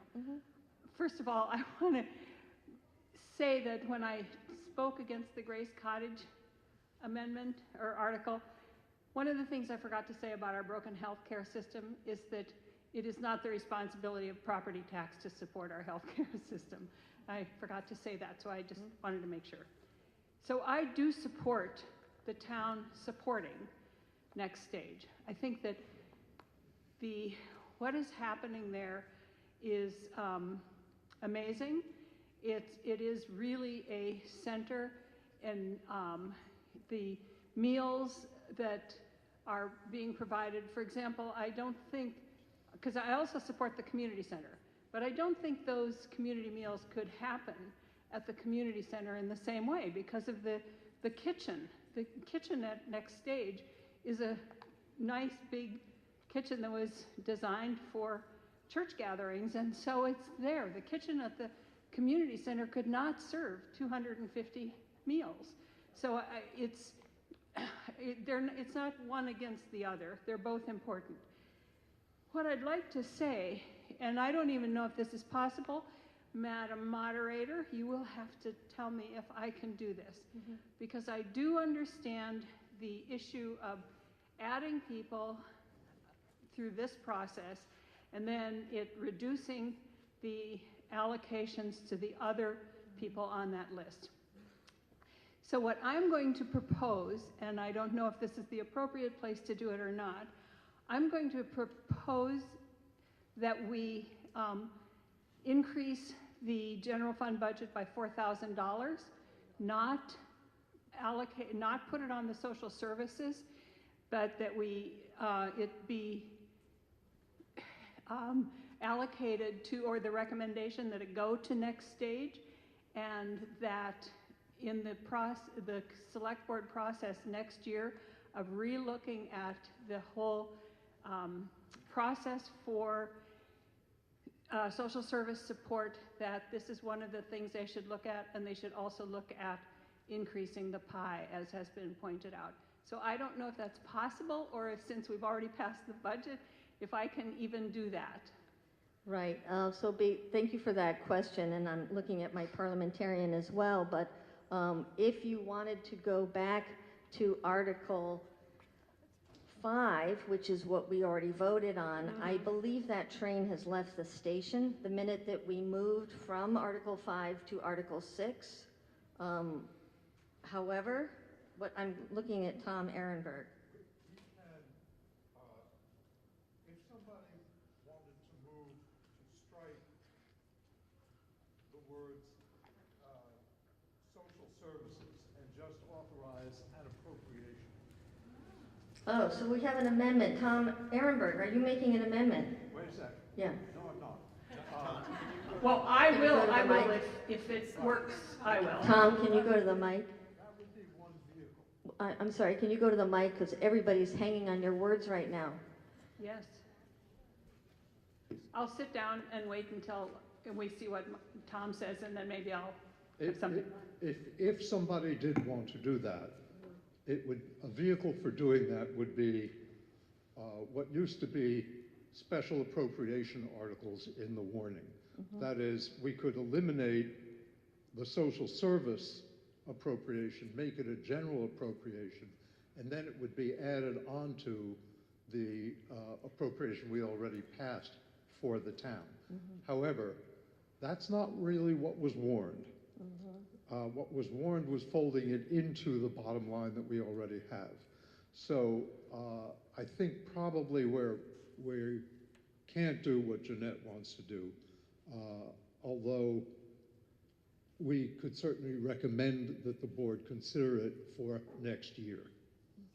Okay, so what I'm hearing Tom say, I just want to get this out, and then Josh, I'll turn to you, is that one possibility would work as an amendment to make a request on Article 14 to consider a certain dollar amount to be given to next stage in next year's budget. Am I getting that somewhat correct? Sure. I mean, again, that changes the nature of the article, but it's in the spirit of the article. Yeah, we don't want to change the nature of the articles, then we move into we didn't warn this properly. But in the spirit of the article of concern for getting money to next stage, this might be an amendment, although a moderator would not make that amendment. I would need somebody else to make that amendment. Josh, I noticed you had your hand up earlier. Did you want to weigh in on this on a substantive or procedural level?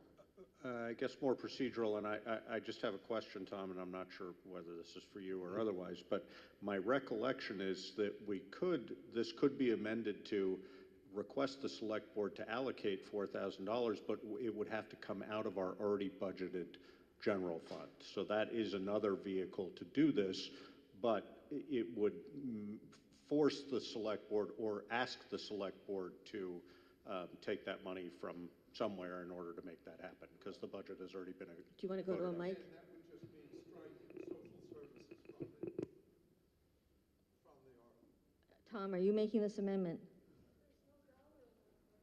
Okay, so I still don't have an amendment, but I have very good minds working hard, and I'm assuming everybody else, to figure out a way. Is there a possibility to amend Article 14 that will address some of these issues that people have raised? I'll make the amendment to get it on the floor. So Tom Ehrenberg is amending Article 14 and removing the language I will make the amendment to, just to get it before the body, and say, for Article 14, to authorize and then strike social services and add a $2,000 appropriation. So it would say authorize a $2,000 appropriation to support blah, blah, blah. So the amendment. That's my amendment. And the amendment would be, would we be getting rid of anything after the comma, which includes pursuant to the Putney Select Board policy on funding of social service agencies? Would all that language be removed? People are nodding as if that makes sense. Many people are now nodding. Yes, correct. I didn't get to the end in my reading. I didn't. So yes, it would be other community services, period.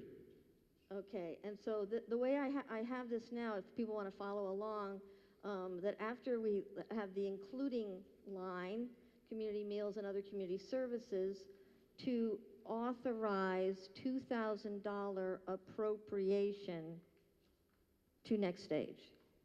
Just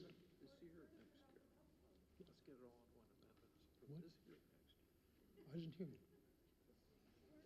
Correct. So the amendment would be, the newly worded article would be, shall the voters of the town of Putney authorize a $2,000 appropriation to support Next Stage Arts Project, and so on. And then when it gets to Osher Lecture Series, community meals, and so on, after community services, period, and strike the pursuant and everything that follows. Thank you very much. Okay, I'm now going to read. The amendment is on the floor, and I still need a second, but before I ask for a second, I'm going to read the language.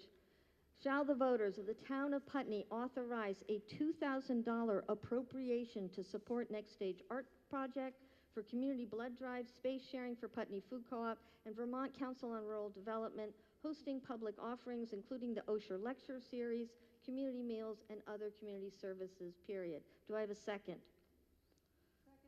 Second, and who was that? Emily Payton is the second. It has been moved and seconded. We are now considering the amendment. That's what we're discussing. Is there somebody who wishes to speak in favor of the amendment? Oh, or a question? I have a question. Okay, so I'm going to go for, do you have a question, Jim? And you're standing right there at the mic? Okay. Yeah, I have a question that it has to do with the timing of this, which was brought up earlier.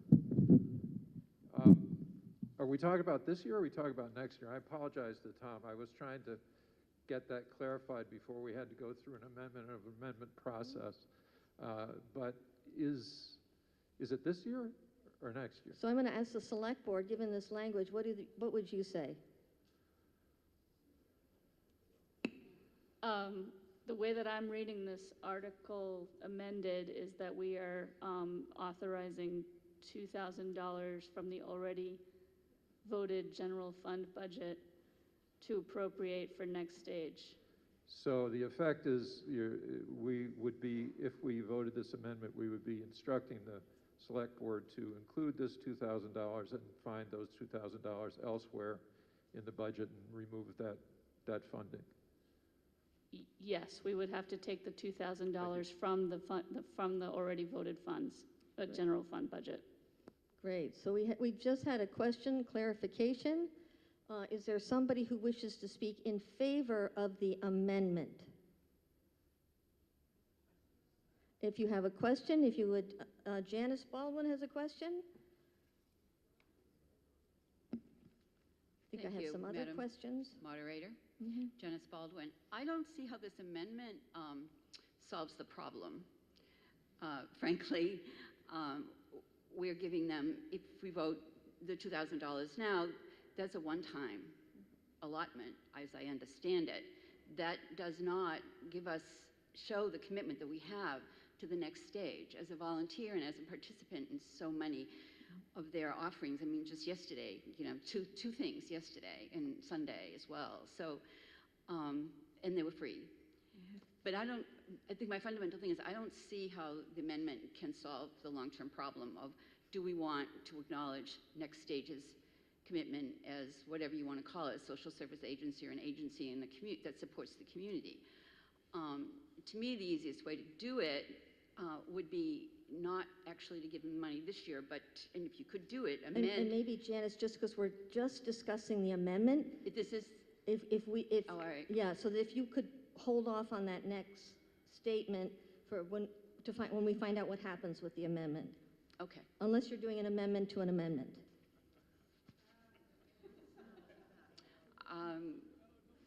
No, it's amending the original Yeah, warning. great. So we're going to just focus on the amendment, and we heard a strong case against the amendment as proposed. Is there somebody who wishes to speak for the amendment? Kate Dodge.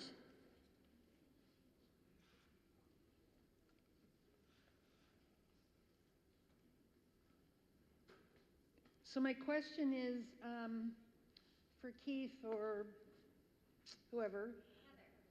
Thank you. You said in the beginning when you were explaining the the article, that this wasn't about the arts part of your organization, but about the community services. And then Keith spoke about the difficulty in getting, raising the ticket sales didn't pay for the concerts.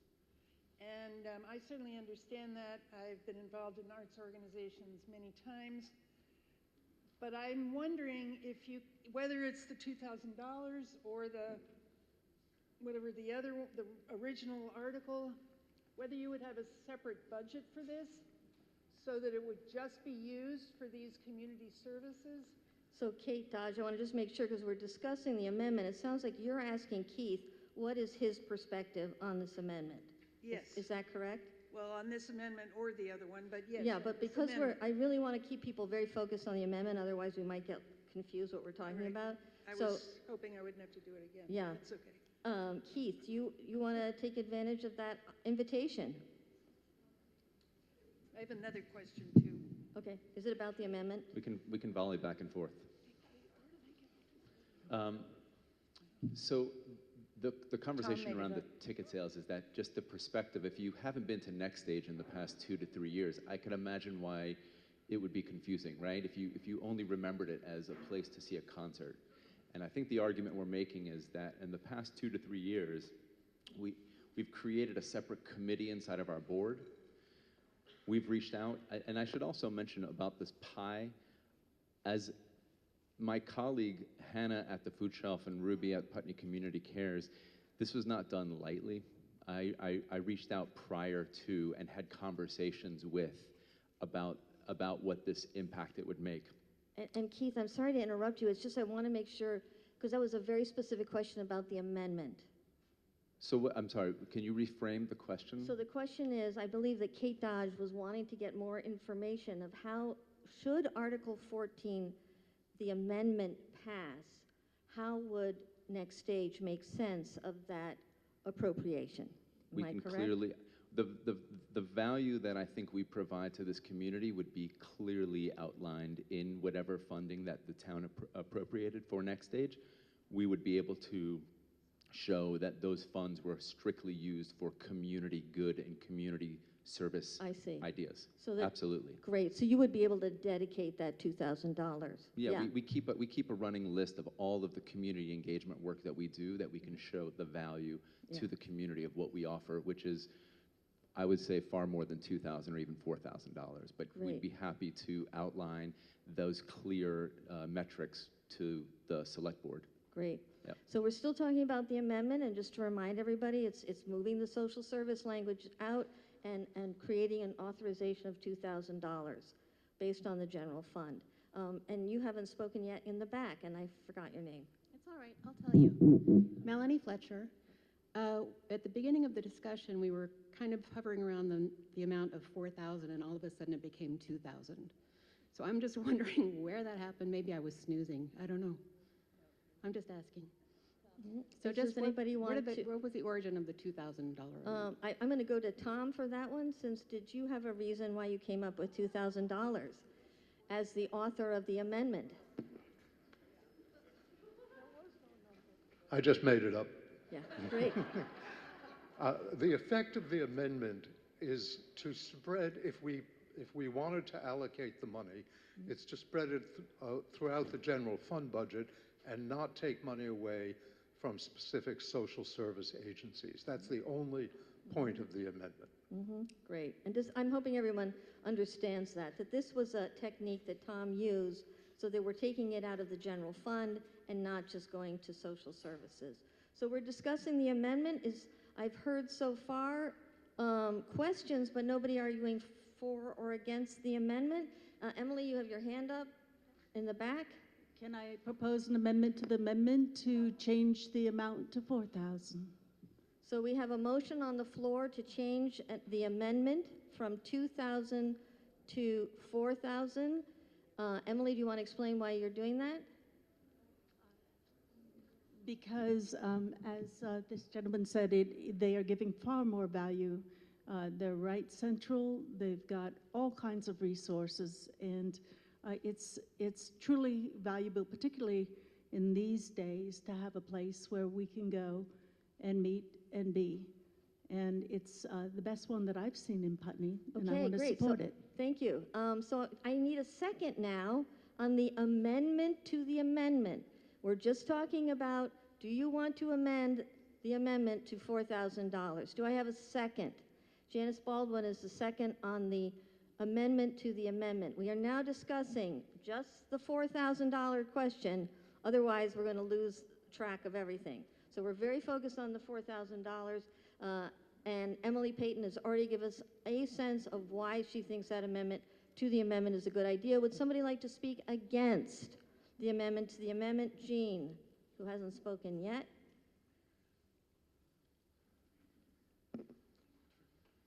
Thank you, Madam Moderator. I favor the 2,000 figure because I can imagine we could run it through the general fund and not have a major impact on a budget that we've been told has been, pinched down to the nubs. So, and I'm completely expecting this to come back next year. Yes, it's a one-time thing. So if we feel that support of Next Stage should be at a greater level, we can do that next year. But this year, we're going back to an already passed budget where we've beaten it to death a little bit, and I just think it would be easier to find the funds in the general budget without doing harm to, say, road maintenance or something, if we stuck with the figure of 2.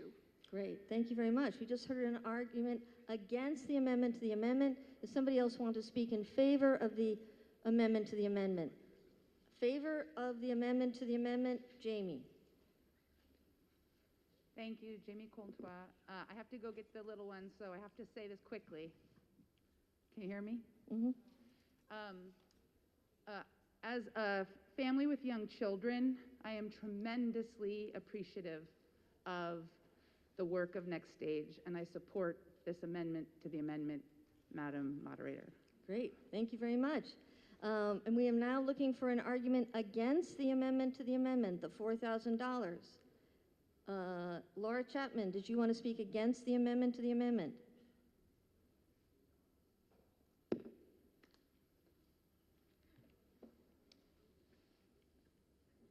Oh, my stomach's rolling, sorry. I work for the Putney Food Shelf, and so I feel a little torn about getting up here and speaking. This is a really complicated issue, and I think that it actually points to a much deeper issue that we have in this community of what is our community center and how are we utilizing our community centers. That said, as the operations manager of the Putney Food Shelf, I can say without a doubt that Next Stage is a social service. They provide space to not only the town when the town needs it, and I mean like town hall when town hall needs it. They've provided space to us as a food shelf for our trainings. They have provided up to 10 tickets a week to our shoppers for free, which I can't tell you what the impact of that has been. It's a really beautiful thing to see when people can't afford to go and partake in the services that our town provides, that we're able to just give that to them without any question. All of that to say, I did some quick math, And I don't like this approach of $4,000. I think that having been on the select board and knowing what a budget looks like, if it wasn't voted into the budget, it's going to take away from really needed services. And so doing the quick math, if this group A were divided into 5, it would bring each of our shares down to $5,588.40.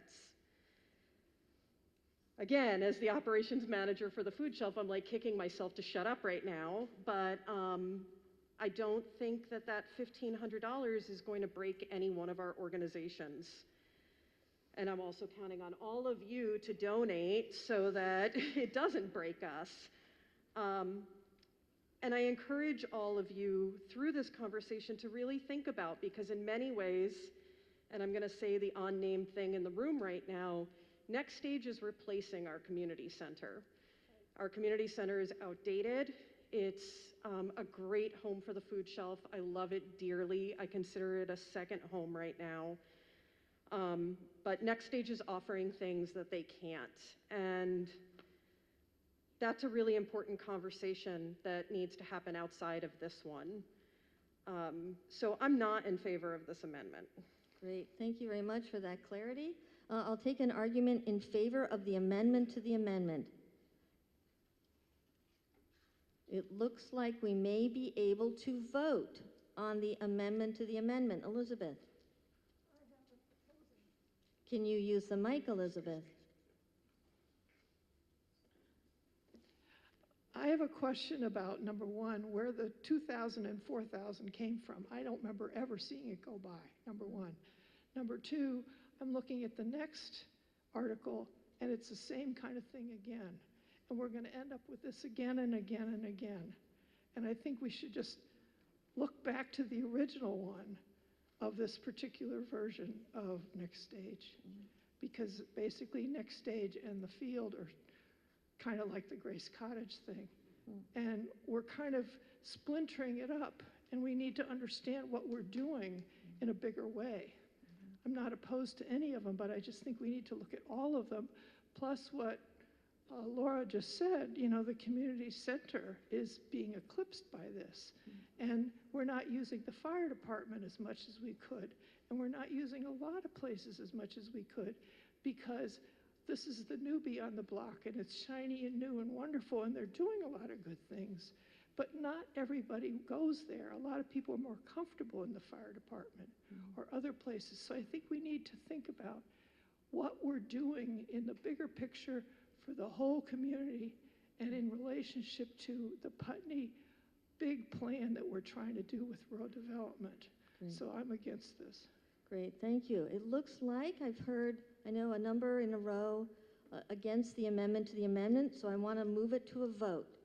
What we are voting on is, shall the voters of the town of Putney authorize $4,000 appropriation to support Next Stage Arts Project? And I'm not going to say the last part, because we're really just focusing on the dollar amount. All those in favor of the amendment, raising the appropriation of $4,000, please indicate by saying aye. All those opposed to the amendment, please indicate by saying nay. It appears that the nays have it. The nays have it, and the amendment to the amendment does not pass. We are now moving back to the amendment which says, shall the voters of the town of Putney authorize a $2,000 appropriation to support Next Day's Arts Project? And I won't read the rest. Are you all ready to vote? Okay, Jeanette. Oh, sorry, Bryce has also been waiting a very long time. All right, so I apologize if I screwed everything up. I thought I was trying to be helpful, and it turns out that I have completely screwed it up. So if it were knowing what Laura just said about the food shelf, and I don't know if the Putney Community Center has the same feeling, and Putney Community Cares, which is a combination of Putney Community or Putney Cares and Family Services. That's what it used to be. That's why it's got a double allocation here. If they have talked about this and are comfortable with the next stage going into Group A, then I'm comfortable with that. And had this been my amendment, which I threw it out there, and that's where the $4,000 came from, Elizabeth, because I just said it, and I made it up just as Tom made up too. But if this had been my amendment now, knowing how they feel, the other community services in Group A feel, I would withdraw this amendment completely and go back to the original one. But I can't withdraw the amendment because I didn't make it. That's fine. We're going to put it in front of the voters. Right. And so right now you have just spoken against the amendment. The amendment. Okay. Yes. That's great to know. Is there anybody who wishes to speak in favor of the amendment? Ruby, you haven't spoken yet. Ruby does not wish to speak. This is in favor of the amendment, and just to remind everybody, it's the amendment to authorize a $2,000 appropriation. Laura, do you wish to? Can you use the mic, please, Laura? Thank you. I just want to be clear, I wasn't speaking for the Putney Food Shelf. I am the operations manager, but I have no idea if any conversations have taken place behind the scenes. I wasn't speaking for them, I was speaking for myself. Great. Okay. Anybody have any other questions about the amendment? Bryce, you've been so patient.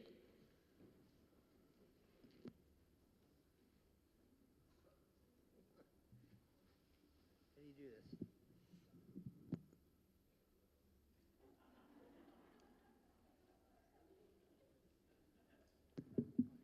Hi, my name is Bryce Hodson. Thank you, Madam Moderator. I just had one question, since we've had two articles come up, in support of social services. So I was wondering if there's any way to bring these up ahead of time so that it could be, put into our budget, or if it needs to be maybe for next year so that, those articles become for next year's budget. Because when you've set up a budget and now you're asking for $2,000 or $4,000 or $3,000 to be pulled from different places, it doesn't even make sense that we're even asking or voting on whether or not we should be adding funds to something that's already been set. Why are we doing that? Yeah. So it sounds like, that's a question for the select board. Thank you. Eileen. Yeah, this comes back to that social agency policy that we've been talking about, that the select board has been grappling with, and even what the definition of a social agency is. The Next Stage came to us with a petition to be added to the social agency fund, and that's why it came up here. I agree, it could have come up in a different way, but it didn't. So right now, we're stuck with trying to fit them into the social agency fund, or possibly take some money from the general fund. That's where we're at right now. But I do agree that in the future, it could be added to a line item. Josh Laughlin, I'll let you jump in. But we are required, Bryce, as I think you probably know, if an article is petitioned, we don't have the option of not placing it. We can place an article on the warrant without a petition if we are asked and we approve of it, but once it has been petitioned by 5% of the voters, we're required by statute to place it. So that's why it's here. But we do, that having been said, we talk about the social service budget every single year extensively and have these conversations over and over again, and that's the opportunity to be a participant in that conversation. So just to remind everybody, what we're discussing right now is the amendment to Article 14. Swift, you have your hand up. Do you want to speak in favor of the amendment or against? Against, okay. If that's all right, unless there's somebody who hasn't. So we'll go with Swift, because there's nobody who's saying, it's the time for the proponents of the amendment to speak. I just want to share a piece from my memory, and I hope the select board can remember this as well, my understanding is that these articles were added to this warning out of your respect for us, that it was not petitioned, letters were sent to you saying we want to to be added to the social service, correct? And so you should address it to Madam Moderator. Sorry, Madam Moderator, thank you. Would you ask them that question? Yeah. Would somebody be willing to answer Swift's questions? Yes, Eileen. I will try to remember how this whole thing went down. So in the course of discussing the social agency policy, we did get 2 requests from Grace Cottage and Next Stage. And in the process of discussing where those might fit, we started realizing that this policy really needs some work. And so in the policy itself, it says that the select board can ask those agencies to petition the town. At that point, it becomes, as Josh said, it becomes a petitioned warrant article, and we're required to put it on the warrant.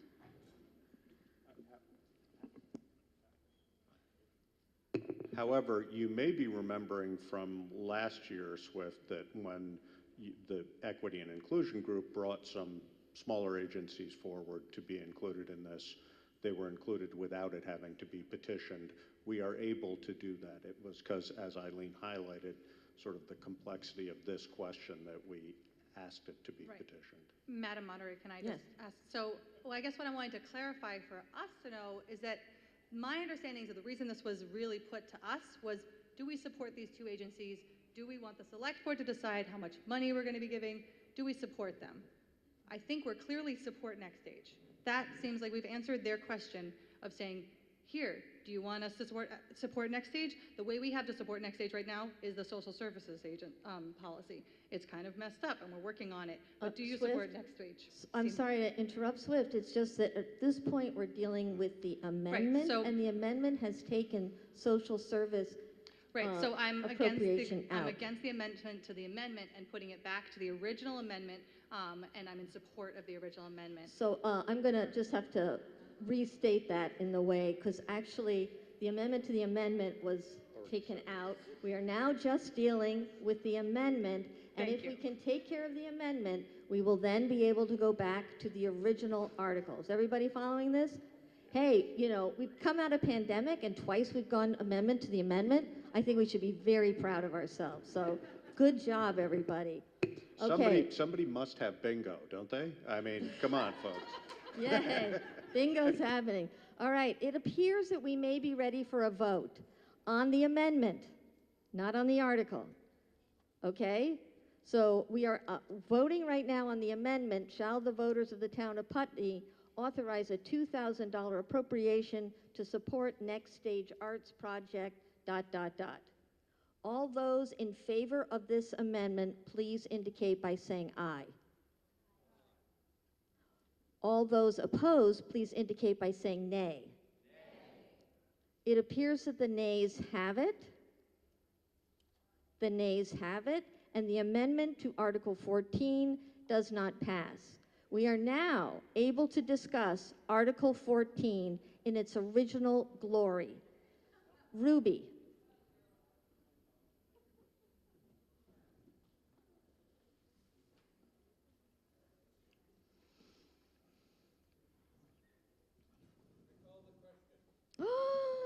I did not recognize you. I did not hear that. I said Ruby. Ruby? Sorry, it took a really long time to get here. Sorry. My name is Ruby McAdoo. This is Hannah Pick. I'm the coordinator of Putney Community Cares, and this is the wonderful executive director of the Food Shelf. So we're both here in support of the article. And as Keith referenced, he did not do anything until he had talked to both of us as representatives of the organization. We both serve boards, and so some people on the boards are here, but we're coming here to this mic as in our roles as coordinator and executive director. We have done the math, just like all of you have, and splitting the pie is not going to kill us. But I think both Hannah and I would really urge the select board to do what you've said you're going to do. Within the next year, figure it out. Like, figure out what the social service agency policy is. Fix the broken thing. And then next year, we will all as a community praise you. So, and, yes, and then as Hannah reminded me, allowing there to be some forum or some public input, and specifically reaching out to the social service agencies that receive funding to invite them to the table at that conversation. All right, so that was an argument in favor of Article 14, no amendments needed. Does somebody wish to speak against Article 14? In the back.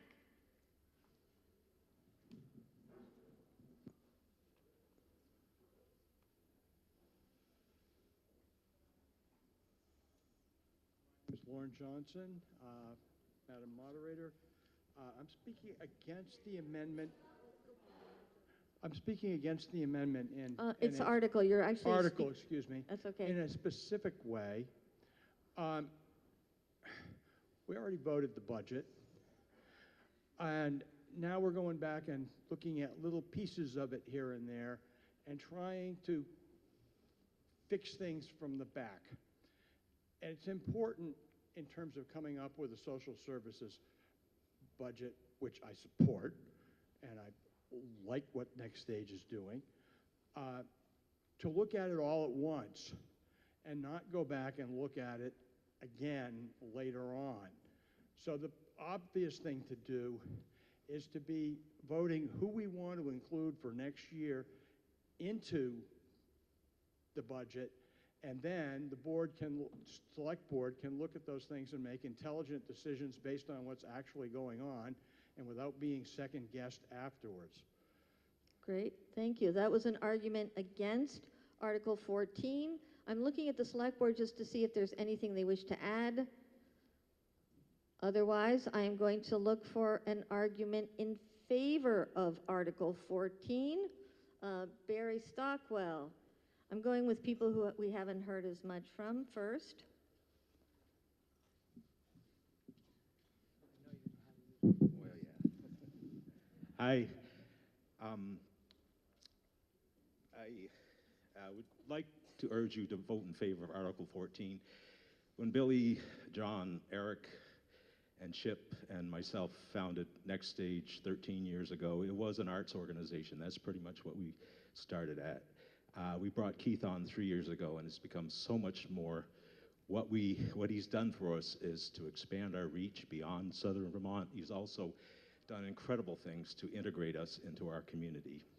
And he was responding to a need. And yes, things can happen at the fire station, at the community center, but that puts those things on those plates.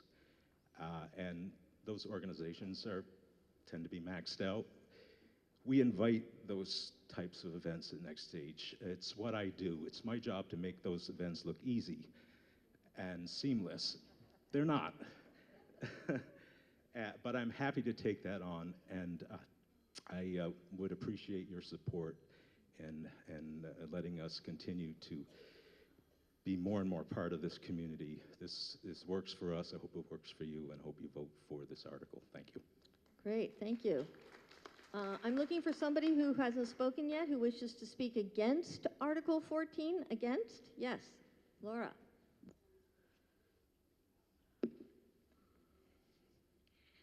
My name is Laura Campbell, and I think of Next Stage as an arts center.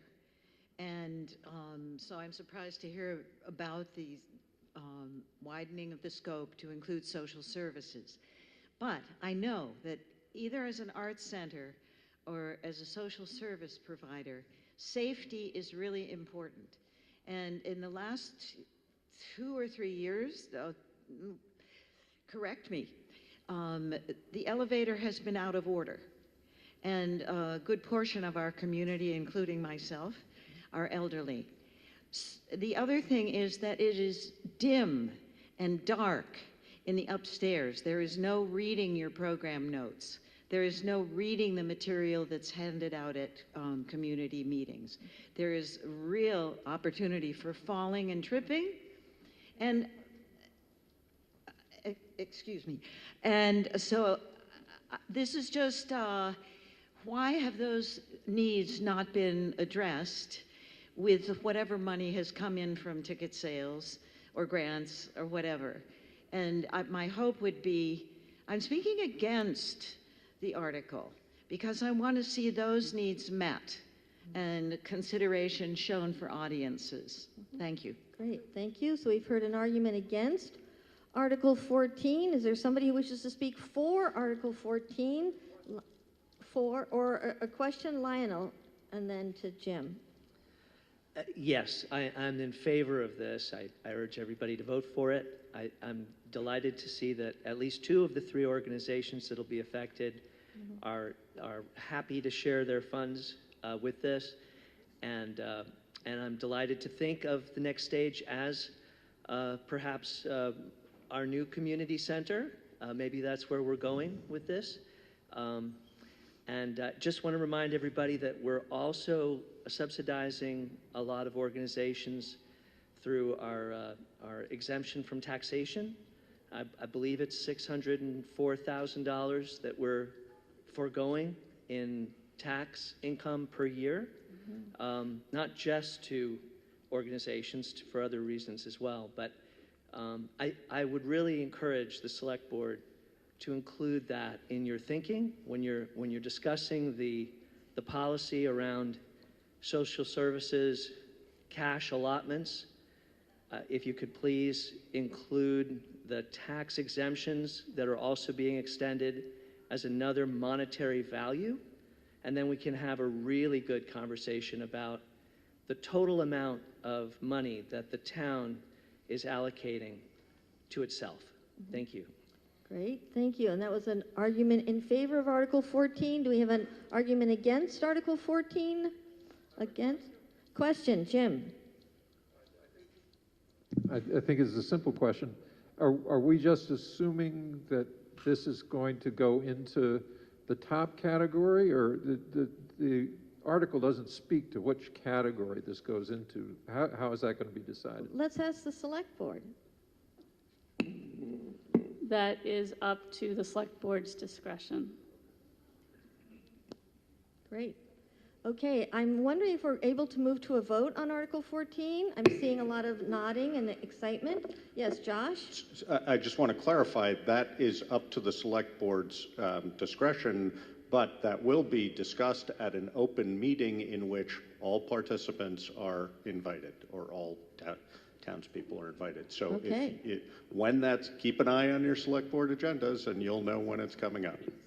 And it seems like Jeanette White is very eager to get in a statement. Thanks. I was just going to make a comment. We've had a lot of discussion about what is a social service agency, what isn't a social service agency. Maybe we should change the title to community service agencies instead of social service agencies. Just a comment. Just a comment. Okay, great. It looks like we may be ready to vote. I'm going to read the article, Article 14, in its original glory. Shall the voters of the town of Putney authorize a social service appropriation to support Next Stage Arts Project for community blood drives, space sharing for Putney Food Co-op, and Vermont Council on Rural Development, hosting public offerings including the Osher Lecture Series, community meals, and other community services, pursuant to the Putney Select Board policy on funding of social service agencies. All those in favor, please indicate by saying aye. Aye. All those opposed, please indicate by saying nay. It appears that the ayes have it. The ayes have it, and Article 14 passes.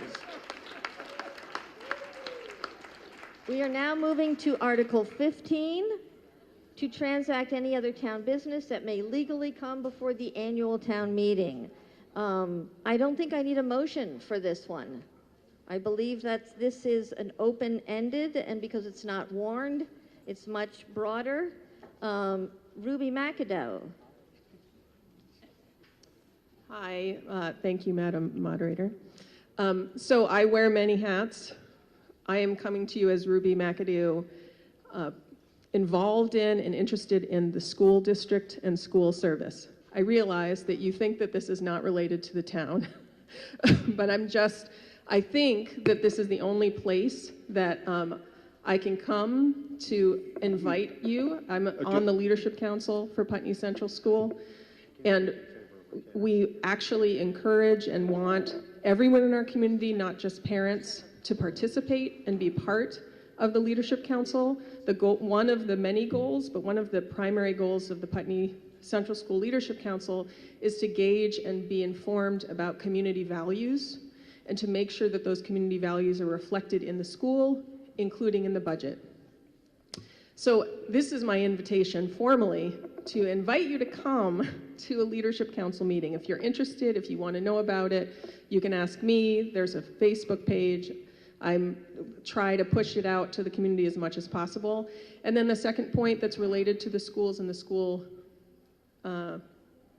generally the school district, is that I served on the Independent Budget Review Committee this past year. This is an annual committee that exists, and it takes one person from each town to review and analyze the school budget, which we used to do in this space, but we don't anymore, to analyze that and create a report.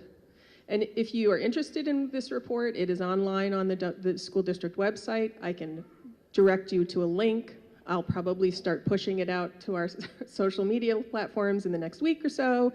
But if you have any interest in voting on the school budget, you must come to the school district annual meeting on the 21st of March at 7 p.m. at the BUHS gym. There is no proxy voting. There, I do not believe, I don't know, Ann, if you know this, I don't think there will be a Zoom option to Zoom in. And so you must actually be there. There will be childcare, but please be involved and informed about our school district. We no longer sit and have space here where we talk about it, but it has an impact on our town. And so I would just invite you all to be as informed as you can. And I'm sure Ann Beekman, who is a school district board member, sitting can speak to you. I'd be happy to as a leadership council member, but please be informed and come and be part of the school district participatory process. Great. Is there any other town business? Yes. I was going to go with Keith first because I saw his hand. So Keith first. I just would like to go on record that our elevator works. We are ADA compliant, and that we can't get funding from a lot of our sources without that ADA compliance. So I'm happy to tour you around the building, and I'm happy to show you all of the safety concerns, but I did not want it to be left on the record that we don't have a working elevator. Next Stage is ADA compliant, and we're proud to be, and I'm happy to have a conversation with anybody who wants to talk about anything else around that. Thank you. Great, thank you. I think next up is Emily Payton. Yes, I had meant to make it a regular warning, but I didn't get to it, being kind of busy. But so I have two articles I'd like to bring up from the floor. May I do so, Madam? I'm wondering, because we also have two other non-binding, if whether we want to take these at the end of the other non-binding. Oh, So we're going to move into the next portion of the meeting. I may need a quick break, but when we get into non-binding business, and we could hear yours then. Okay, thank you. Okay, and Laura Chapman.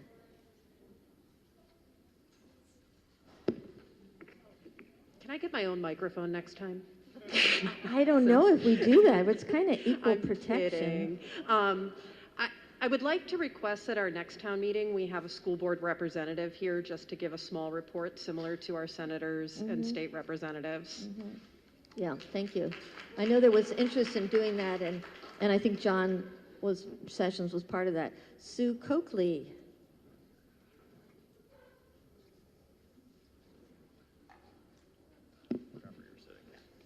Thank you, Madam Moderator. And I wanted to speak to the audience here on behalf of the Planning Commission. I'm on the Planning Commission. We're writing an updated 2023 town plan for the next 5 to 8 years that will bring funding to the town through state and federal sources and meet a number of state requirements, but we're also building it to meet the aspiration, needs, and desires of this community. And for the first time, the Planning Commission is engaging in a series of community meetings to talk about the different sections of the town plan as we're writing them. And we hope you will come join us for those meetings. On the chairs, you will see this notice of our community meeting number 2, which is March 22nd at Next Stage. It will also be virtually and done better this time with Zoom than meeting number 1. We'll be addressing housing, transportation, and energy at that meeting, and we do hope you'll come and be part of that conversation. In April, we will address natural resources, land use, and resilience. In May, we'll talk about economic development and municipal facilities and services.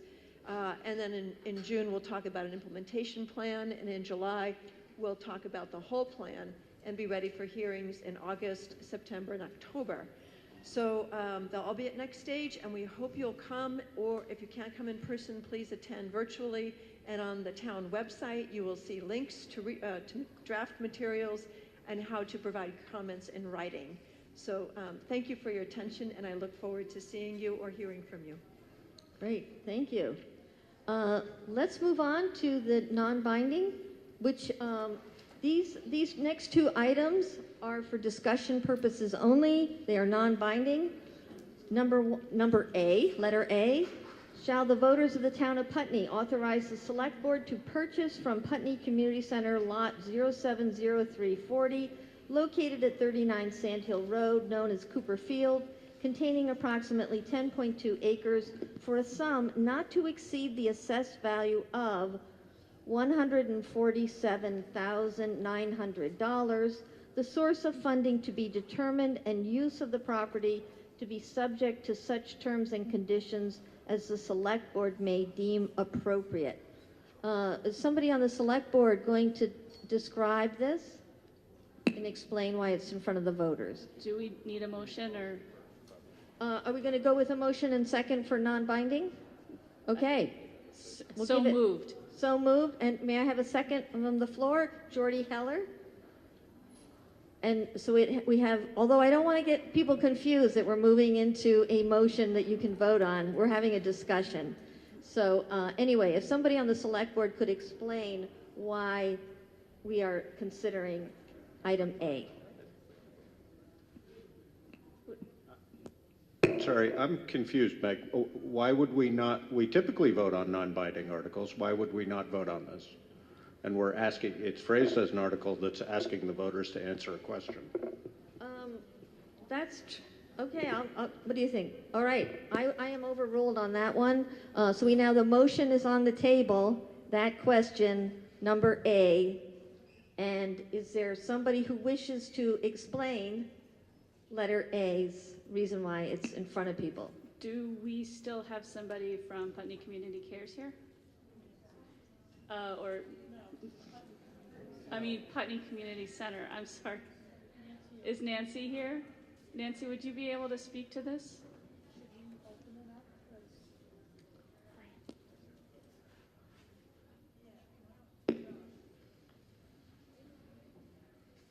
The Putney Community Center, which was founded in 1925, has owned Cooper Field. It was gifted to the Putney Community Center in 1930. So we've owned the property since then. Back in the day when Harris Coombs had the men's softball league, it was a very active area. Many people here have no doubt played softball on that field. But after, sadly, Harris is no longer with us, the field has been used in informal ways. The past couple of years, Next Stage has had some of their bandwagon concerts there. A couple of individuals have had softball events, but really the field hasn't been used. And the community center looked into getting insurance, and we can't. I mean, it's not even a question of the expense, which would be prohibitive. We can't even get it. Our agent talked to everybody that she could find, and nobody will touch it. So it's a space that the town could use. Furthermore, the town's water supply is on that property. It makes all the sense in the world for the town to own it. The community center has an obligation through its bylaws and articles of association to unite the community through educational and recreational activities, which we can't do because we can't get insurance. So we came to the select board with the proposal that the community center would be willing to sell the property to the town at the assessed value, which is far under market rate, as a potential recreational resource that the town could develop in the future in ways that would meet the needs of the citizens who have requested recreational areas. So I think that's the motivation for doing this. Great, thank you very much. Does anybody have any questions about A? Yes, Heather.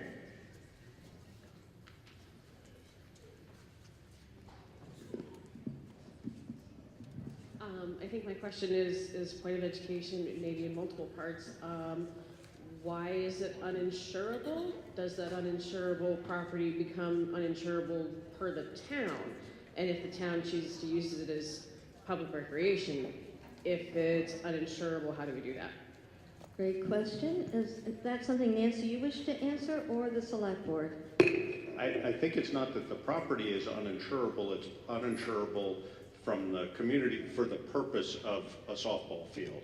And my understanding with, I can't verify this at the moment, but my understanding is that as a municipality, we would have the opportunity to insure it because of the nature of it and the nature of it being a municipality. Great. Any other questions? Yes, go ahead, Emily Payton.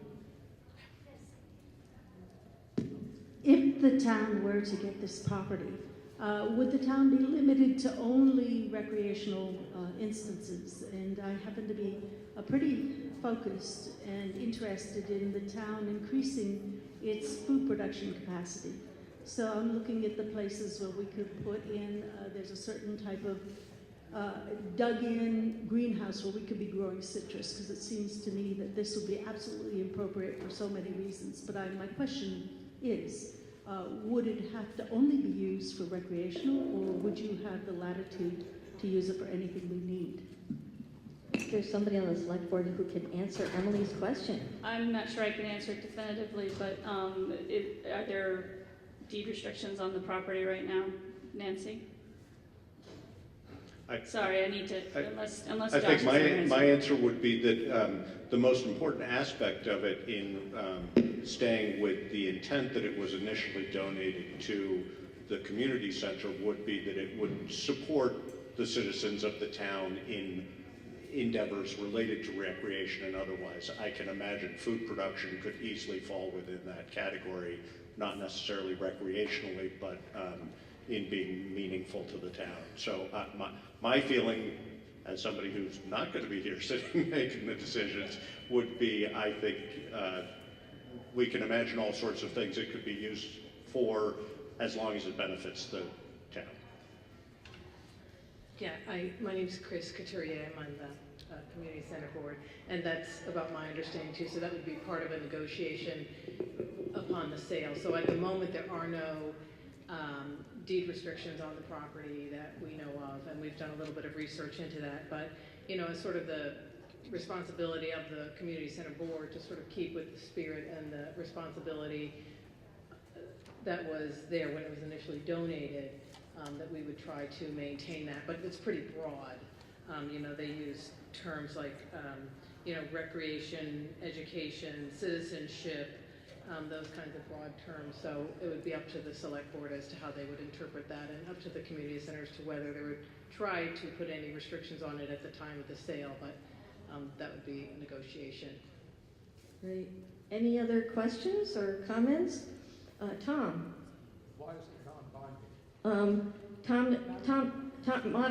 Tom is asking, why is this non-binding? And actually, I'm glad you're asking that, Tom, because it also says for discussion purposes. So is there a reason why, that you can explain why it's on this part of the warrant?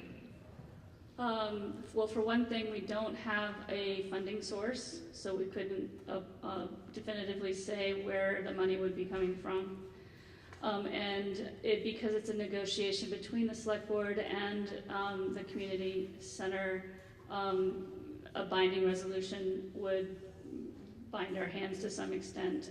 What we did, the reason we put it on the warrant was because we wanted to get a sense of the community, whether this was a good idea or not. So can I ask a question based on that? Because it said for discussion purposes only, I wasn't sure you wanted a vote. Do you want a vote? Yes, we want to vote, and Okay. I'm not sure. I think that was trying to clarify that they were non-binding and not necessarily meaning that we didn't want to vote. Got it. All right, thank you. That's helpful. We'll put that for the second one as well. I have several hands up way in the back. I don't think you've spoken before.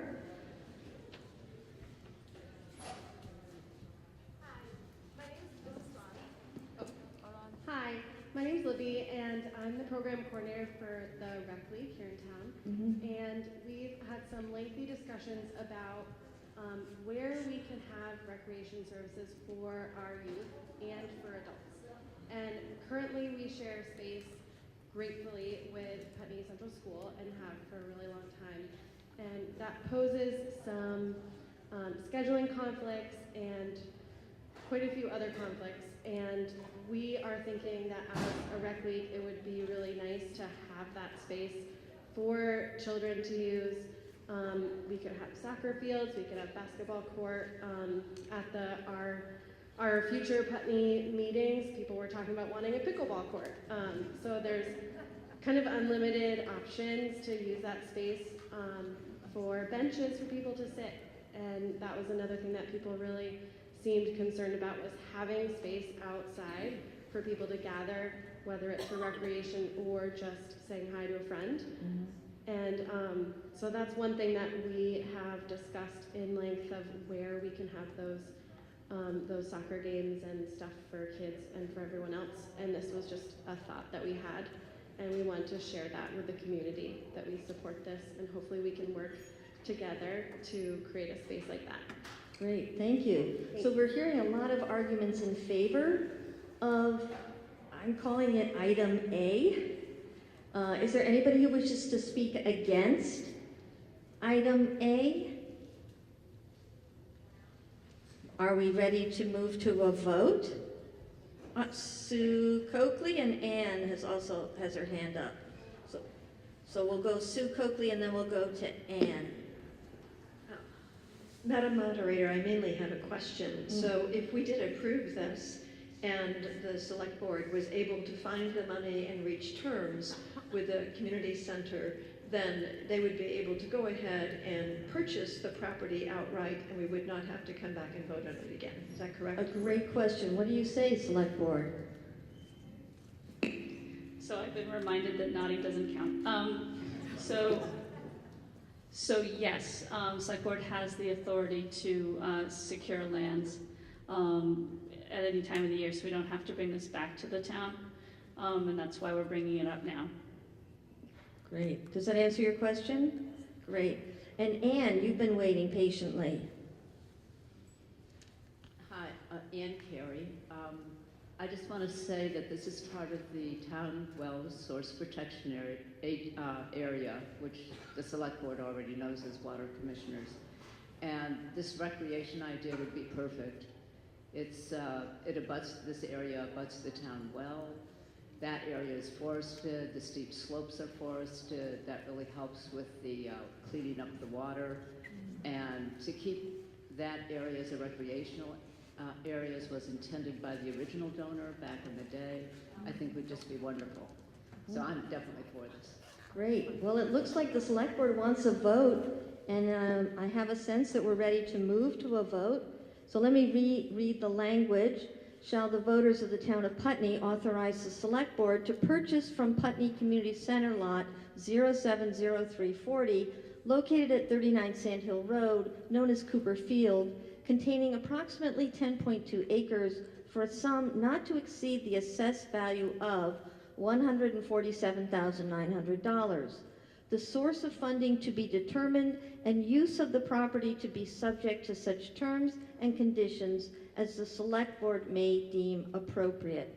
All those in favor of item A, please indicate by saying aye. Aye. All those opposed, please indicate by saying nay. Item A passes.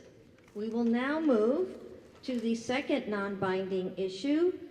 Shall the voters of the town of Putney authorize the select board to create a town recreational board to be governed by a board of trustees elected at the annual town meeting commencing in March 2024 to consist of not less than 5 but not more than 7 trustees with staggered terms up to 3 years. May I have a motion? So moved. So moved. Can I get a second from the floor? And is it Melanie?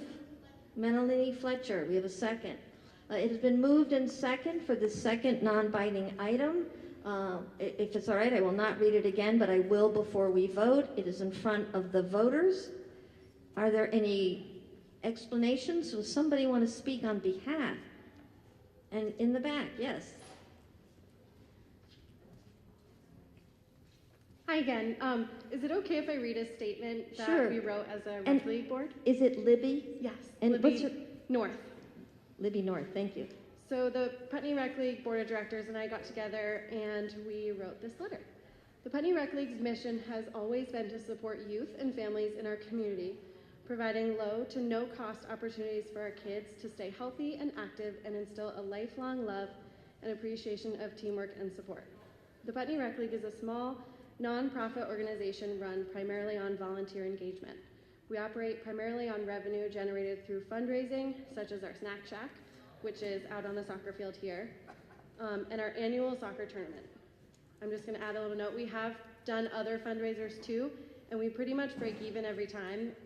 It takes a lot to do a big event like that to raise funds. These endeavors require a lot of effort and rely heavily on volunteer involvement. The creation of a Parks and Rec organization under the town's umbrella would allow the Putney Rec League to thrive and expand beyond our current limitations. The benefits we see are consistent annual funding through the town's budget, greater and easier access to grant funding, opportunities for growth, including adult sports programming, opportunities for community partnerships, structures and supports to cultivate greater volunteer involvement, potential opportunities for more facilities and playing fields, and opportunities to strengthen our existing youth programming through stronger resources for coaching, equipment, and uniforms. Thank you. And you'll be around in case people have some questions. Yes. Great. Are there any questions about this recreational board? Yes, Lionel. Yeah, I'd just like to know where the boundary is between town and not town. So my understanding is the Putney Rec League is a nonprofit, not a town organization, although there's been a lot over the years. There's been a lot of partnering, obviously, because we're all rowing in the same boat. But this sounds like a fairly sophisticated new organization that we're talking about, with a substantial board of trustees and then members as well. Is this a town organization, and are there any costs or other things that we should be aware of before we indicate our opinion? Great, thank you for that question. Looks like we have an answer coming from Karen. I don't know where the boundaries are, Lionel, because there's nothing in writing. What I can say is right now the town, in our general fund budget, we pay for a rec director who is Libby North. We also pay a concession person every month.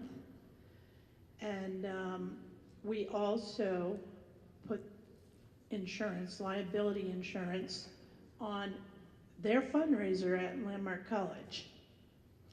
At one point, what I can surmise is the rec league was its own, and it included the pool. They took care of the pool.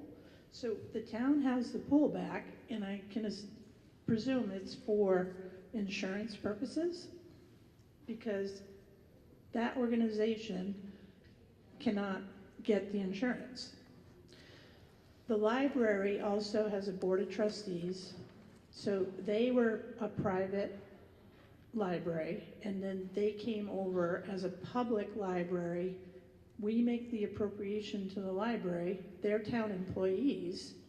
So what I'm envisioning is this rec league will be like the library, but they'll be focused on sports for the community.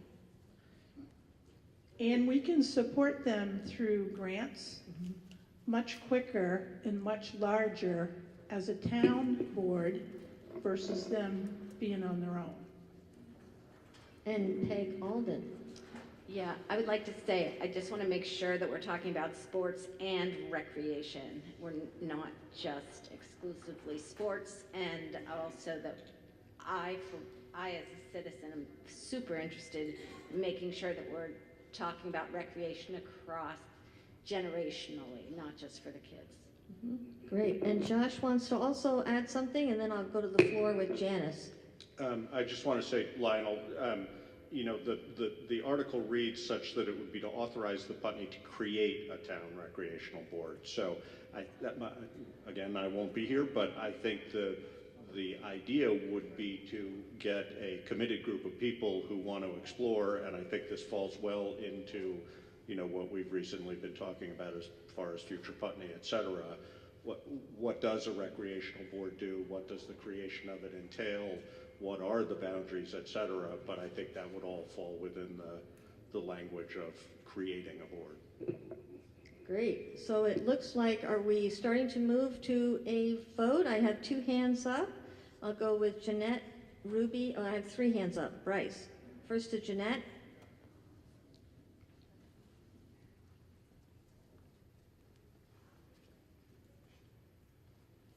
I'm sorry to prolong the agony here, but the VCRD process we just went through that whole process.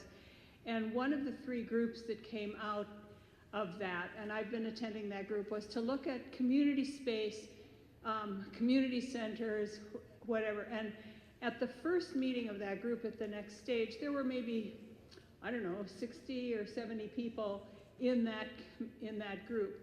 And when we talked about community spaces, it was very clear that people wanted to include outdoor recreational spaces, inventorying them, what do we have, what are we missing, and that there was a great deal of interest in that. And in fact, I think Libby and I both kind of pushed the idea of a town rec league, and people were responsive. So I think it's not just the people that are here, but there were probably 60 or 70 people at that meeting who were very clear that in talking about community spaces, we needed to look at also recreation and outdoor for kids and adults.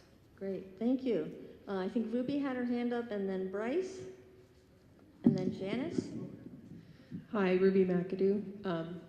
So I am here with the hat on of Putney Pool Champion. I am one of many community members who step up and support Karen specifically, but help to make sure that the Putney Pool is a vibrant place. And to speak to something that Peg said, which I think is very important, in the past year there's been a push to make sure that there were events and things at the pool for older adults or not for just children. So the reason I'm here is to speak in support of this non-binding article. And in large part because as I've stepped up and supported the Putney Pool and supported Karen, I've seen how much I think Karen would appreciate a rec league.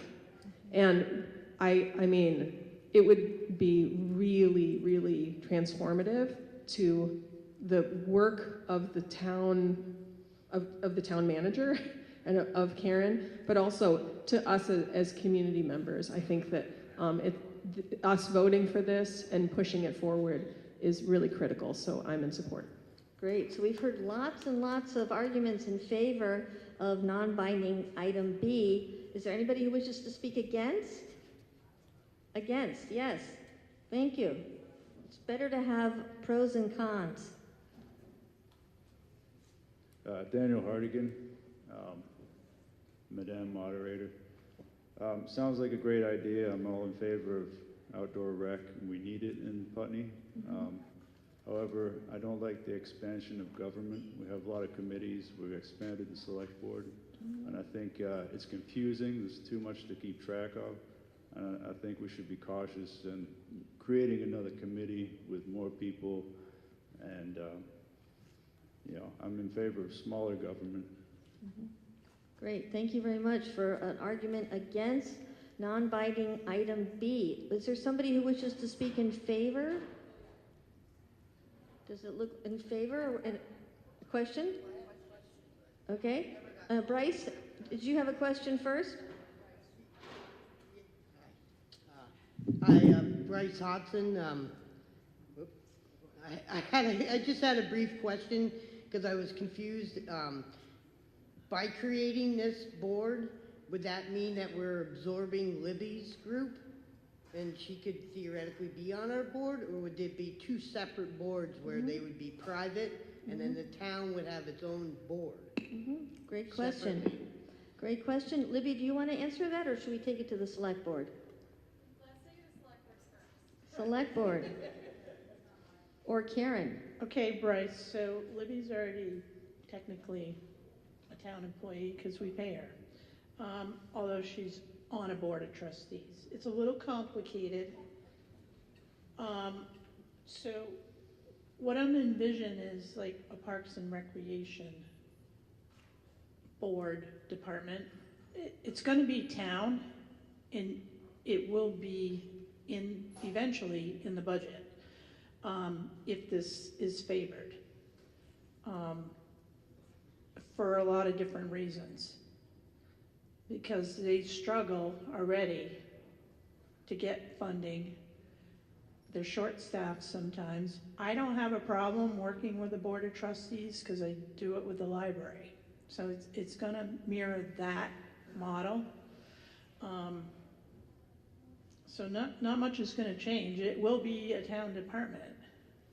And the other thing too about the Parks and Rec is what I've been hearing from this community is there's not a lot of public play areas for kids that are not in school. And this piece of property can solve that. Okay, it's reaching the 4 o'clock hour, so I'm wondering if we're ready to speak for the voters to vote on this issue.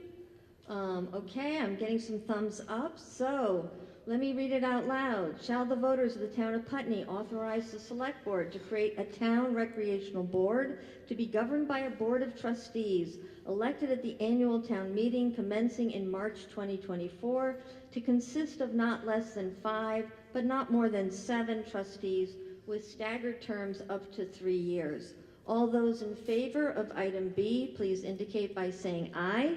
Aye. All those opposed, please indicate by saying nay. It appears that the ayes have it. The ayes have it, and the nay was heard. It's very important. We want to have disagreement here. Prove Tocqueville wrong. This is all I have. I know Emily Payton says that she has 2 items. Yes, please. You may have the floor. Thank you. I have an enormous concern that is going to affect all of us. And the concern is around our right to choose for our bodies and what's going on with the WHO treaty. Now, I know we don't usually get involved with large national and international objects and things that are happening. However, that being said, if it is signed by our president then we would be surrendering our national and local and personal sovereignty to the WHO. In terms, And just to interrupt, is this the world, when you say WHO, are you talking about the WHO? The WHO, yes, Okay. sorry. And do you want to explain what that acronym is? The World Health Organization. Thank you. And the World Health Organization is seeking to have a treaty of, I think it's 198 countries, agree that they will run any future pandemics. They will be allowed to dictate what types of medications the populations of countries will take, and they can enforce them with NATO troops, which is just a horrendous overreach in my view. I really am a champion of our individual and personal rights as the Constitution, so I had put out a resolution that I'm hoping that the people of Putney will support, because we need to stand up for our Constitution, let our elected people know that we like it and want it. So I'm having a bit of a procedural just complexity because I want to make sure that the actual language of the resolution is presented to the voters. It appears we do not have a written something to distribute amongst the voters, is that correct? Right, but I will read what I have if you are willing, Madam, for me to do so. Does that sound all right, parliamentarian Tom? If we won't have anything in writing, we'll just read the resolution. Yes. Great. But it will go in writing if it's passed. Okay. So it says, shall the voters of Putney direct their elected officials, legislative and senatorial, statewide and nationwide, to denounce the WHO treaty now poised to override our personal and national sovereignty.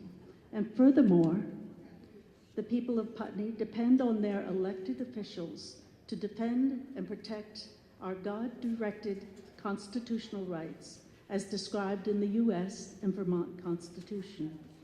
Therefore, in light of the WHO Treaty, now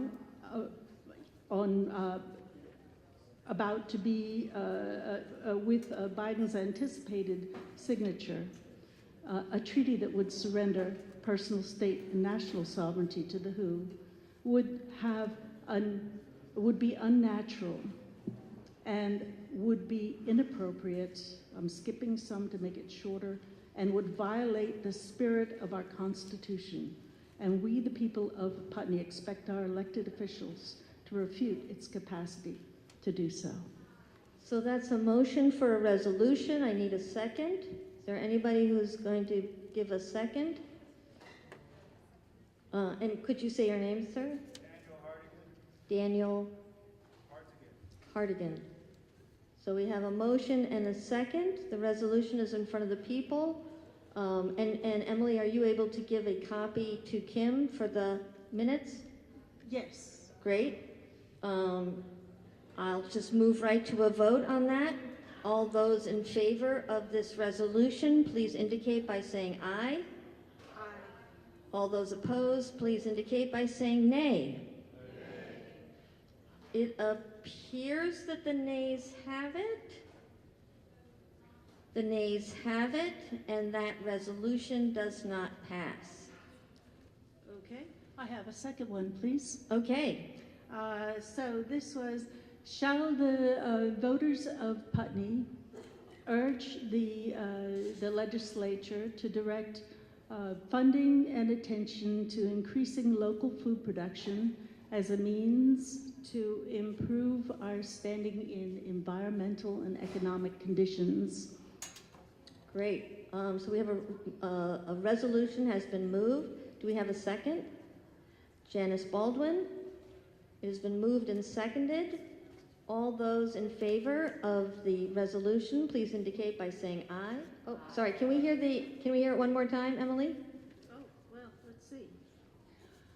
Shall the voters of Putney urge our legislators to direct all forms of support, financial and otherwise, to expand our local food production, to what was the verb I used? To deal with, to help with coming economic and environment conditions and to improve outcomes that we expect economically. I can't do it twice the same way, sorry. Okay, so yes, Jeanette White. Sorry to speak again, but I actually support the concept of this, but because it was different both times, and I'm not exactly sure what I would have appreciated, Emily, if it had been written so that we could have seen it, because I do support the concept of our food security.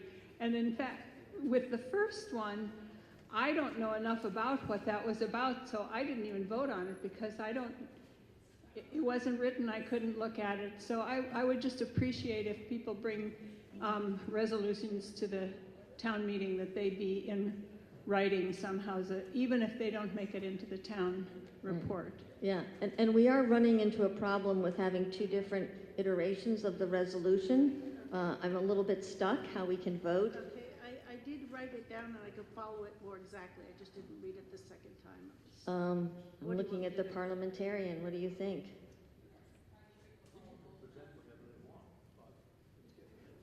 People can present whatever they want, but it is getting late. So I'm going to move then to a vote on the second resolution. All those in favor of the second resolution, please indicate by saying aye. All those opposed, please indicate by saying nay. I honestly couldn't tell you. Division. I heard that word division. It just takes one person. So division means we will now use hands, and I'll need the select board, each, if you could all count of how many people come up on each side. So all those in favor of the second resolution, please indicate by saying aye, and raise your hands and hold them there so that the select board can count. Did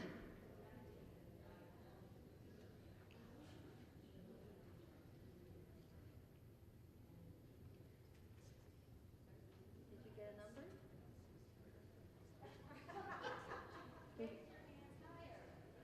We need you to, I know it's late, if you want to move around a little.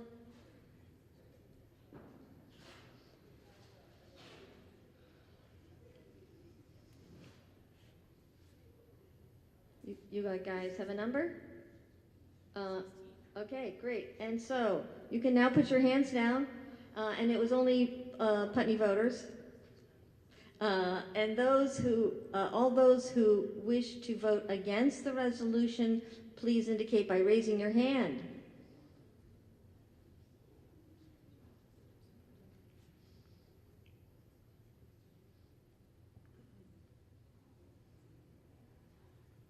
What do we have? 10. So it appears that the ayes have it. Is that correct? And the ayes have it, which means the resolution and the language of which we need in order to be recorded in the minutes, that resolution did pass. All right, I think I just need a motion to adjourn. Wait a minute. Peg.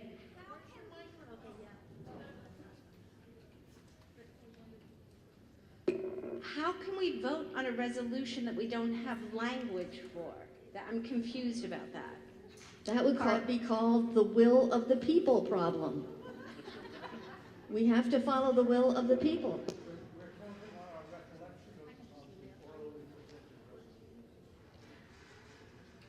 The people can rebuke me for calling for that resolution as having passed. You certainly may. We'll go through a long procedural element. Your choice.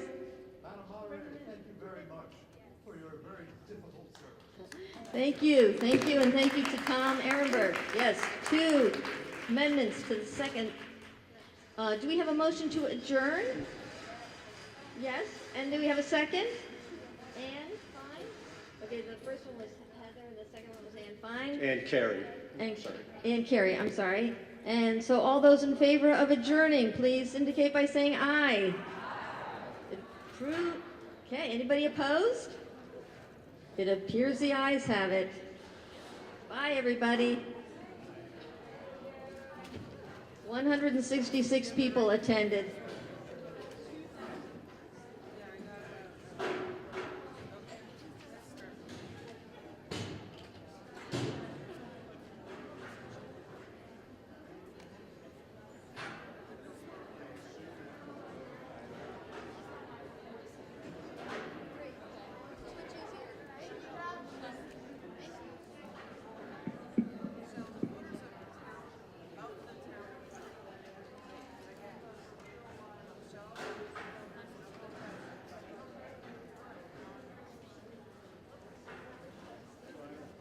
Hi, Daniel. How are you?